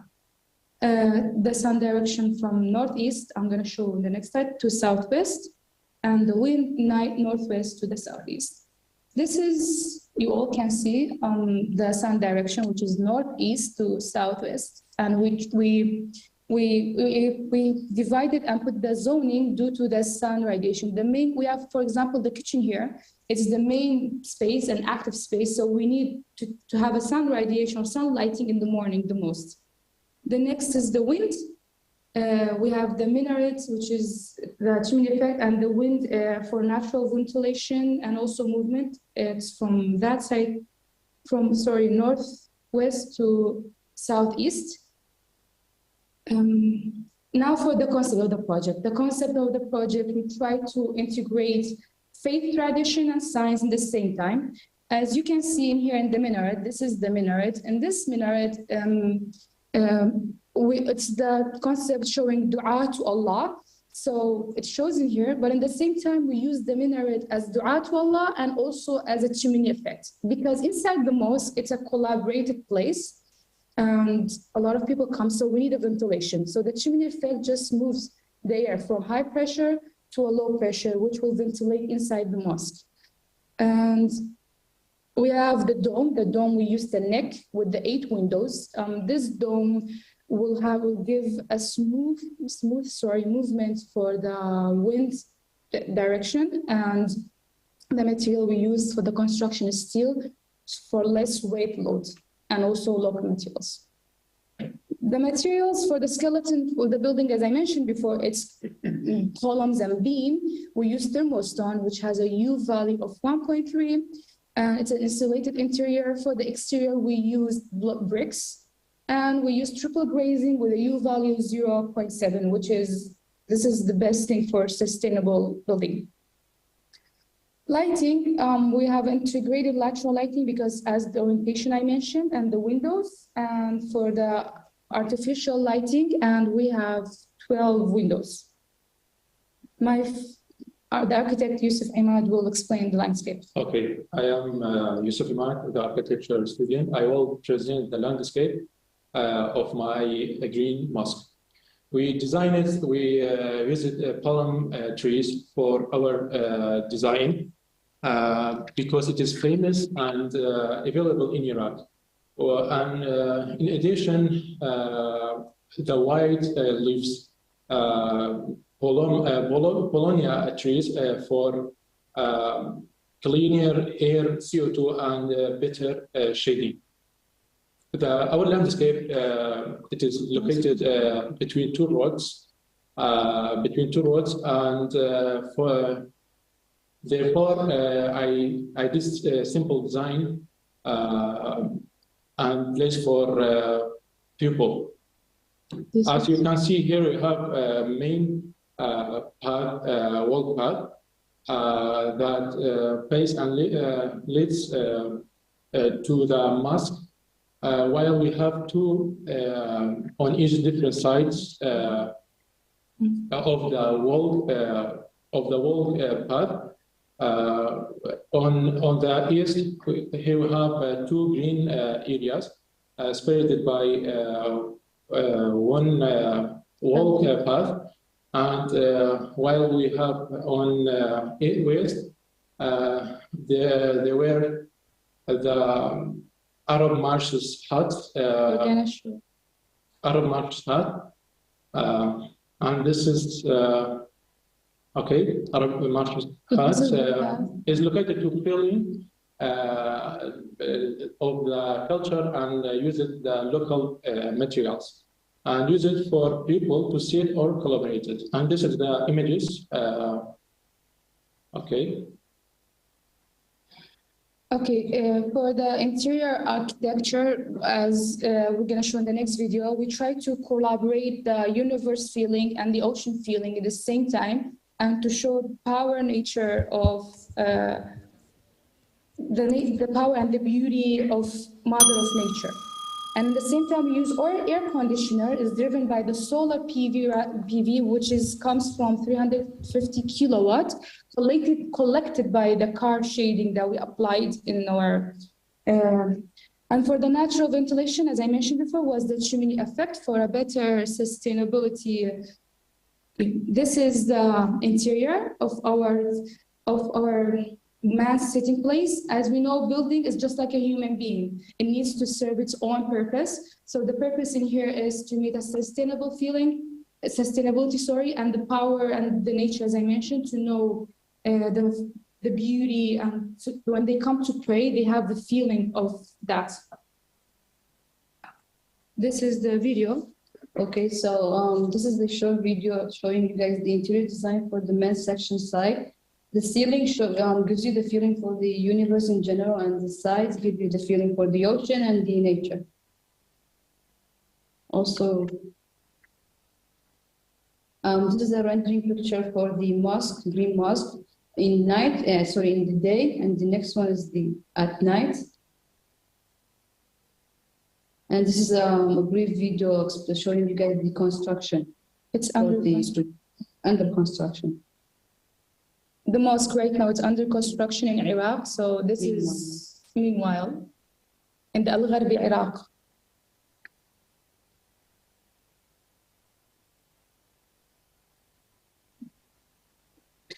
The next slide is the construction. If you guys want more details, the next slides are the construction of our building. And this is the references. And thank you all for your attention, and thank you. We really appreciate your time. Thank you so much.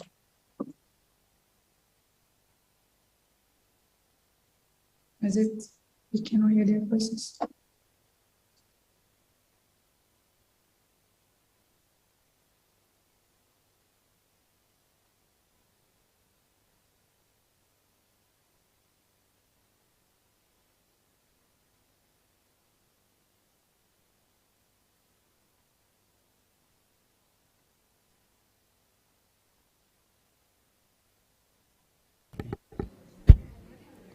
Dear judges, please be informed that Gulf Medical University is not joining us.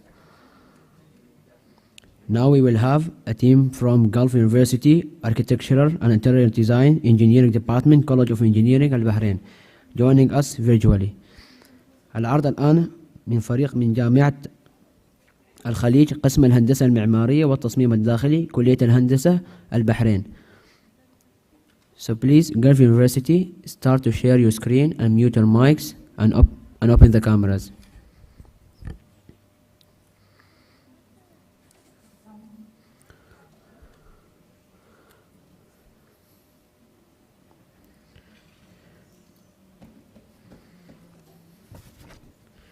Is it shared?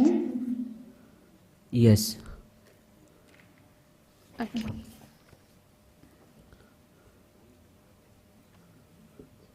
You can start. Good afternoon. I'm Rodisa. Today, our design team would like to present the creative initiative to smart and green towards smart and green infrastructure of Gulf University in the Kingdom of Bahrain. Based on evidence and the research that we have done, we're inspired. Based on the evidence and the research that we have done, we got inspired from the latest trends in the world regarding the redesign of net zero infrastructure. Actually, it's a life-changing impact. That's why in our project we aspire to create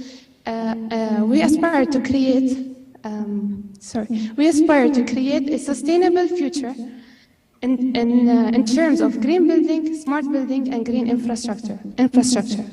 Through transforming our geocampus into a net zero infrastructure. Actually, in our project, we achieved the 7 SDG goals. Change improves our life. It doesn't happen by itself. Small actions lead to big changes. And now, I would love to give the mic to my colleague, No. Thank you, Lord. Now I'll show you the method we have used for our project. We have conducted the data using a mixed method, qualitative and quantitative method. As a qualitative, We have done with questionnaire and we get 82 response within Gulf University boundaries. On the other hand, we get quantitative data from the interviews with 8 peoples, 4 students and 4 doctors. After deep analysis, we extract the features and answers that support our project goals, which is to determine the people's knowledge about green building and sustainability and their awareness. Then we triangulate the result of quantitative and qualitative data for the project, which have been useful for us to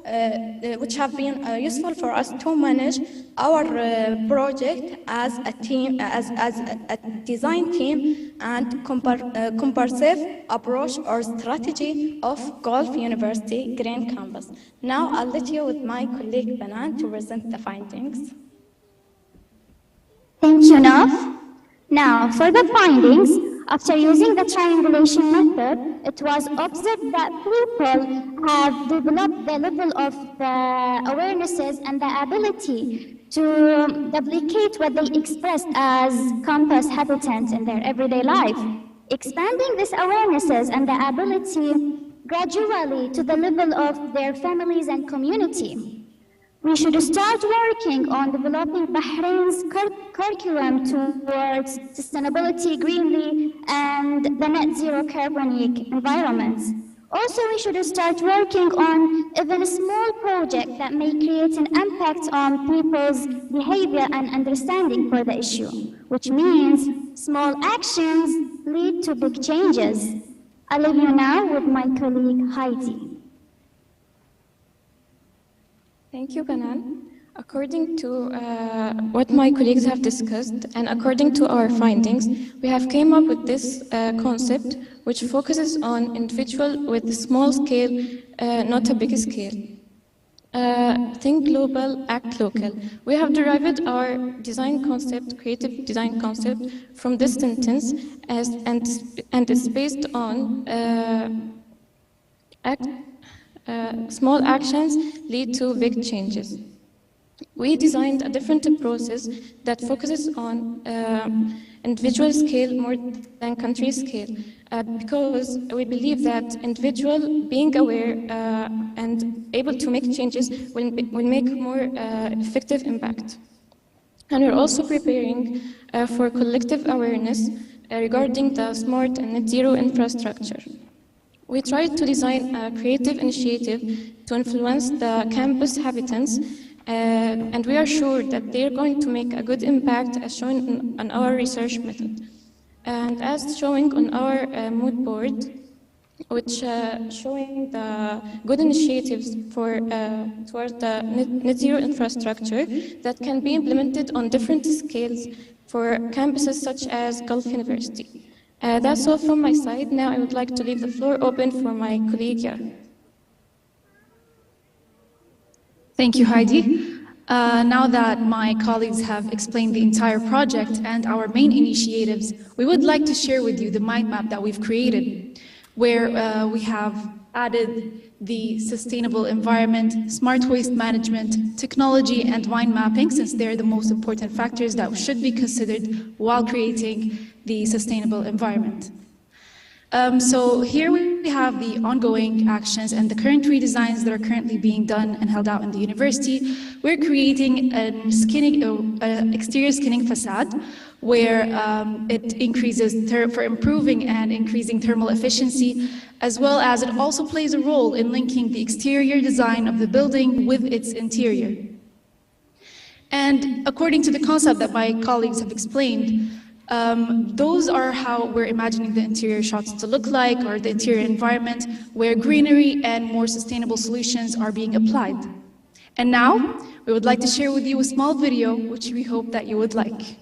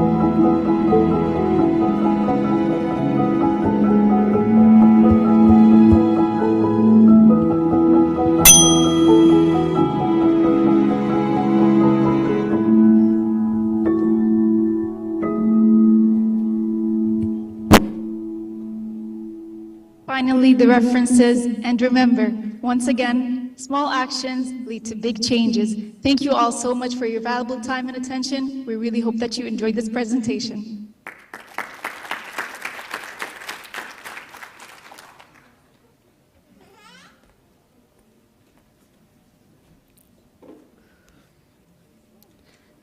Next, we will have University of Sharjah College of Communication joining us virtually. Okay. Dear judges, just kind reminder, Gulf Medical University Students Affairs Department will not join us.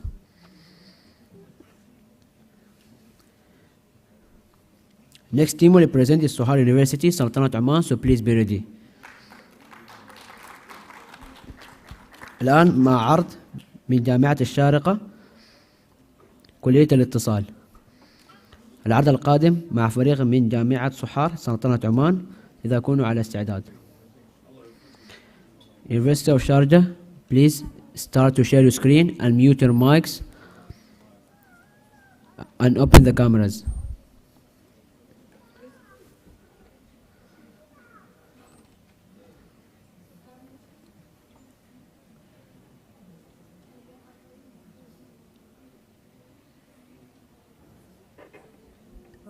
Hello, can everyone see me? Yes. You may Okay, start, I will please. begin. Thank you. I will begin.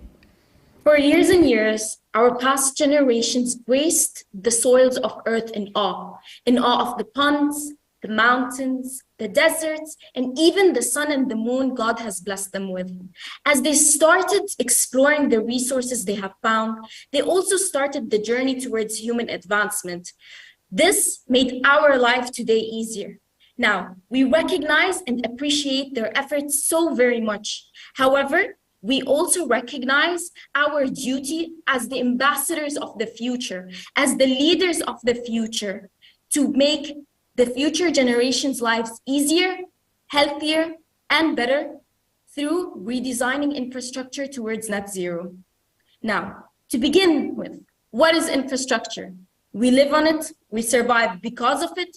It is the basic system and services that are used for a country or an organization to run. For instance, buildings, transports, power supplies, roads, and even water supplies. Moreover, the impact of the infrastructure on the environment extends to 79% of the 50 billion tons of greenhouse emissions globally.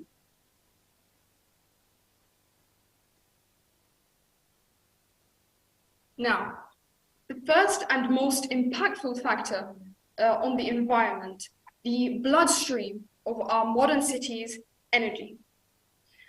Energy, the generation of electricity and heating and its distribution, comprises 37% of global greenhouse gas emissions.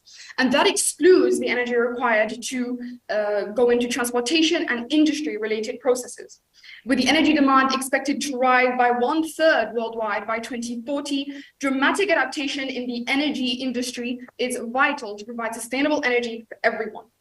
Approximately $28 trillion in investments are needed to transition from fossil fuel-related energy processes to renewable energy processes, and innovative initiatives such as urging energy institutes to utilize the region's natural assets in order to transition to a more renewable form of energy, and also utilizing circular economic principles like reusing, recycling, and refurbishing materials can all aid the process to transition into a more sustainable energy environment. Now, the transition to these more sustainable resources impacts several other factors in the country, such as quality education, growth, and industry, all of which rely on the ability of the infrastructure to provide reliable, affordable, and sustainable energy resources for everybody.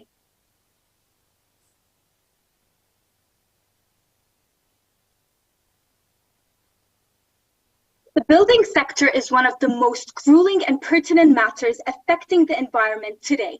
It also makes up 17% of global emissions.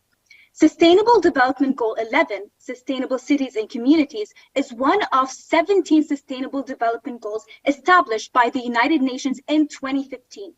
The holistic target and mission of SDG 11 is to make cities inclusive, safe, resilient, and sustainable. Green buildings support the achievement of this holistic target by applying green buildings best practices. They ensure that buildings use responsibly sourced materials, reduce water consumption, and does not harm the biodiversity and the environment surrounding the building.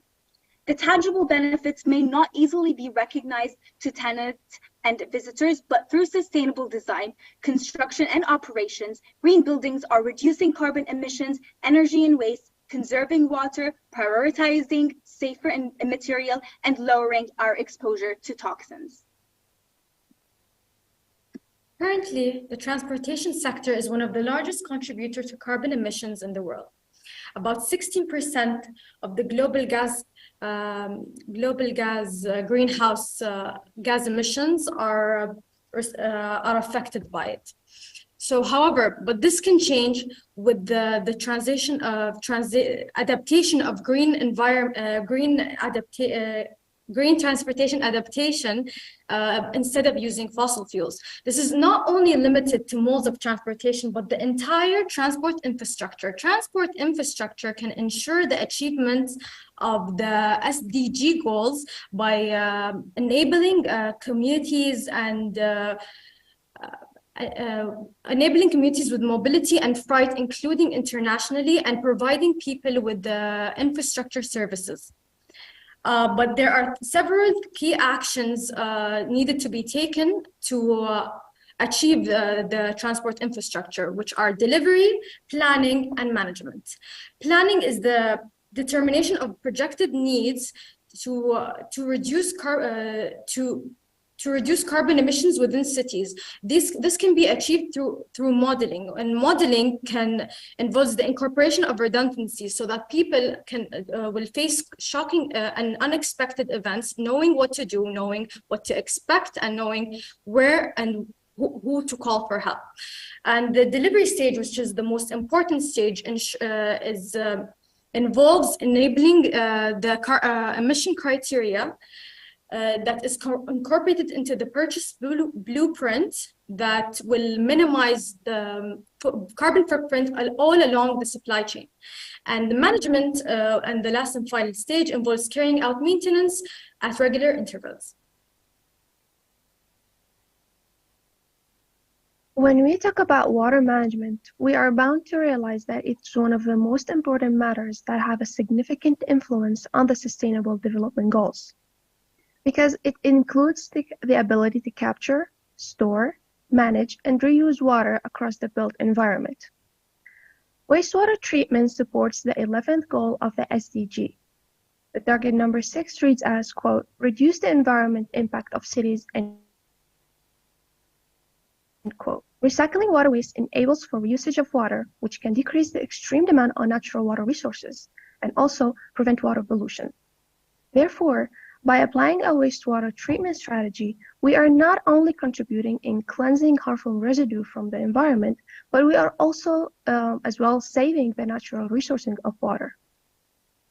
Generally speaking, there are two primary forms of water waste treatment. First, the water is purified of any harmful or toxic substances, and second, compounds are added particularly to improve the quality of water itself.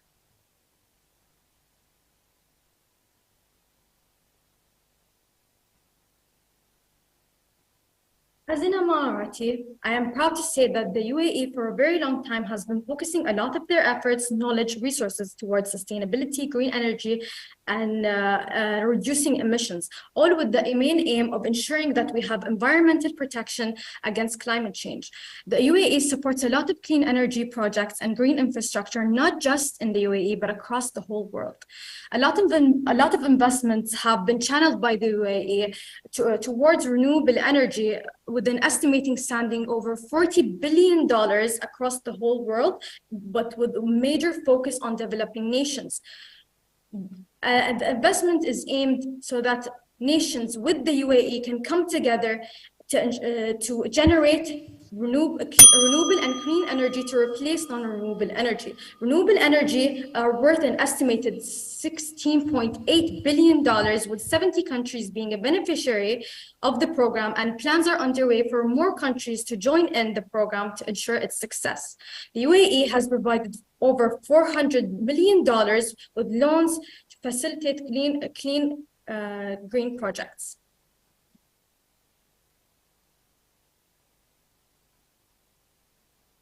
Now, education is often overlooked as being part of infrastructure. However, without education and the know-hows of how to build modern cities, we would never have reached where we are today. Education encourages people to change their attitudes, their behaviors, and to allow them to make more acknowledged decisions and be aware of their environmental impact. The UN Framework Convention of Climate Change, the Paris Agreement, and the ACE agendas all encourage and call to governments to enable, educate, and empower all major groups of people to take climate action and prioritize climate policies. The youth are at the top of their lists. Our world is home to 1.8 billion people between the ages of 10 to 24, the largest generation of youth in our history. It is them who we will give our world to in order to sustain them, the seeds and hope of our future. Therefore, it is crucial that classrooms are able to provide young people with the climate literacy they need in order to adapt to the climate crisis that we are facing currently, and in order for them to make more calculated decisions and provide them with the skills they need to continue to sustain our planet. Knowing the facts about our Earth's reality allows them to help eliminate the fear factor that is associated with the climate crisis. And often the media displays this crisis with angst and woe, and by giving them the knowledge they need, they are able to combat climate action and commit to climate mitigation with confidence.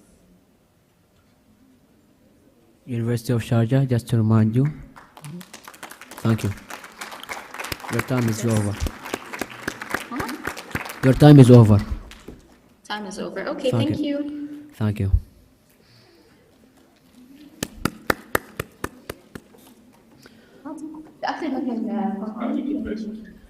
To all the contestants in the room, please don't use the front door while the presentation is ongoing. Use the alternative exit door in the end of the steps, please. And another reminder to just keep quiet during the presentations, so not to make any distractions, and to respect the other team, please. Thank you.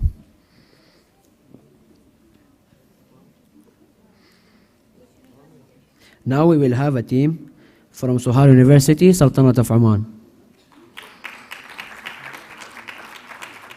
الآن مع عرض من فريق جامعة صحار سلطنة عمان. The next presenter is the team from King Abdulaziz University, College of Architecture and Planning, Department of Urban and Regional Planning, KSA.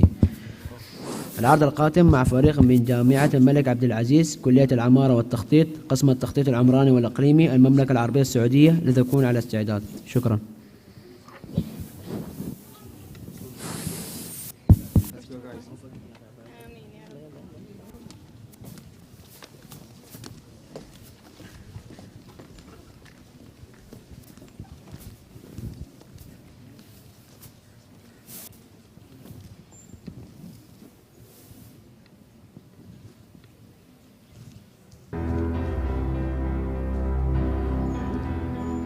تدمرنا، تدمرت منازلنا، أموالنا، أملاكنا، جميعها تدمرت بسببك أنت. نعم، أنت وهي وأنا، جميعنا أسباب لنتيجة واحدة: تلوث البيئة. هل نعي نتائج ممارساتنا في البيئة؟ هل نعي حجم الضرر الذي نلحقه بالغلاف الجوي؟ أم تنتظرون أن يداهمكم إعصار للشعور بما يحدث؟ بسبب ممارساتنا الخاطئة في الكوكب، وبسبب انبعاث الغازات السامة واتساع فتح ثقب الأوزون، أدى ذلك إلى انحصار الحرارة في الأرض، وهذا ما يسمى بالاحتباس الحراري الذي هو سبب لكل ما يحدث. كما يشهد العالم ارتفاع درجة الحرارة الغير مسبوق على مر التاريخ، وهذا الأمر سيؤدي إلى تغيرات واضطرابات كبيرة جدا في المناخ، وشواهد هذا الأمر أمامكم. وبحسب الإحصائيات أنه قد تأثرت شبه الجزيرة العربية بأكثر من 60 إعصار مداري في السنوات القليلة الماضية، وكان أخطرها إعصار جونو الذي نشأ في بحر العرب، وكان تأثيره مباشر على السواحل العمانية، وقد خلف أضرار بلغت قيمتها أكثر من 4 مليارات دولار أمريكي. جميع هذا الأمر بسببنا نحن من شرد العوائل، ونحن من بسببه جاع الأطفال. فرفقا بالكوكب فهو موطننا وأماننا. اشتدت الغيوم في السماء، سالت الأمطار والفيضانات والأودية، مات فلان. هل سمعتم عن ضحية تم انتشال جثمانها من قنوات الصرف الصحي؟ نعم، هذا ما يحدث في الدول التي تعاني من الفيضانات والتي لا تمتلك التصريف الصحيح لمياه الأمطار، حيث قام عدد من الأفراد بتفريغ مياه الأمطار في قنوات الصرف الصحي، وهو ما أدى إلى غرق العديد من الضحايا. إلى أين؟ إلى متى؟ يجب أن نجد حلول، وقد أوجدناها.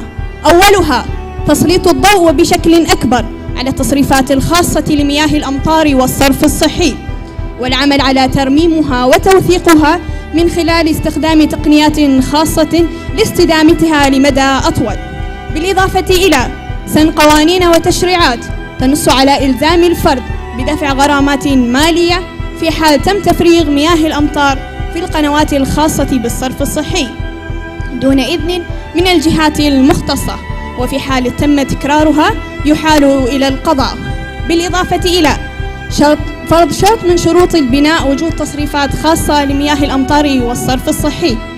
إن هذه الحلول وبشكل أساسي تجنبنا مشكلة التلوث البيئي التي تمنع من تجمع مياه الأمطار التي تسبب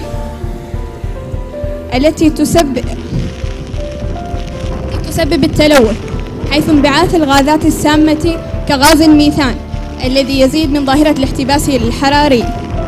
الطرق التي ترتادونها، الشوارع التي تمشون عليها، تبنى اليوم من الإسفلت الذي يتكون من مادة البيوتومين المستخلصة من النفط، وتمر بمراحل عدة خطيرة تعتبر من المسببات الرئيسية للتلوث البيئي الذي سنه الاحتباس الحراري. وحسب التقرير الذي نشره برنامج الأمم المتحدة للبيئة، سلط الضوء على أن البنية التحتية مسؤولة عن 79% من جميع انبعاثات غازات الاحتباس الحراري. فتخيل أن بنسبة 1.9% من جميع هذه الغازات هي الغازات الناتجة من استعمال الإسفلت التقليدي. وبعد رحلة بحث طويلة عن حل يجعلنا باقين على هذه الطرق آمنين، وجدنا الإسفلت المطاطي هو الحل الأمثل لمشكلتنا العظيمة هذه، وهو إضافة مادة المطاط المستخلصة من بقايا إطارات السيارات التالفة والقديمة التي تكثر في الدول النامية بنسبة 18 إلى 22%. على سبيل المثال، في دولة الكويت الشقيقة قد بدأوا باستغلال أكبر مقبرة إطارات لديهم في العالم، فبالإضافة إلى تقليله للانبعاثات المسرطنة والقاتلة هو كذلك اقتصادي أكثر، ولديه قدرة هائلة على امتصاص الأمطار، بالتالي يغنيكم عن صرف تكاليف الصيانة الباهظة، كونه غير قابل للتشقق وعمره الافتراضي أطول بكثير. أيها العابرون على هذه الطرق، السائقون، المارة، أيها الحشد الغائر، لنجعل من حلنا هذا تسهيلا وتيسيرا لتفاقم مشكلتنا العظيمة. جميعنا نحلم بأن نعيش في قصور فخمة، ولكن بناء هذه المنازل والقصور مكلف جدا، ولسنا جميعا قادرين على تحمل هذه التكاليف من إسمنت وحديد وصبغ وعمال وغيرها. فماذا لو اكتشفت أنه بالإضافة للتكاليف المادية هناك تكاليف أكبر وأخطر قد تكلفك حتى حياتك؟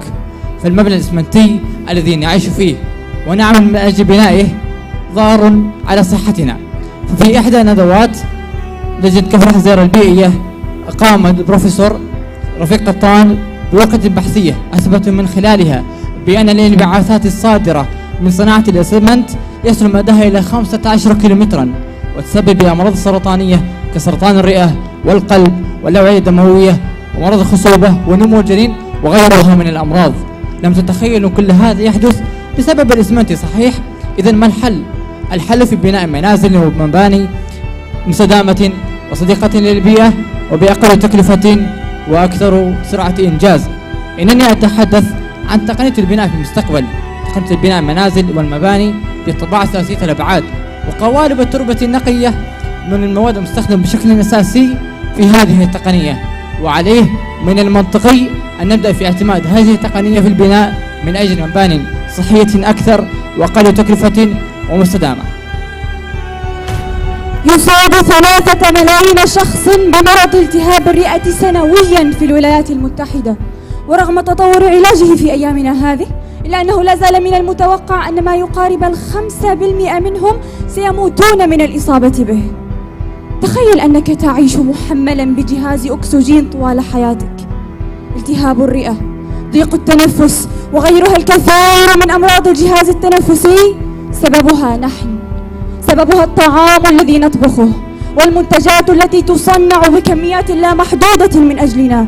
كل الدخان المنبعث من المباني والمداخن والمصانع يخنقنا ببطء وبدون أن نلاحظه، حتى يفتك بنا في غمضة عين ويفاقم مشكلة الاحتباس الحراري، مشعلا فتيل كارثة التلوث البيئي في كوكب الأرض. السؤال هنا: ما الذي يجعلنا نستمر؟ ما الذي يلزمنا أن ننتحر رغم وجود الحلول؟ أجهزة الغسيل الرطب للغازات وجدت لذلك، وحسب ما ذكر في الموقع الرسمي لشركة CECO البيئية أن هذه الأجهزة تتحكم بتلوث الهواء الناتج من عوادم المصانع من خلال تماس محاليل الغسل مع الملوثات المستهدفة.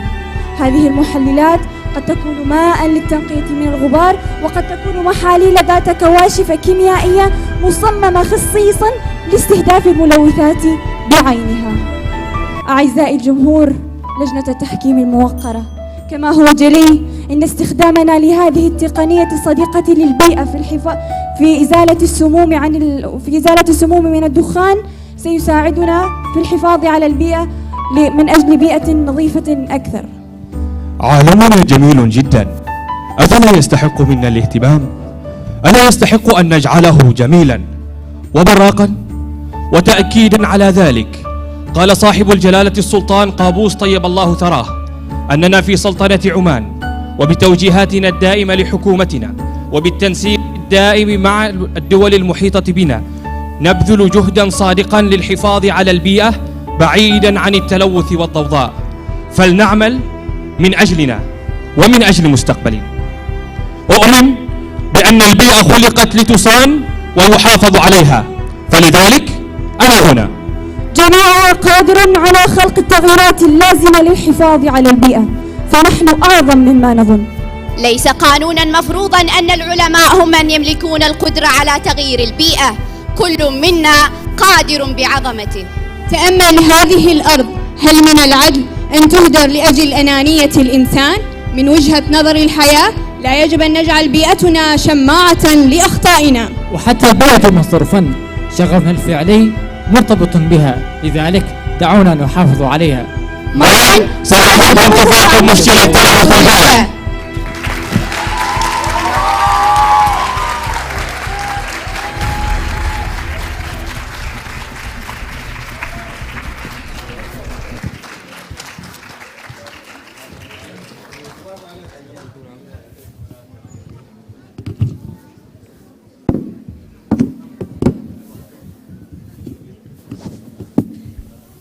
Now we will have a team from King Abdulaziz University, College of Architecture and Planning, Department of Urban and Regional Planning, Case A. The next presenter is the team from University of Bolton, so please be ready. Thank you.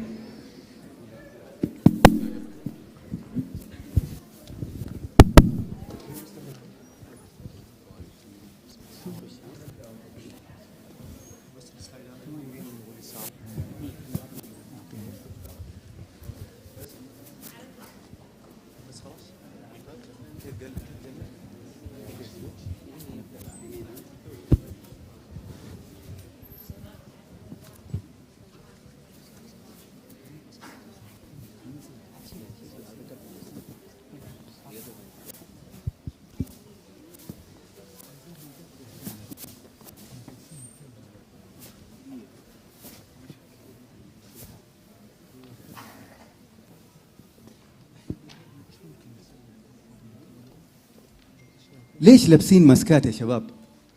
سببين: التلوث والانبعاثات.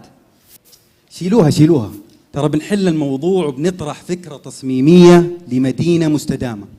لكن ما قد سألنا نفسنا بيوم ما هي المدن المستدامة وكيف بتغير حياتنا للأفضل، وهل إحنا كبشر بنتأثر فيها؟ اسمح لي أشرح لك الفكرة وأوضح للجمهور الفكرة. بسم الله الرحمن الرحيم. السلام عليكم ورحمة الله وبركاته. تمحورت رؤية سيدي صاحب السمو الملكي الأمير محمد بن سلمان في القمة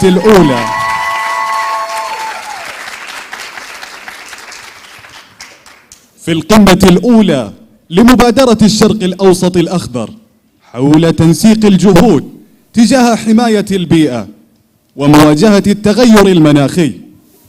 ومن هذا المنطلق يسرنا نحن طلاب جامعة الملك عبد العزيز أن نقدم لكم مدينة مستدامة تحت عنوان التصميم للمستقبل. وها نحن ذا محدثكم محمد الغامدي. صديق البيئة حمزة آل الشيخ. مهندس البيئة عبد العزيز الغامدي. مخطط البيئة ملهم بخيت. ما يواجهه العالم حاليا من تحديات في تغير المناخ وانعكاساته السلبية على البيئة، التي من ضمنها هجر أكثر من مليار إنسان بسبب ارتفاع انبعاثات الكربون وارتفاع منسوب مياه البحار في حين 2050، و90% من البشر يتنفسون هواء ملوثا. لماذا نقبل أن نضحي بالبيئة في سبيل التنمية؟ ولماذا يتوفى 7 مليون إنسان بسبب تلوث الهواء؟ ولماذا يتوفى 1,000,000 شخص بسبب الحوادث المرورية؟ هل فعلا في حل لهذه الآثار البيئية؟ بالتأكيد، بتصميم مدن مستدامة. كلام جميل. هل يوجد مدن مستدامة؟ بالتأكيد. خلوني أخذكم في رحلة لأهم مدينتين مستدامة على أرض الواقع. المدينة المستدامة بدبي هي مدينة مستدامة تتبع نمط صديق للبيئة، تعكس رؤية إمارة دبي للمستقبل. يوجد بها 10,000 شجرة و450,000 متر مربع مساحات خضراء مفتوحة، تستمد طاقتها النظيفة من خلال الألواح الشمسية، مبدأها الانبعاث الصفري. ولا ننسى المدينة العالمية ذات التصميم الرائع ذا لاين، مدينة مليونية تتسع إلى 9 مليون نسمة، تحافظ على 95% من مساحات نيوم المفتوحة، 0 سيارات، 0 شوارع، 0 انبعاثات كربونية، بطاقة متجددة 100%. ولكل تصميم نظريات يتبعها المصمم، وركزنا في تصميمنا على الأمثلة المشابهة والمفاهيم الحديثة. وأحد أهم المفاهيم الحديثة مدن 15 دقيقة، والتي يمكن تعريفها ببساطة في أن تقضي احتياجاتك اليومية بمدة وصول أقصاها 15 دقيقة. هذا الهرم يمثل ما نعيشه في واقعنا اليوم وما يترتب عليه من آثار سلبية للبيئة. مفهوم مدن 15 دقيقة أن يعيد ترتيب هذا الهرم بما يتماشى مع تقليل انبعاثات الكربون ورفع صحة الإنسان، بجعل الإنسان على رأس الهرم والمركبات في آخر اهتماماتنا. أما عن طريقة تطبيقها فببساطة عن طريق جلب الخدمات إلى الأحياء وتوزيعها بشكل مناسب للسكان، بدلاً من دفع الناس إلى الخدمات بشكل عشوائي.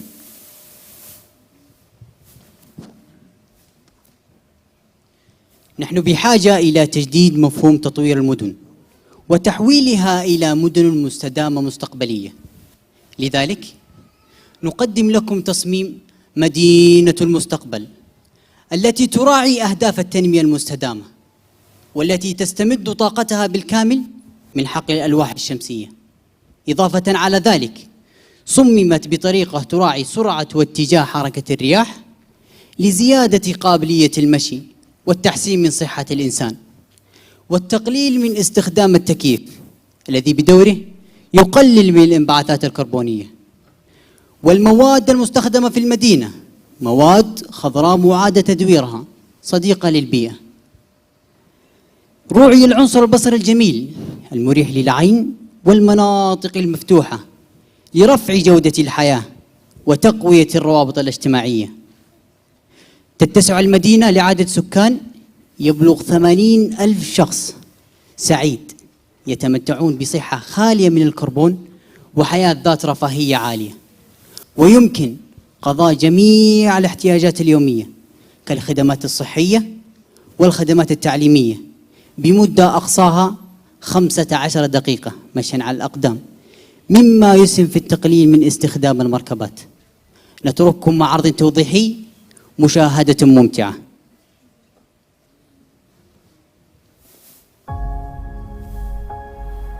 مدينة المستقبل. ظلام كالح وحمامة قلقة من التغير المناخي.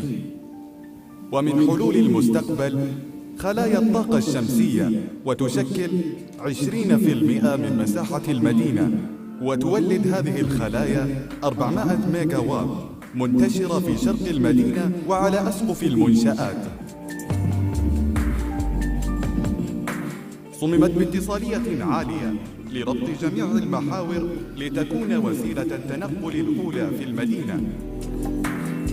تغطي الحدائق والمسارات بنسبة 40% من المناطق الخضراء، وتروى الحدائق المتواجدة في المدينة بالمياه الرمادية.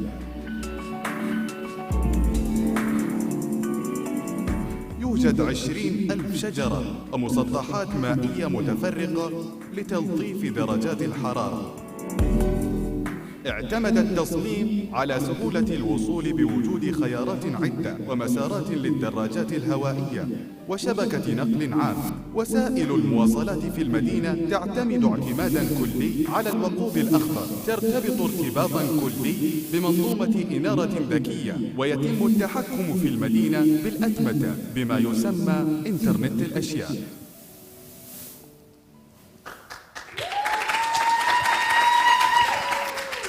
نحن طلاب جامعة الملك عبد العزيز، أصدقاء بيئتنا، قدمنا لأجلها بفكرنا. كونوا معنا نحو مستقبل بيئي آمن. شكرا لكم.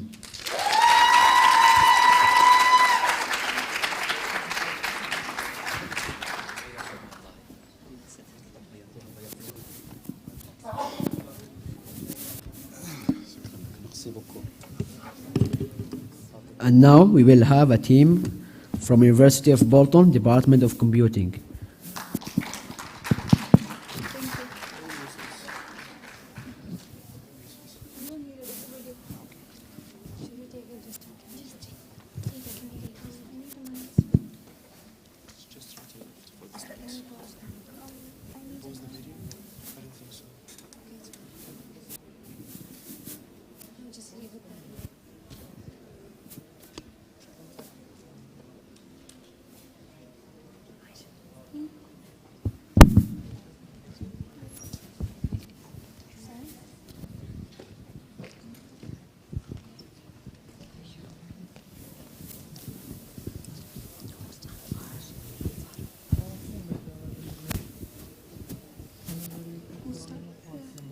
Global temperature is rising. The oceans are heating.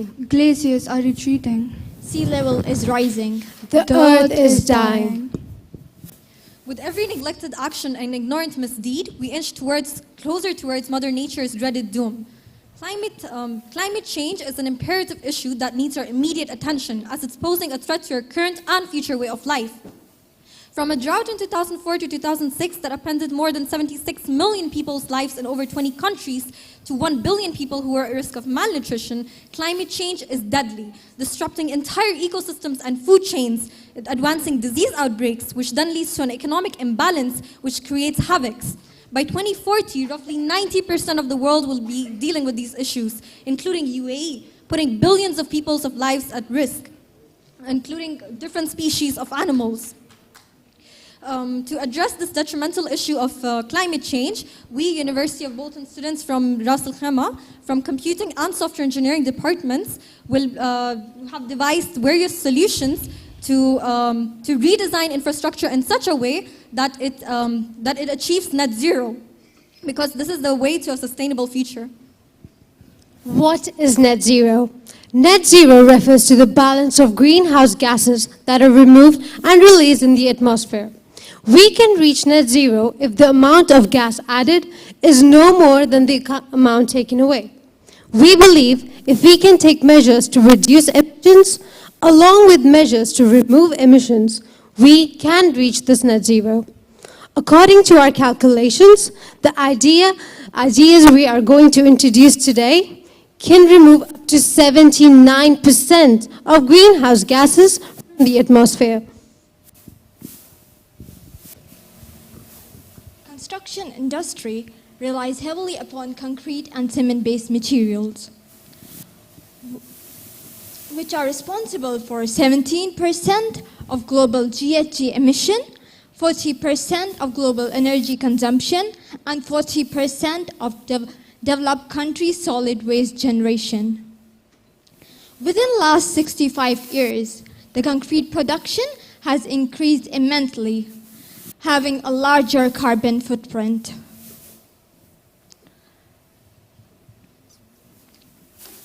Apart from environmental concerns, the construction industry is also highly labor and capital intensive. Well, we looked up for solutions to this and came up with our idea of 3D printing with greener solution. From printing press to 3D printing, we have come a long way in our printing endeavor. Currently, the material used in 3D printing is cement, which alone is responsible for 8% of global carbon emissions, which almost eliminates any positive impact of 3D printing on the environment. So, instead of using traditional concrete, we will use crushed glass soda lime as aggregate, which is far more environment friendly and also can be obtained from local recycling companies, also recycling the glass at the same time. And instead of cement, we will be using limestone, which is far more environment friendly and sustainable. Our idea shows that time efficient and sustainable 3D building is possible, making it a vital step towards our mission of net zero. From elbow grease to electricity, horsepower to hydropower, energy has played a crucial role in shaping our society. On our quest to find cleaner and sustainable sources of energy, we have explored and ventured into something unexpectedly fascinating. You might have seen the not so aesthetic and not so desirable green scum floating on water bodies. Turns out they possess astonishing potential that could course of our future in energy production. These interesting organisms are called as algae. Their noteworthy characteristics, such as their biodiversity, elasticity, higher growth rate as compared to terrestrial plants, their ability to non-productive land and use poor quality water, and the magnificent capability to remove pollutants from wastewater and to sequester the carbon dioxide have been considered as a promising future biofuel feedstock. And since algae is not a common food source, it is unlikely to interfere with the food production of other feedstocks. Small aquatic organisms like algae can be used to convert sunlight into energy, and under the right conditions, it can be produced from this energy, which can later be refined into biofuels. This oil is produced by breaking down the lipids either by chemical solvents or sound waves, which can later be refined into biofuels like jet fuel and renewable diesel. Algae, like any other plant, needs carbon dioxide to grow, which means harnessing microalgae can not only give us a greener fuel, but greatly benefit the environment by absorbing the carbon dioxide, making it an almost carbon neutral fuel source. These slimy superheroes can also absorb the carbon dioxide from power plants that use fossil fuels as well. Talk about getting two birds with one stone. The Department of Energy has reported that algae has the potential to yield 30 times more energy as compared to land-based crops used for biofuel production. Further research and innovation on the subject can allow full-scale replacement of fossil fuels with algal biofuels. Transportation. The quantity of greenhouse gases that all cars together emit is seriously harming the environment and endangering both human and animal lives. This is why we use catalytic converters to reduce the toxic pollutants released. But is it enough? I don't think so. This is where a green exhaust system comes in. One major absorbent of CO2 is algae, as mentioned by Harshini before. The energy it produces can be funneled into a catalytic converter of a car's exhaust system to absorb CO2 and release oxygen. Another prototype is a microalgae lamp. The lamp acts as a reliable electricity-free light source that can be even used in places with less natural light. The microalgae lamp absorbs as much as CO2 in 1 year as much as a tree does in its whole lifetime. Studies have shown that the amount of CO2 and CO emissions were decreased by large volumes. All these analyses demonstrate how an algae-based catalytic converter is a much superior option. Eindhoven University of Technology in Netherlands developed a unique prototype of passenger electric cars, which basically removes carbon dioxide from the atmosphere whilst you're driving the car. So it's basically a solar-powered car, and it's a very sustainable form of transportation. As, for example, the car has a carbon capturing device inserted on the underside of the car, and it removes more carbon dioxide from the atmosphere than it re-emits. The car is built from sustainable materials, such as the framework of the car is built by using 3D printing, and it's made by using recycled plastic to reduce pollution and to reduce carbon emissions as well. And there can be further improvements added to the prototype, such as solar-powered panels instead of the windows, which will capture more energy for the car to travel on rather than using fuel. Also, I'd like to add that the car can be used and solar-powered cars can basically transform the automotive industry into a revolutionary kind, because right now, at the moment, automotive industry is one of the main concerns of carbon emission. The time is ticking faster and faster. We can still take the much needed measures with innovation and initiative to achieve the idyllic net zero. It is time we take our reins back of a glorious future full of prosperity and sustainability. On an optimistic note, I would like to quote this Latin phrase that goes ad meliora, which translates to towards better things, something we should all actively strive for in unison and in harmony.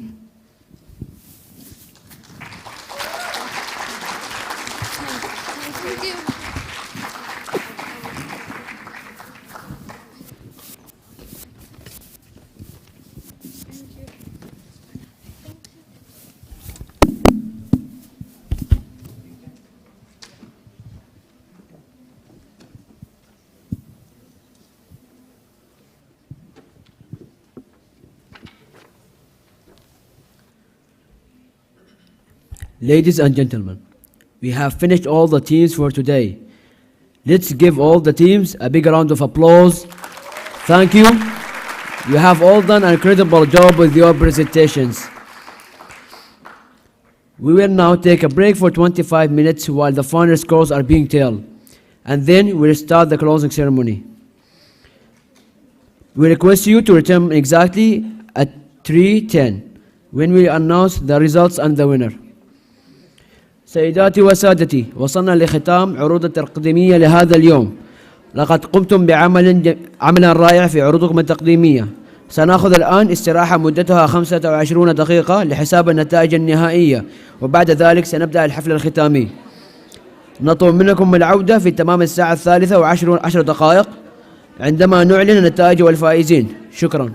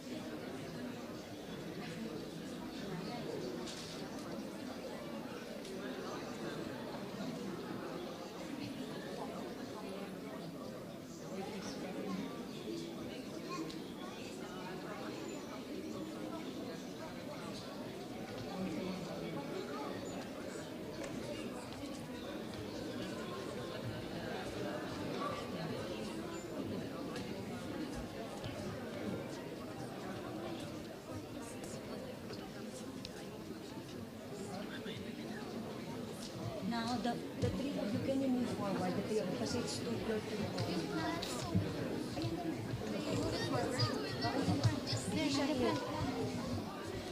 Center. You shall look at it. That's what you're gonna get. And then you will show it like this, okay?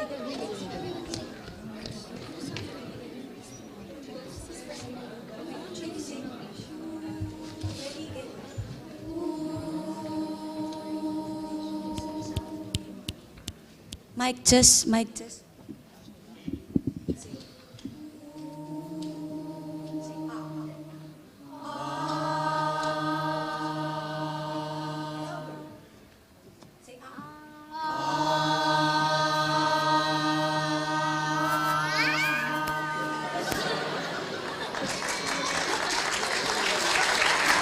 Now go back, exit.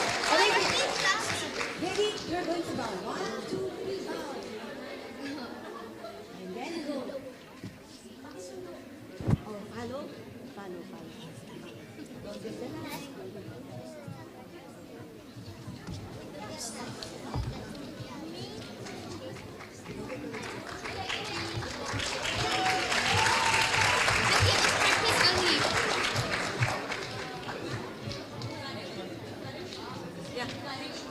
Yeah, somebody's there already.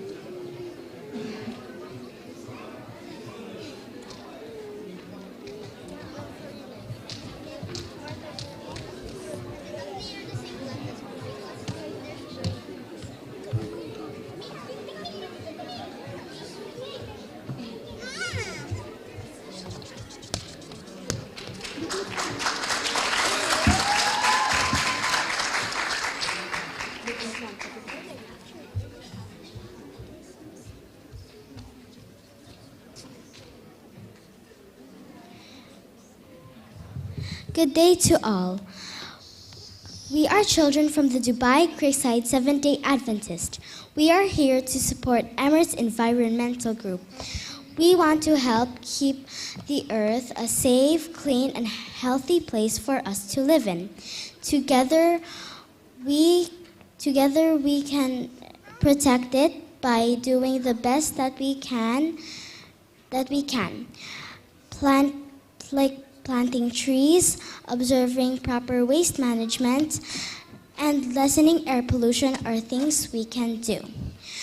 These are basically essential for the survival of human race and everything that breathes. Thank you, Emirates Environmental Group, for your initiatives, and together with our individual and corporal efforts, we can change the world.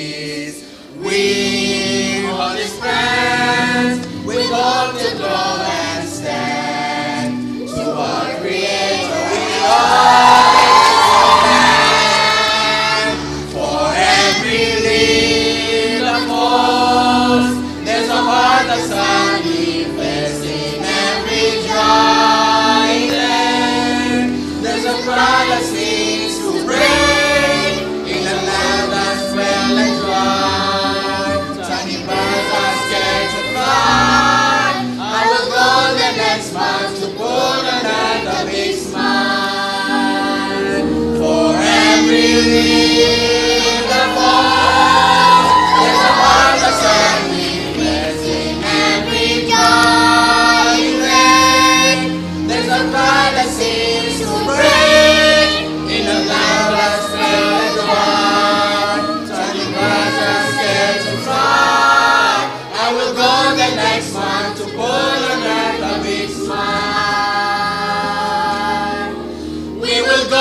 Let's smile to put on earth a big smile.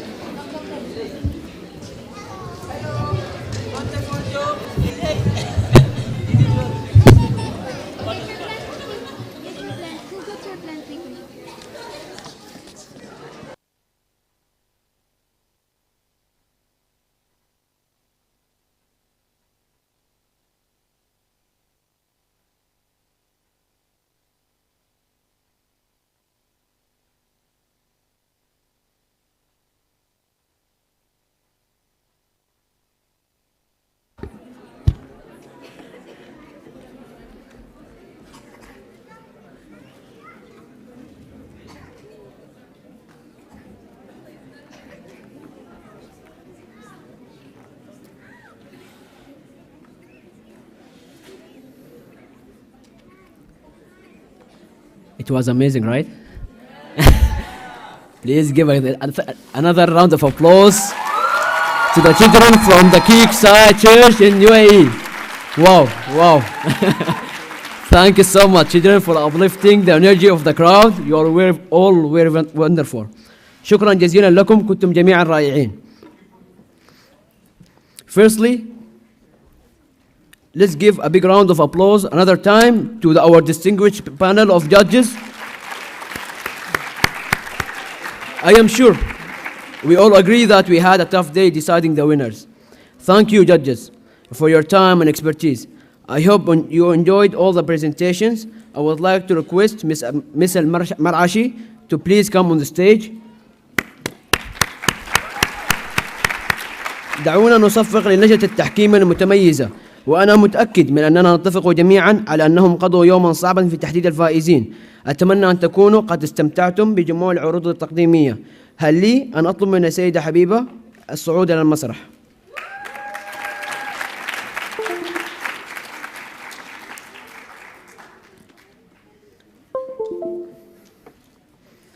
How was the day so far?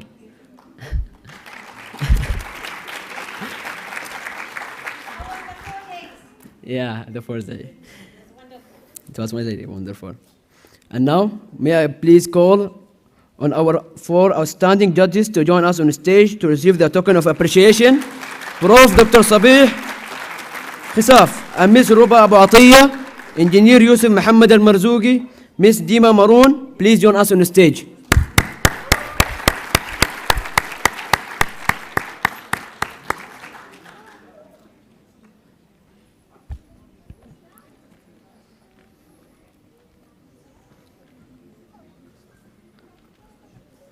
I want to hear more energy, guys.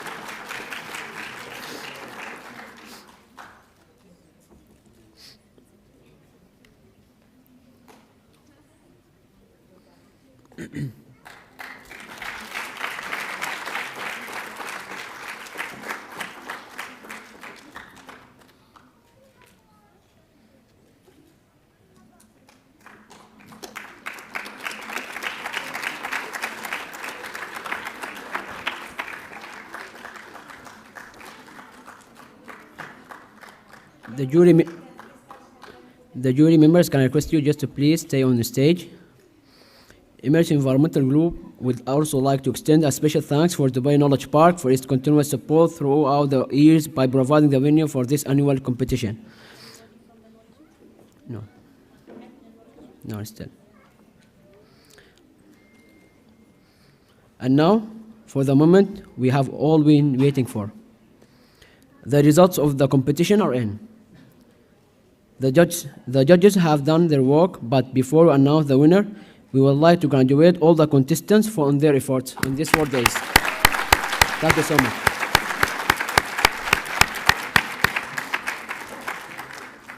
Let us find out the winners for the 4th topic, growing cities, redesigning infrastructure toward net zero. نتعرف على الفائزين في موضوع الرابع، التنمية المدن، إعادة تصميم البنية التحتية نحو صافي الصفر، الحياد الكربوني. The second runner-up is the team from. احتل المركز الثالث فريق صحار يونيفرسيتي سلطنة عمان. جامعة الصحار سلطنة عمان.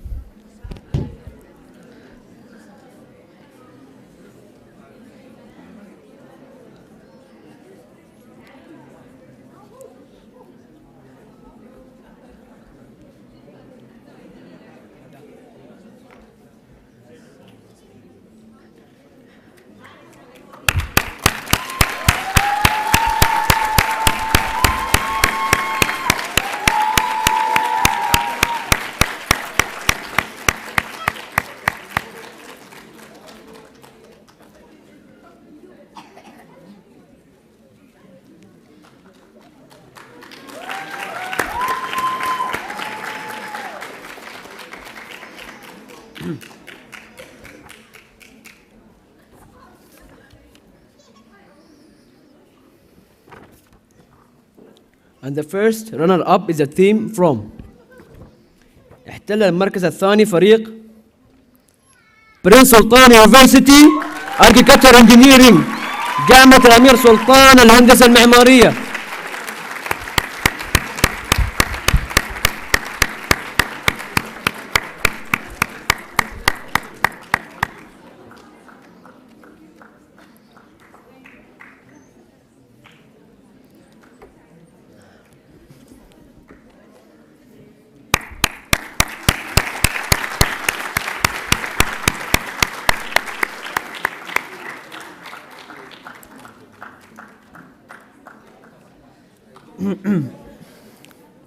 And finally, the winner for the second topic is the team from. وأخيرا الفائز في المركز الأول لموضوعنا اليوم هو الفريق دبي ميديكال كوليجز فور جيرلز دبي، كلية دبي الطبية للبنات. Congratulations, well done.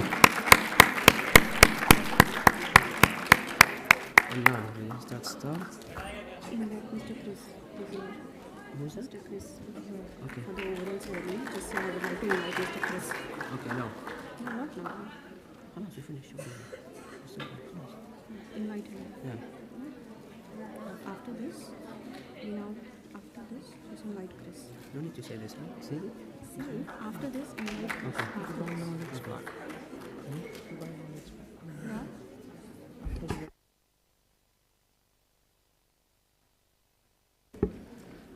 Congratulations to today's winner and your job well done.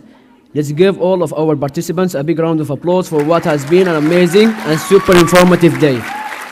تهانينا لفائزين اليوم وأحسنتم صنعا.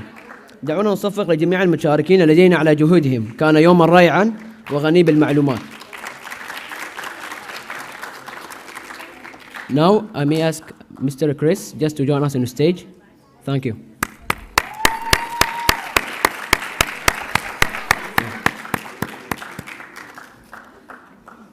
Start getting hot now. Start getting hot.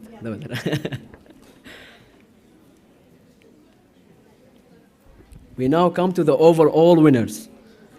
Let's see who has won the Pan MENA Awards. نأتي الآن إلى الفائزين على مستوى المسابقة لمدة 4 أيام. نعم، لنرى من حصل على درع المسابقة. So guys, what are your guesses?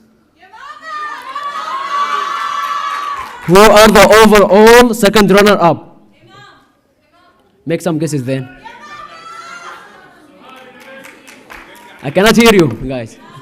I cannot hear you. I just only hear Yamama. So give it to Yamama then, or there's no competition? So then. So the second runner-up is the team from. For the overall, there's a tie. Now you have some guesses or not? Nice. All right, the first one. University of Bolton, School of Engineering, Ras Al Khaimah. Water security and food security topic are they correlated? Congratulations, well done.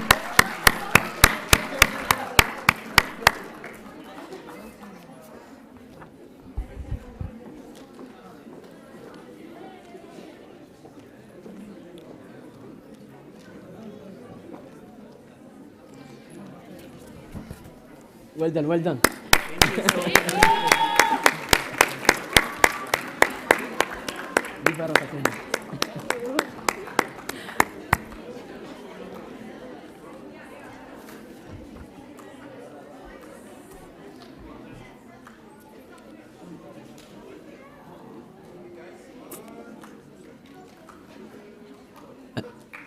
I want some cheering, guys.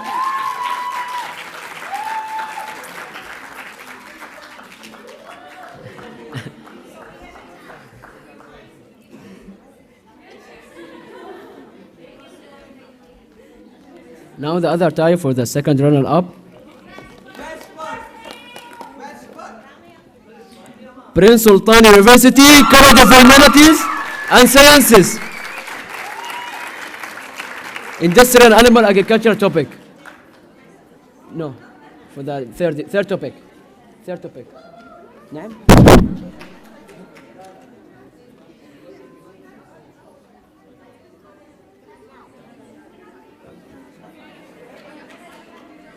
Guys, I need the Prince Sultan University College of Humanities and Sciences, please. Okay, that's nice then. They're not here.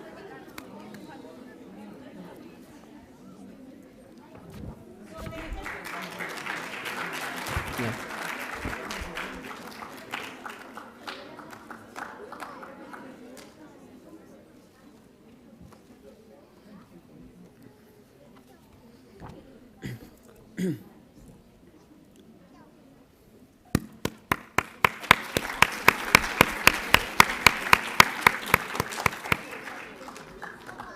Coming to the next category of the overall winner. What do you think? Who are the first runner-up?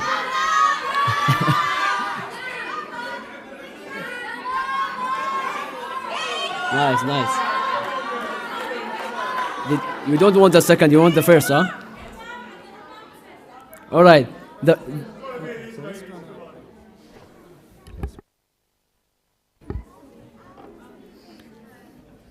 So, who secured the first runner-up, the second place among the 73 teams from the 10 countries among Arab region. ماذا تعتقدون ما الذي حصل على المركز الثاني بين 73 فريق من 10 دول على مستوى الوطن العربي؟ So let me welcome the first runner-up of the 22nd cycle of the Inter-College Environmental Public Speaking Competition. King Abdulaziz University, Agriculture Department of Environment, Kingdom of Saudi Arabia, Industrial Animal Agriculture. Congratulations, guys. Well done. جامعة الملك عبد العزيز قسم الزراعة والبيئة.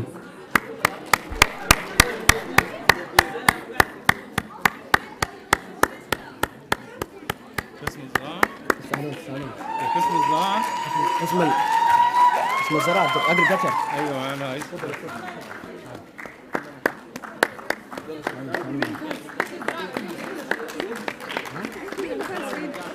تعال انتوا ما كنتوا تفهموا كنتوا 10 انت؟ ايش؟ كلكم ايه انا احنا واحد. يا سلام عليكم يا سلام عليكم يا سلام. بالعافيه جاملتونا تقول يعني ابين لهم ابين لهم يعني الغماز.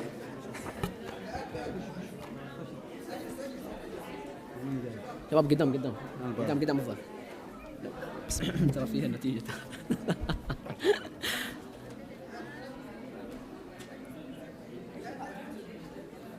أنا وجوني.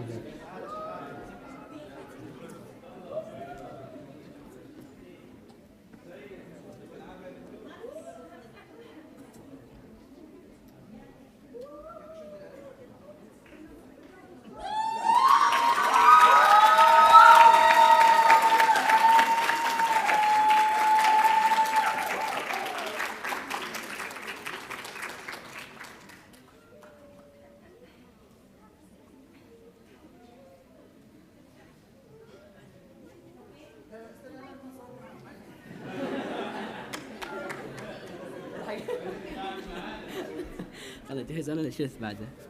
غطوني عشان أجهز. غطوني بس.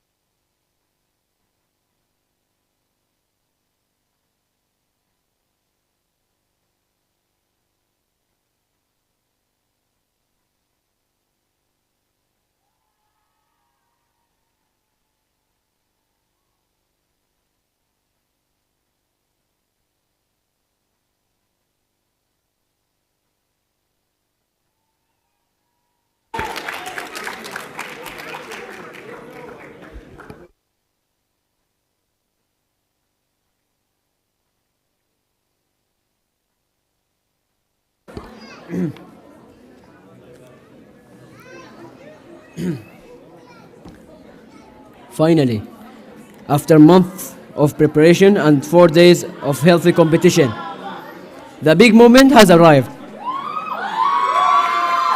أخيراً بعد 4 أشهر من التحضير و4 أيام من المنافسة القوية لقد وصلت اللحظة الكبرى. So people, make some noise and tell me who are the overall winners from the 73 teams. What do you think, judges? All right. So please, I need a countdown then, so we can announce the first winner. So start. 10. No, start from 10. 10, 9, 8.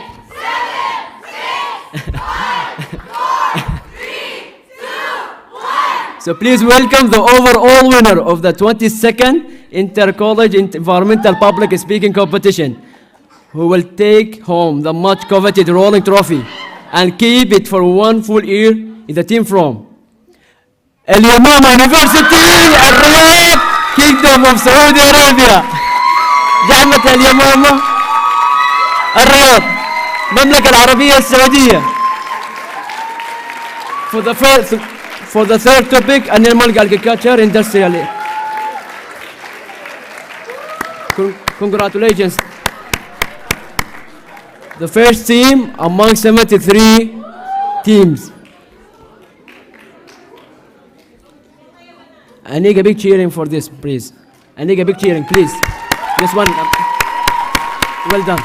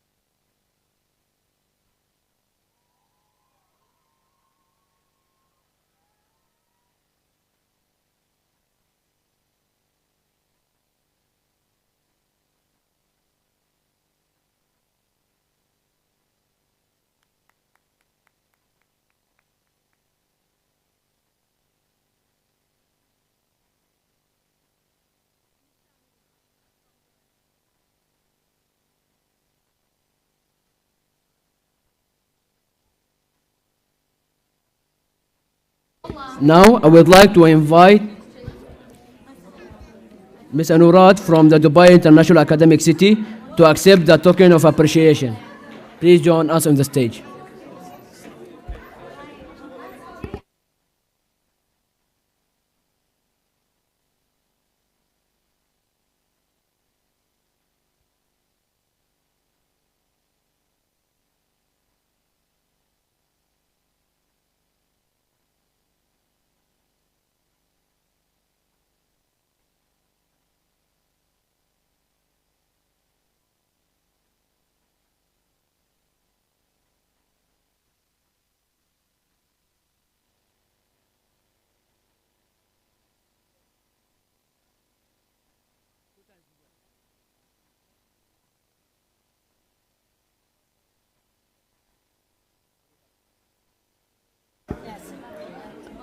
Guys, I just received a big announcement.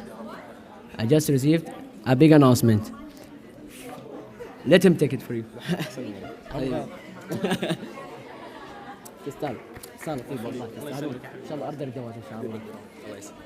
I just been informed that Al Imam University has won this award 2 times before, 2013 and 2017. And this is the third time for them, so they will take it forever.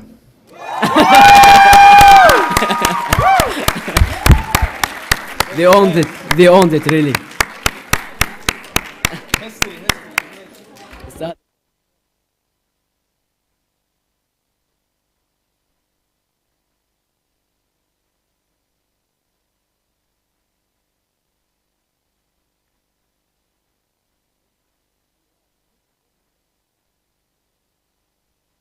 And now, I would like to invite Mr. Anurad from the Dubai International Academic City to accept a token of appreciation. Thank you. Dubai Knowledge Park.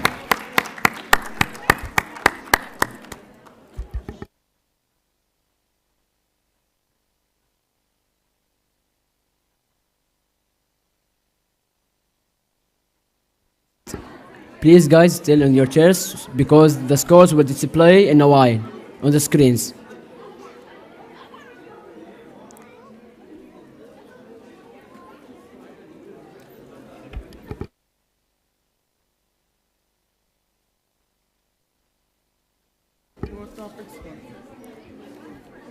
In a while, the scores will be displayed on the screen, so you can see your scores.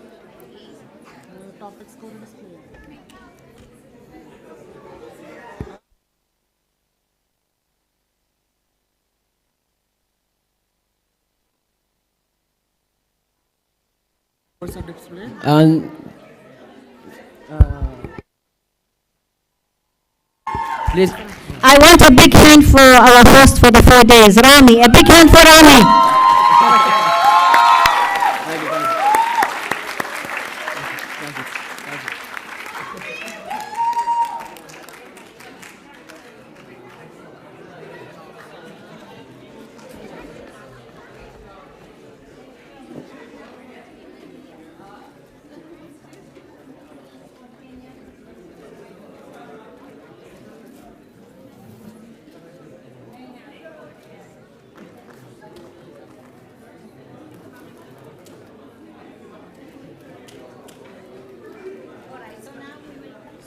Then group photo? Yes, yes. Can we call for the group photo now? Yes? Please, can I call everyone to join on stage to take a group photo? Please. All of you, all of you. I don't want anyone to stay on the chair, please. Leave your chair and come to the stage.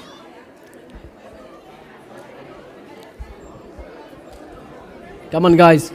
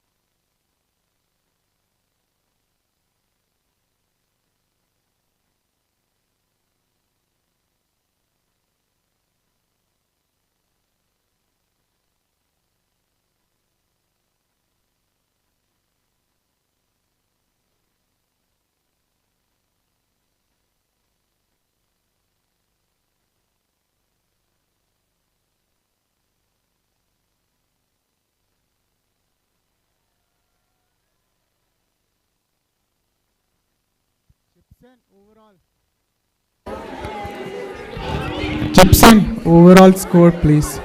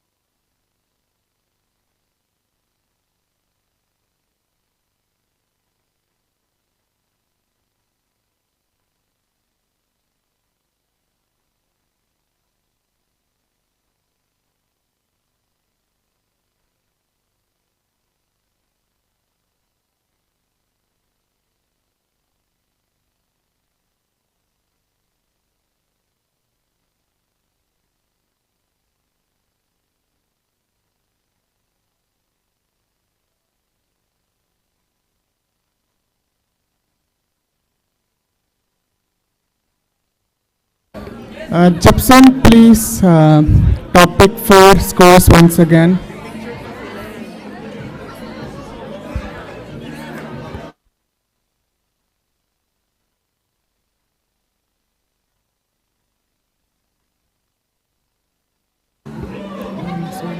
Display.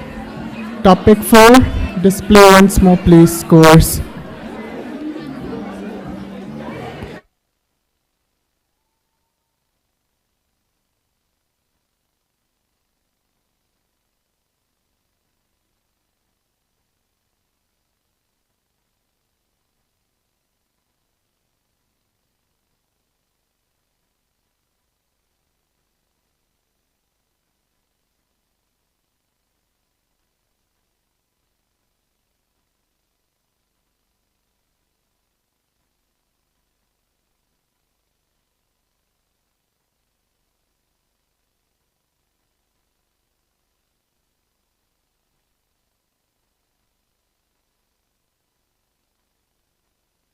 Okay, thank you.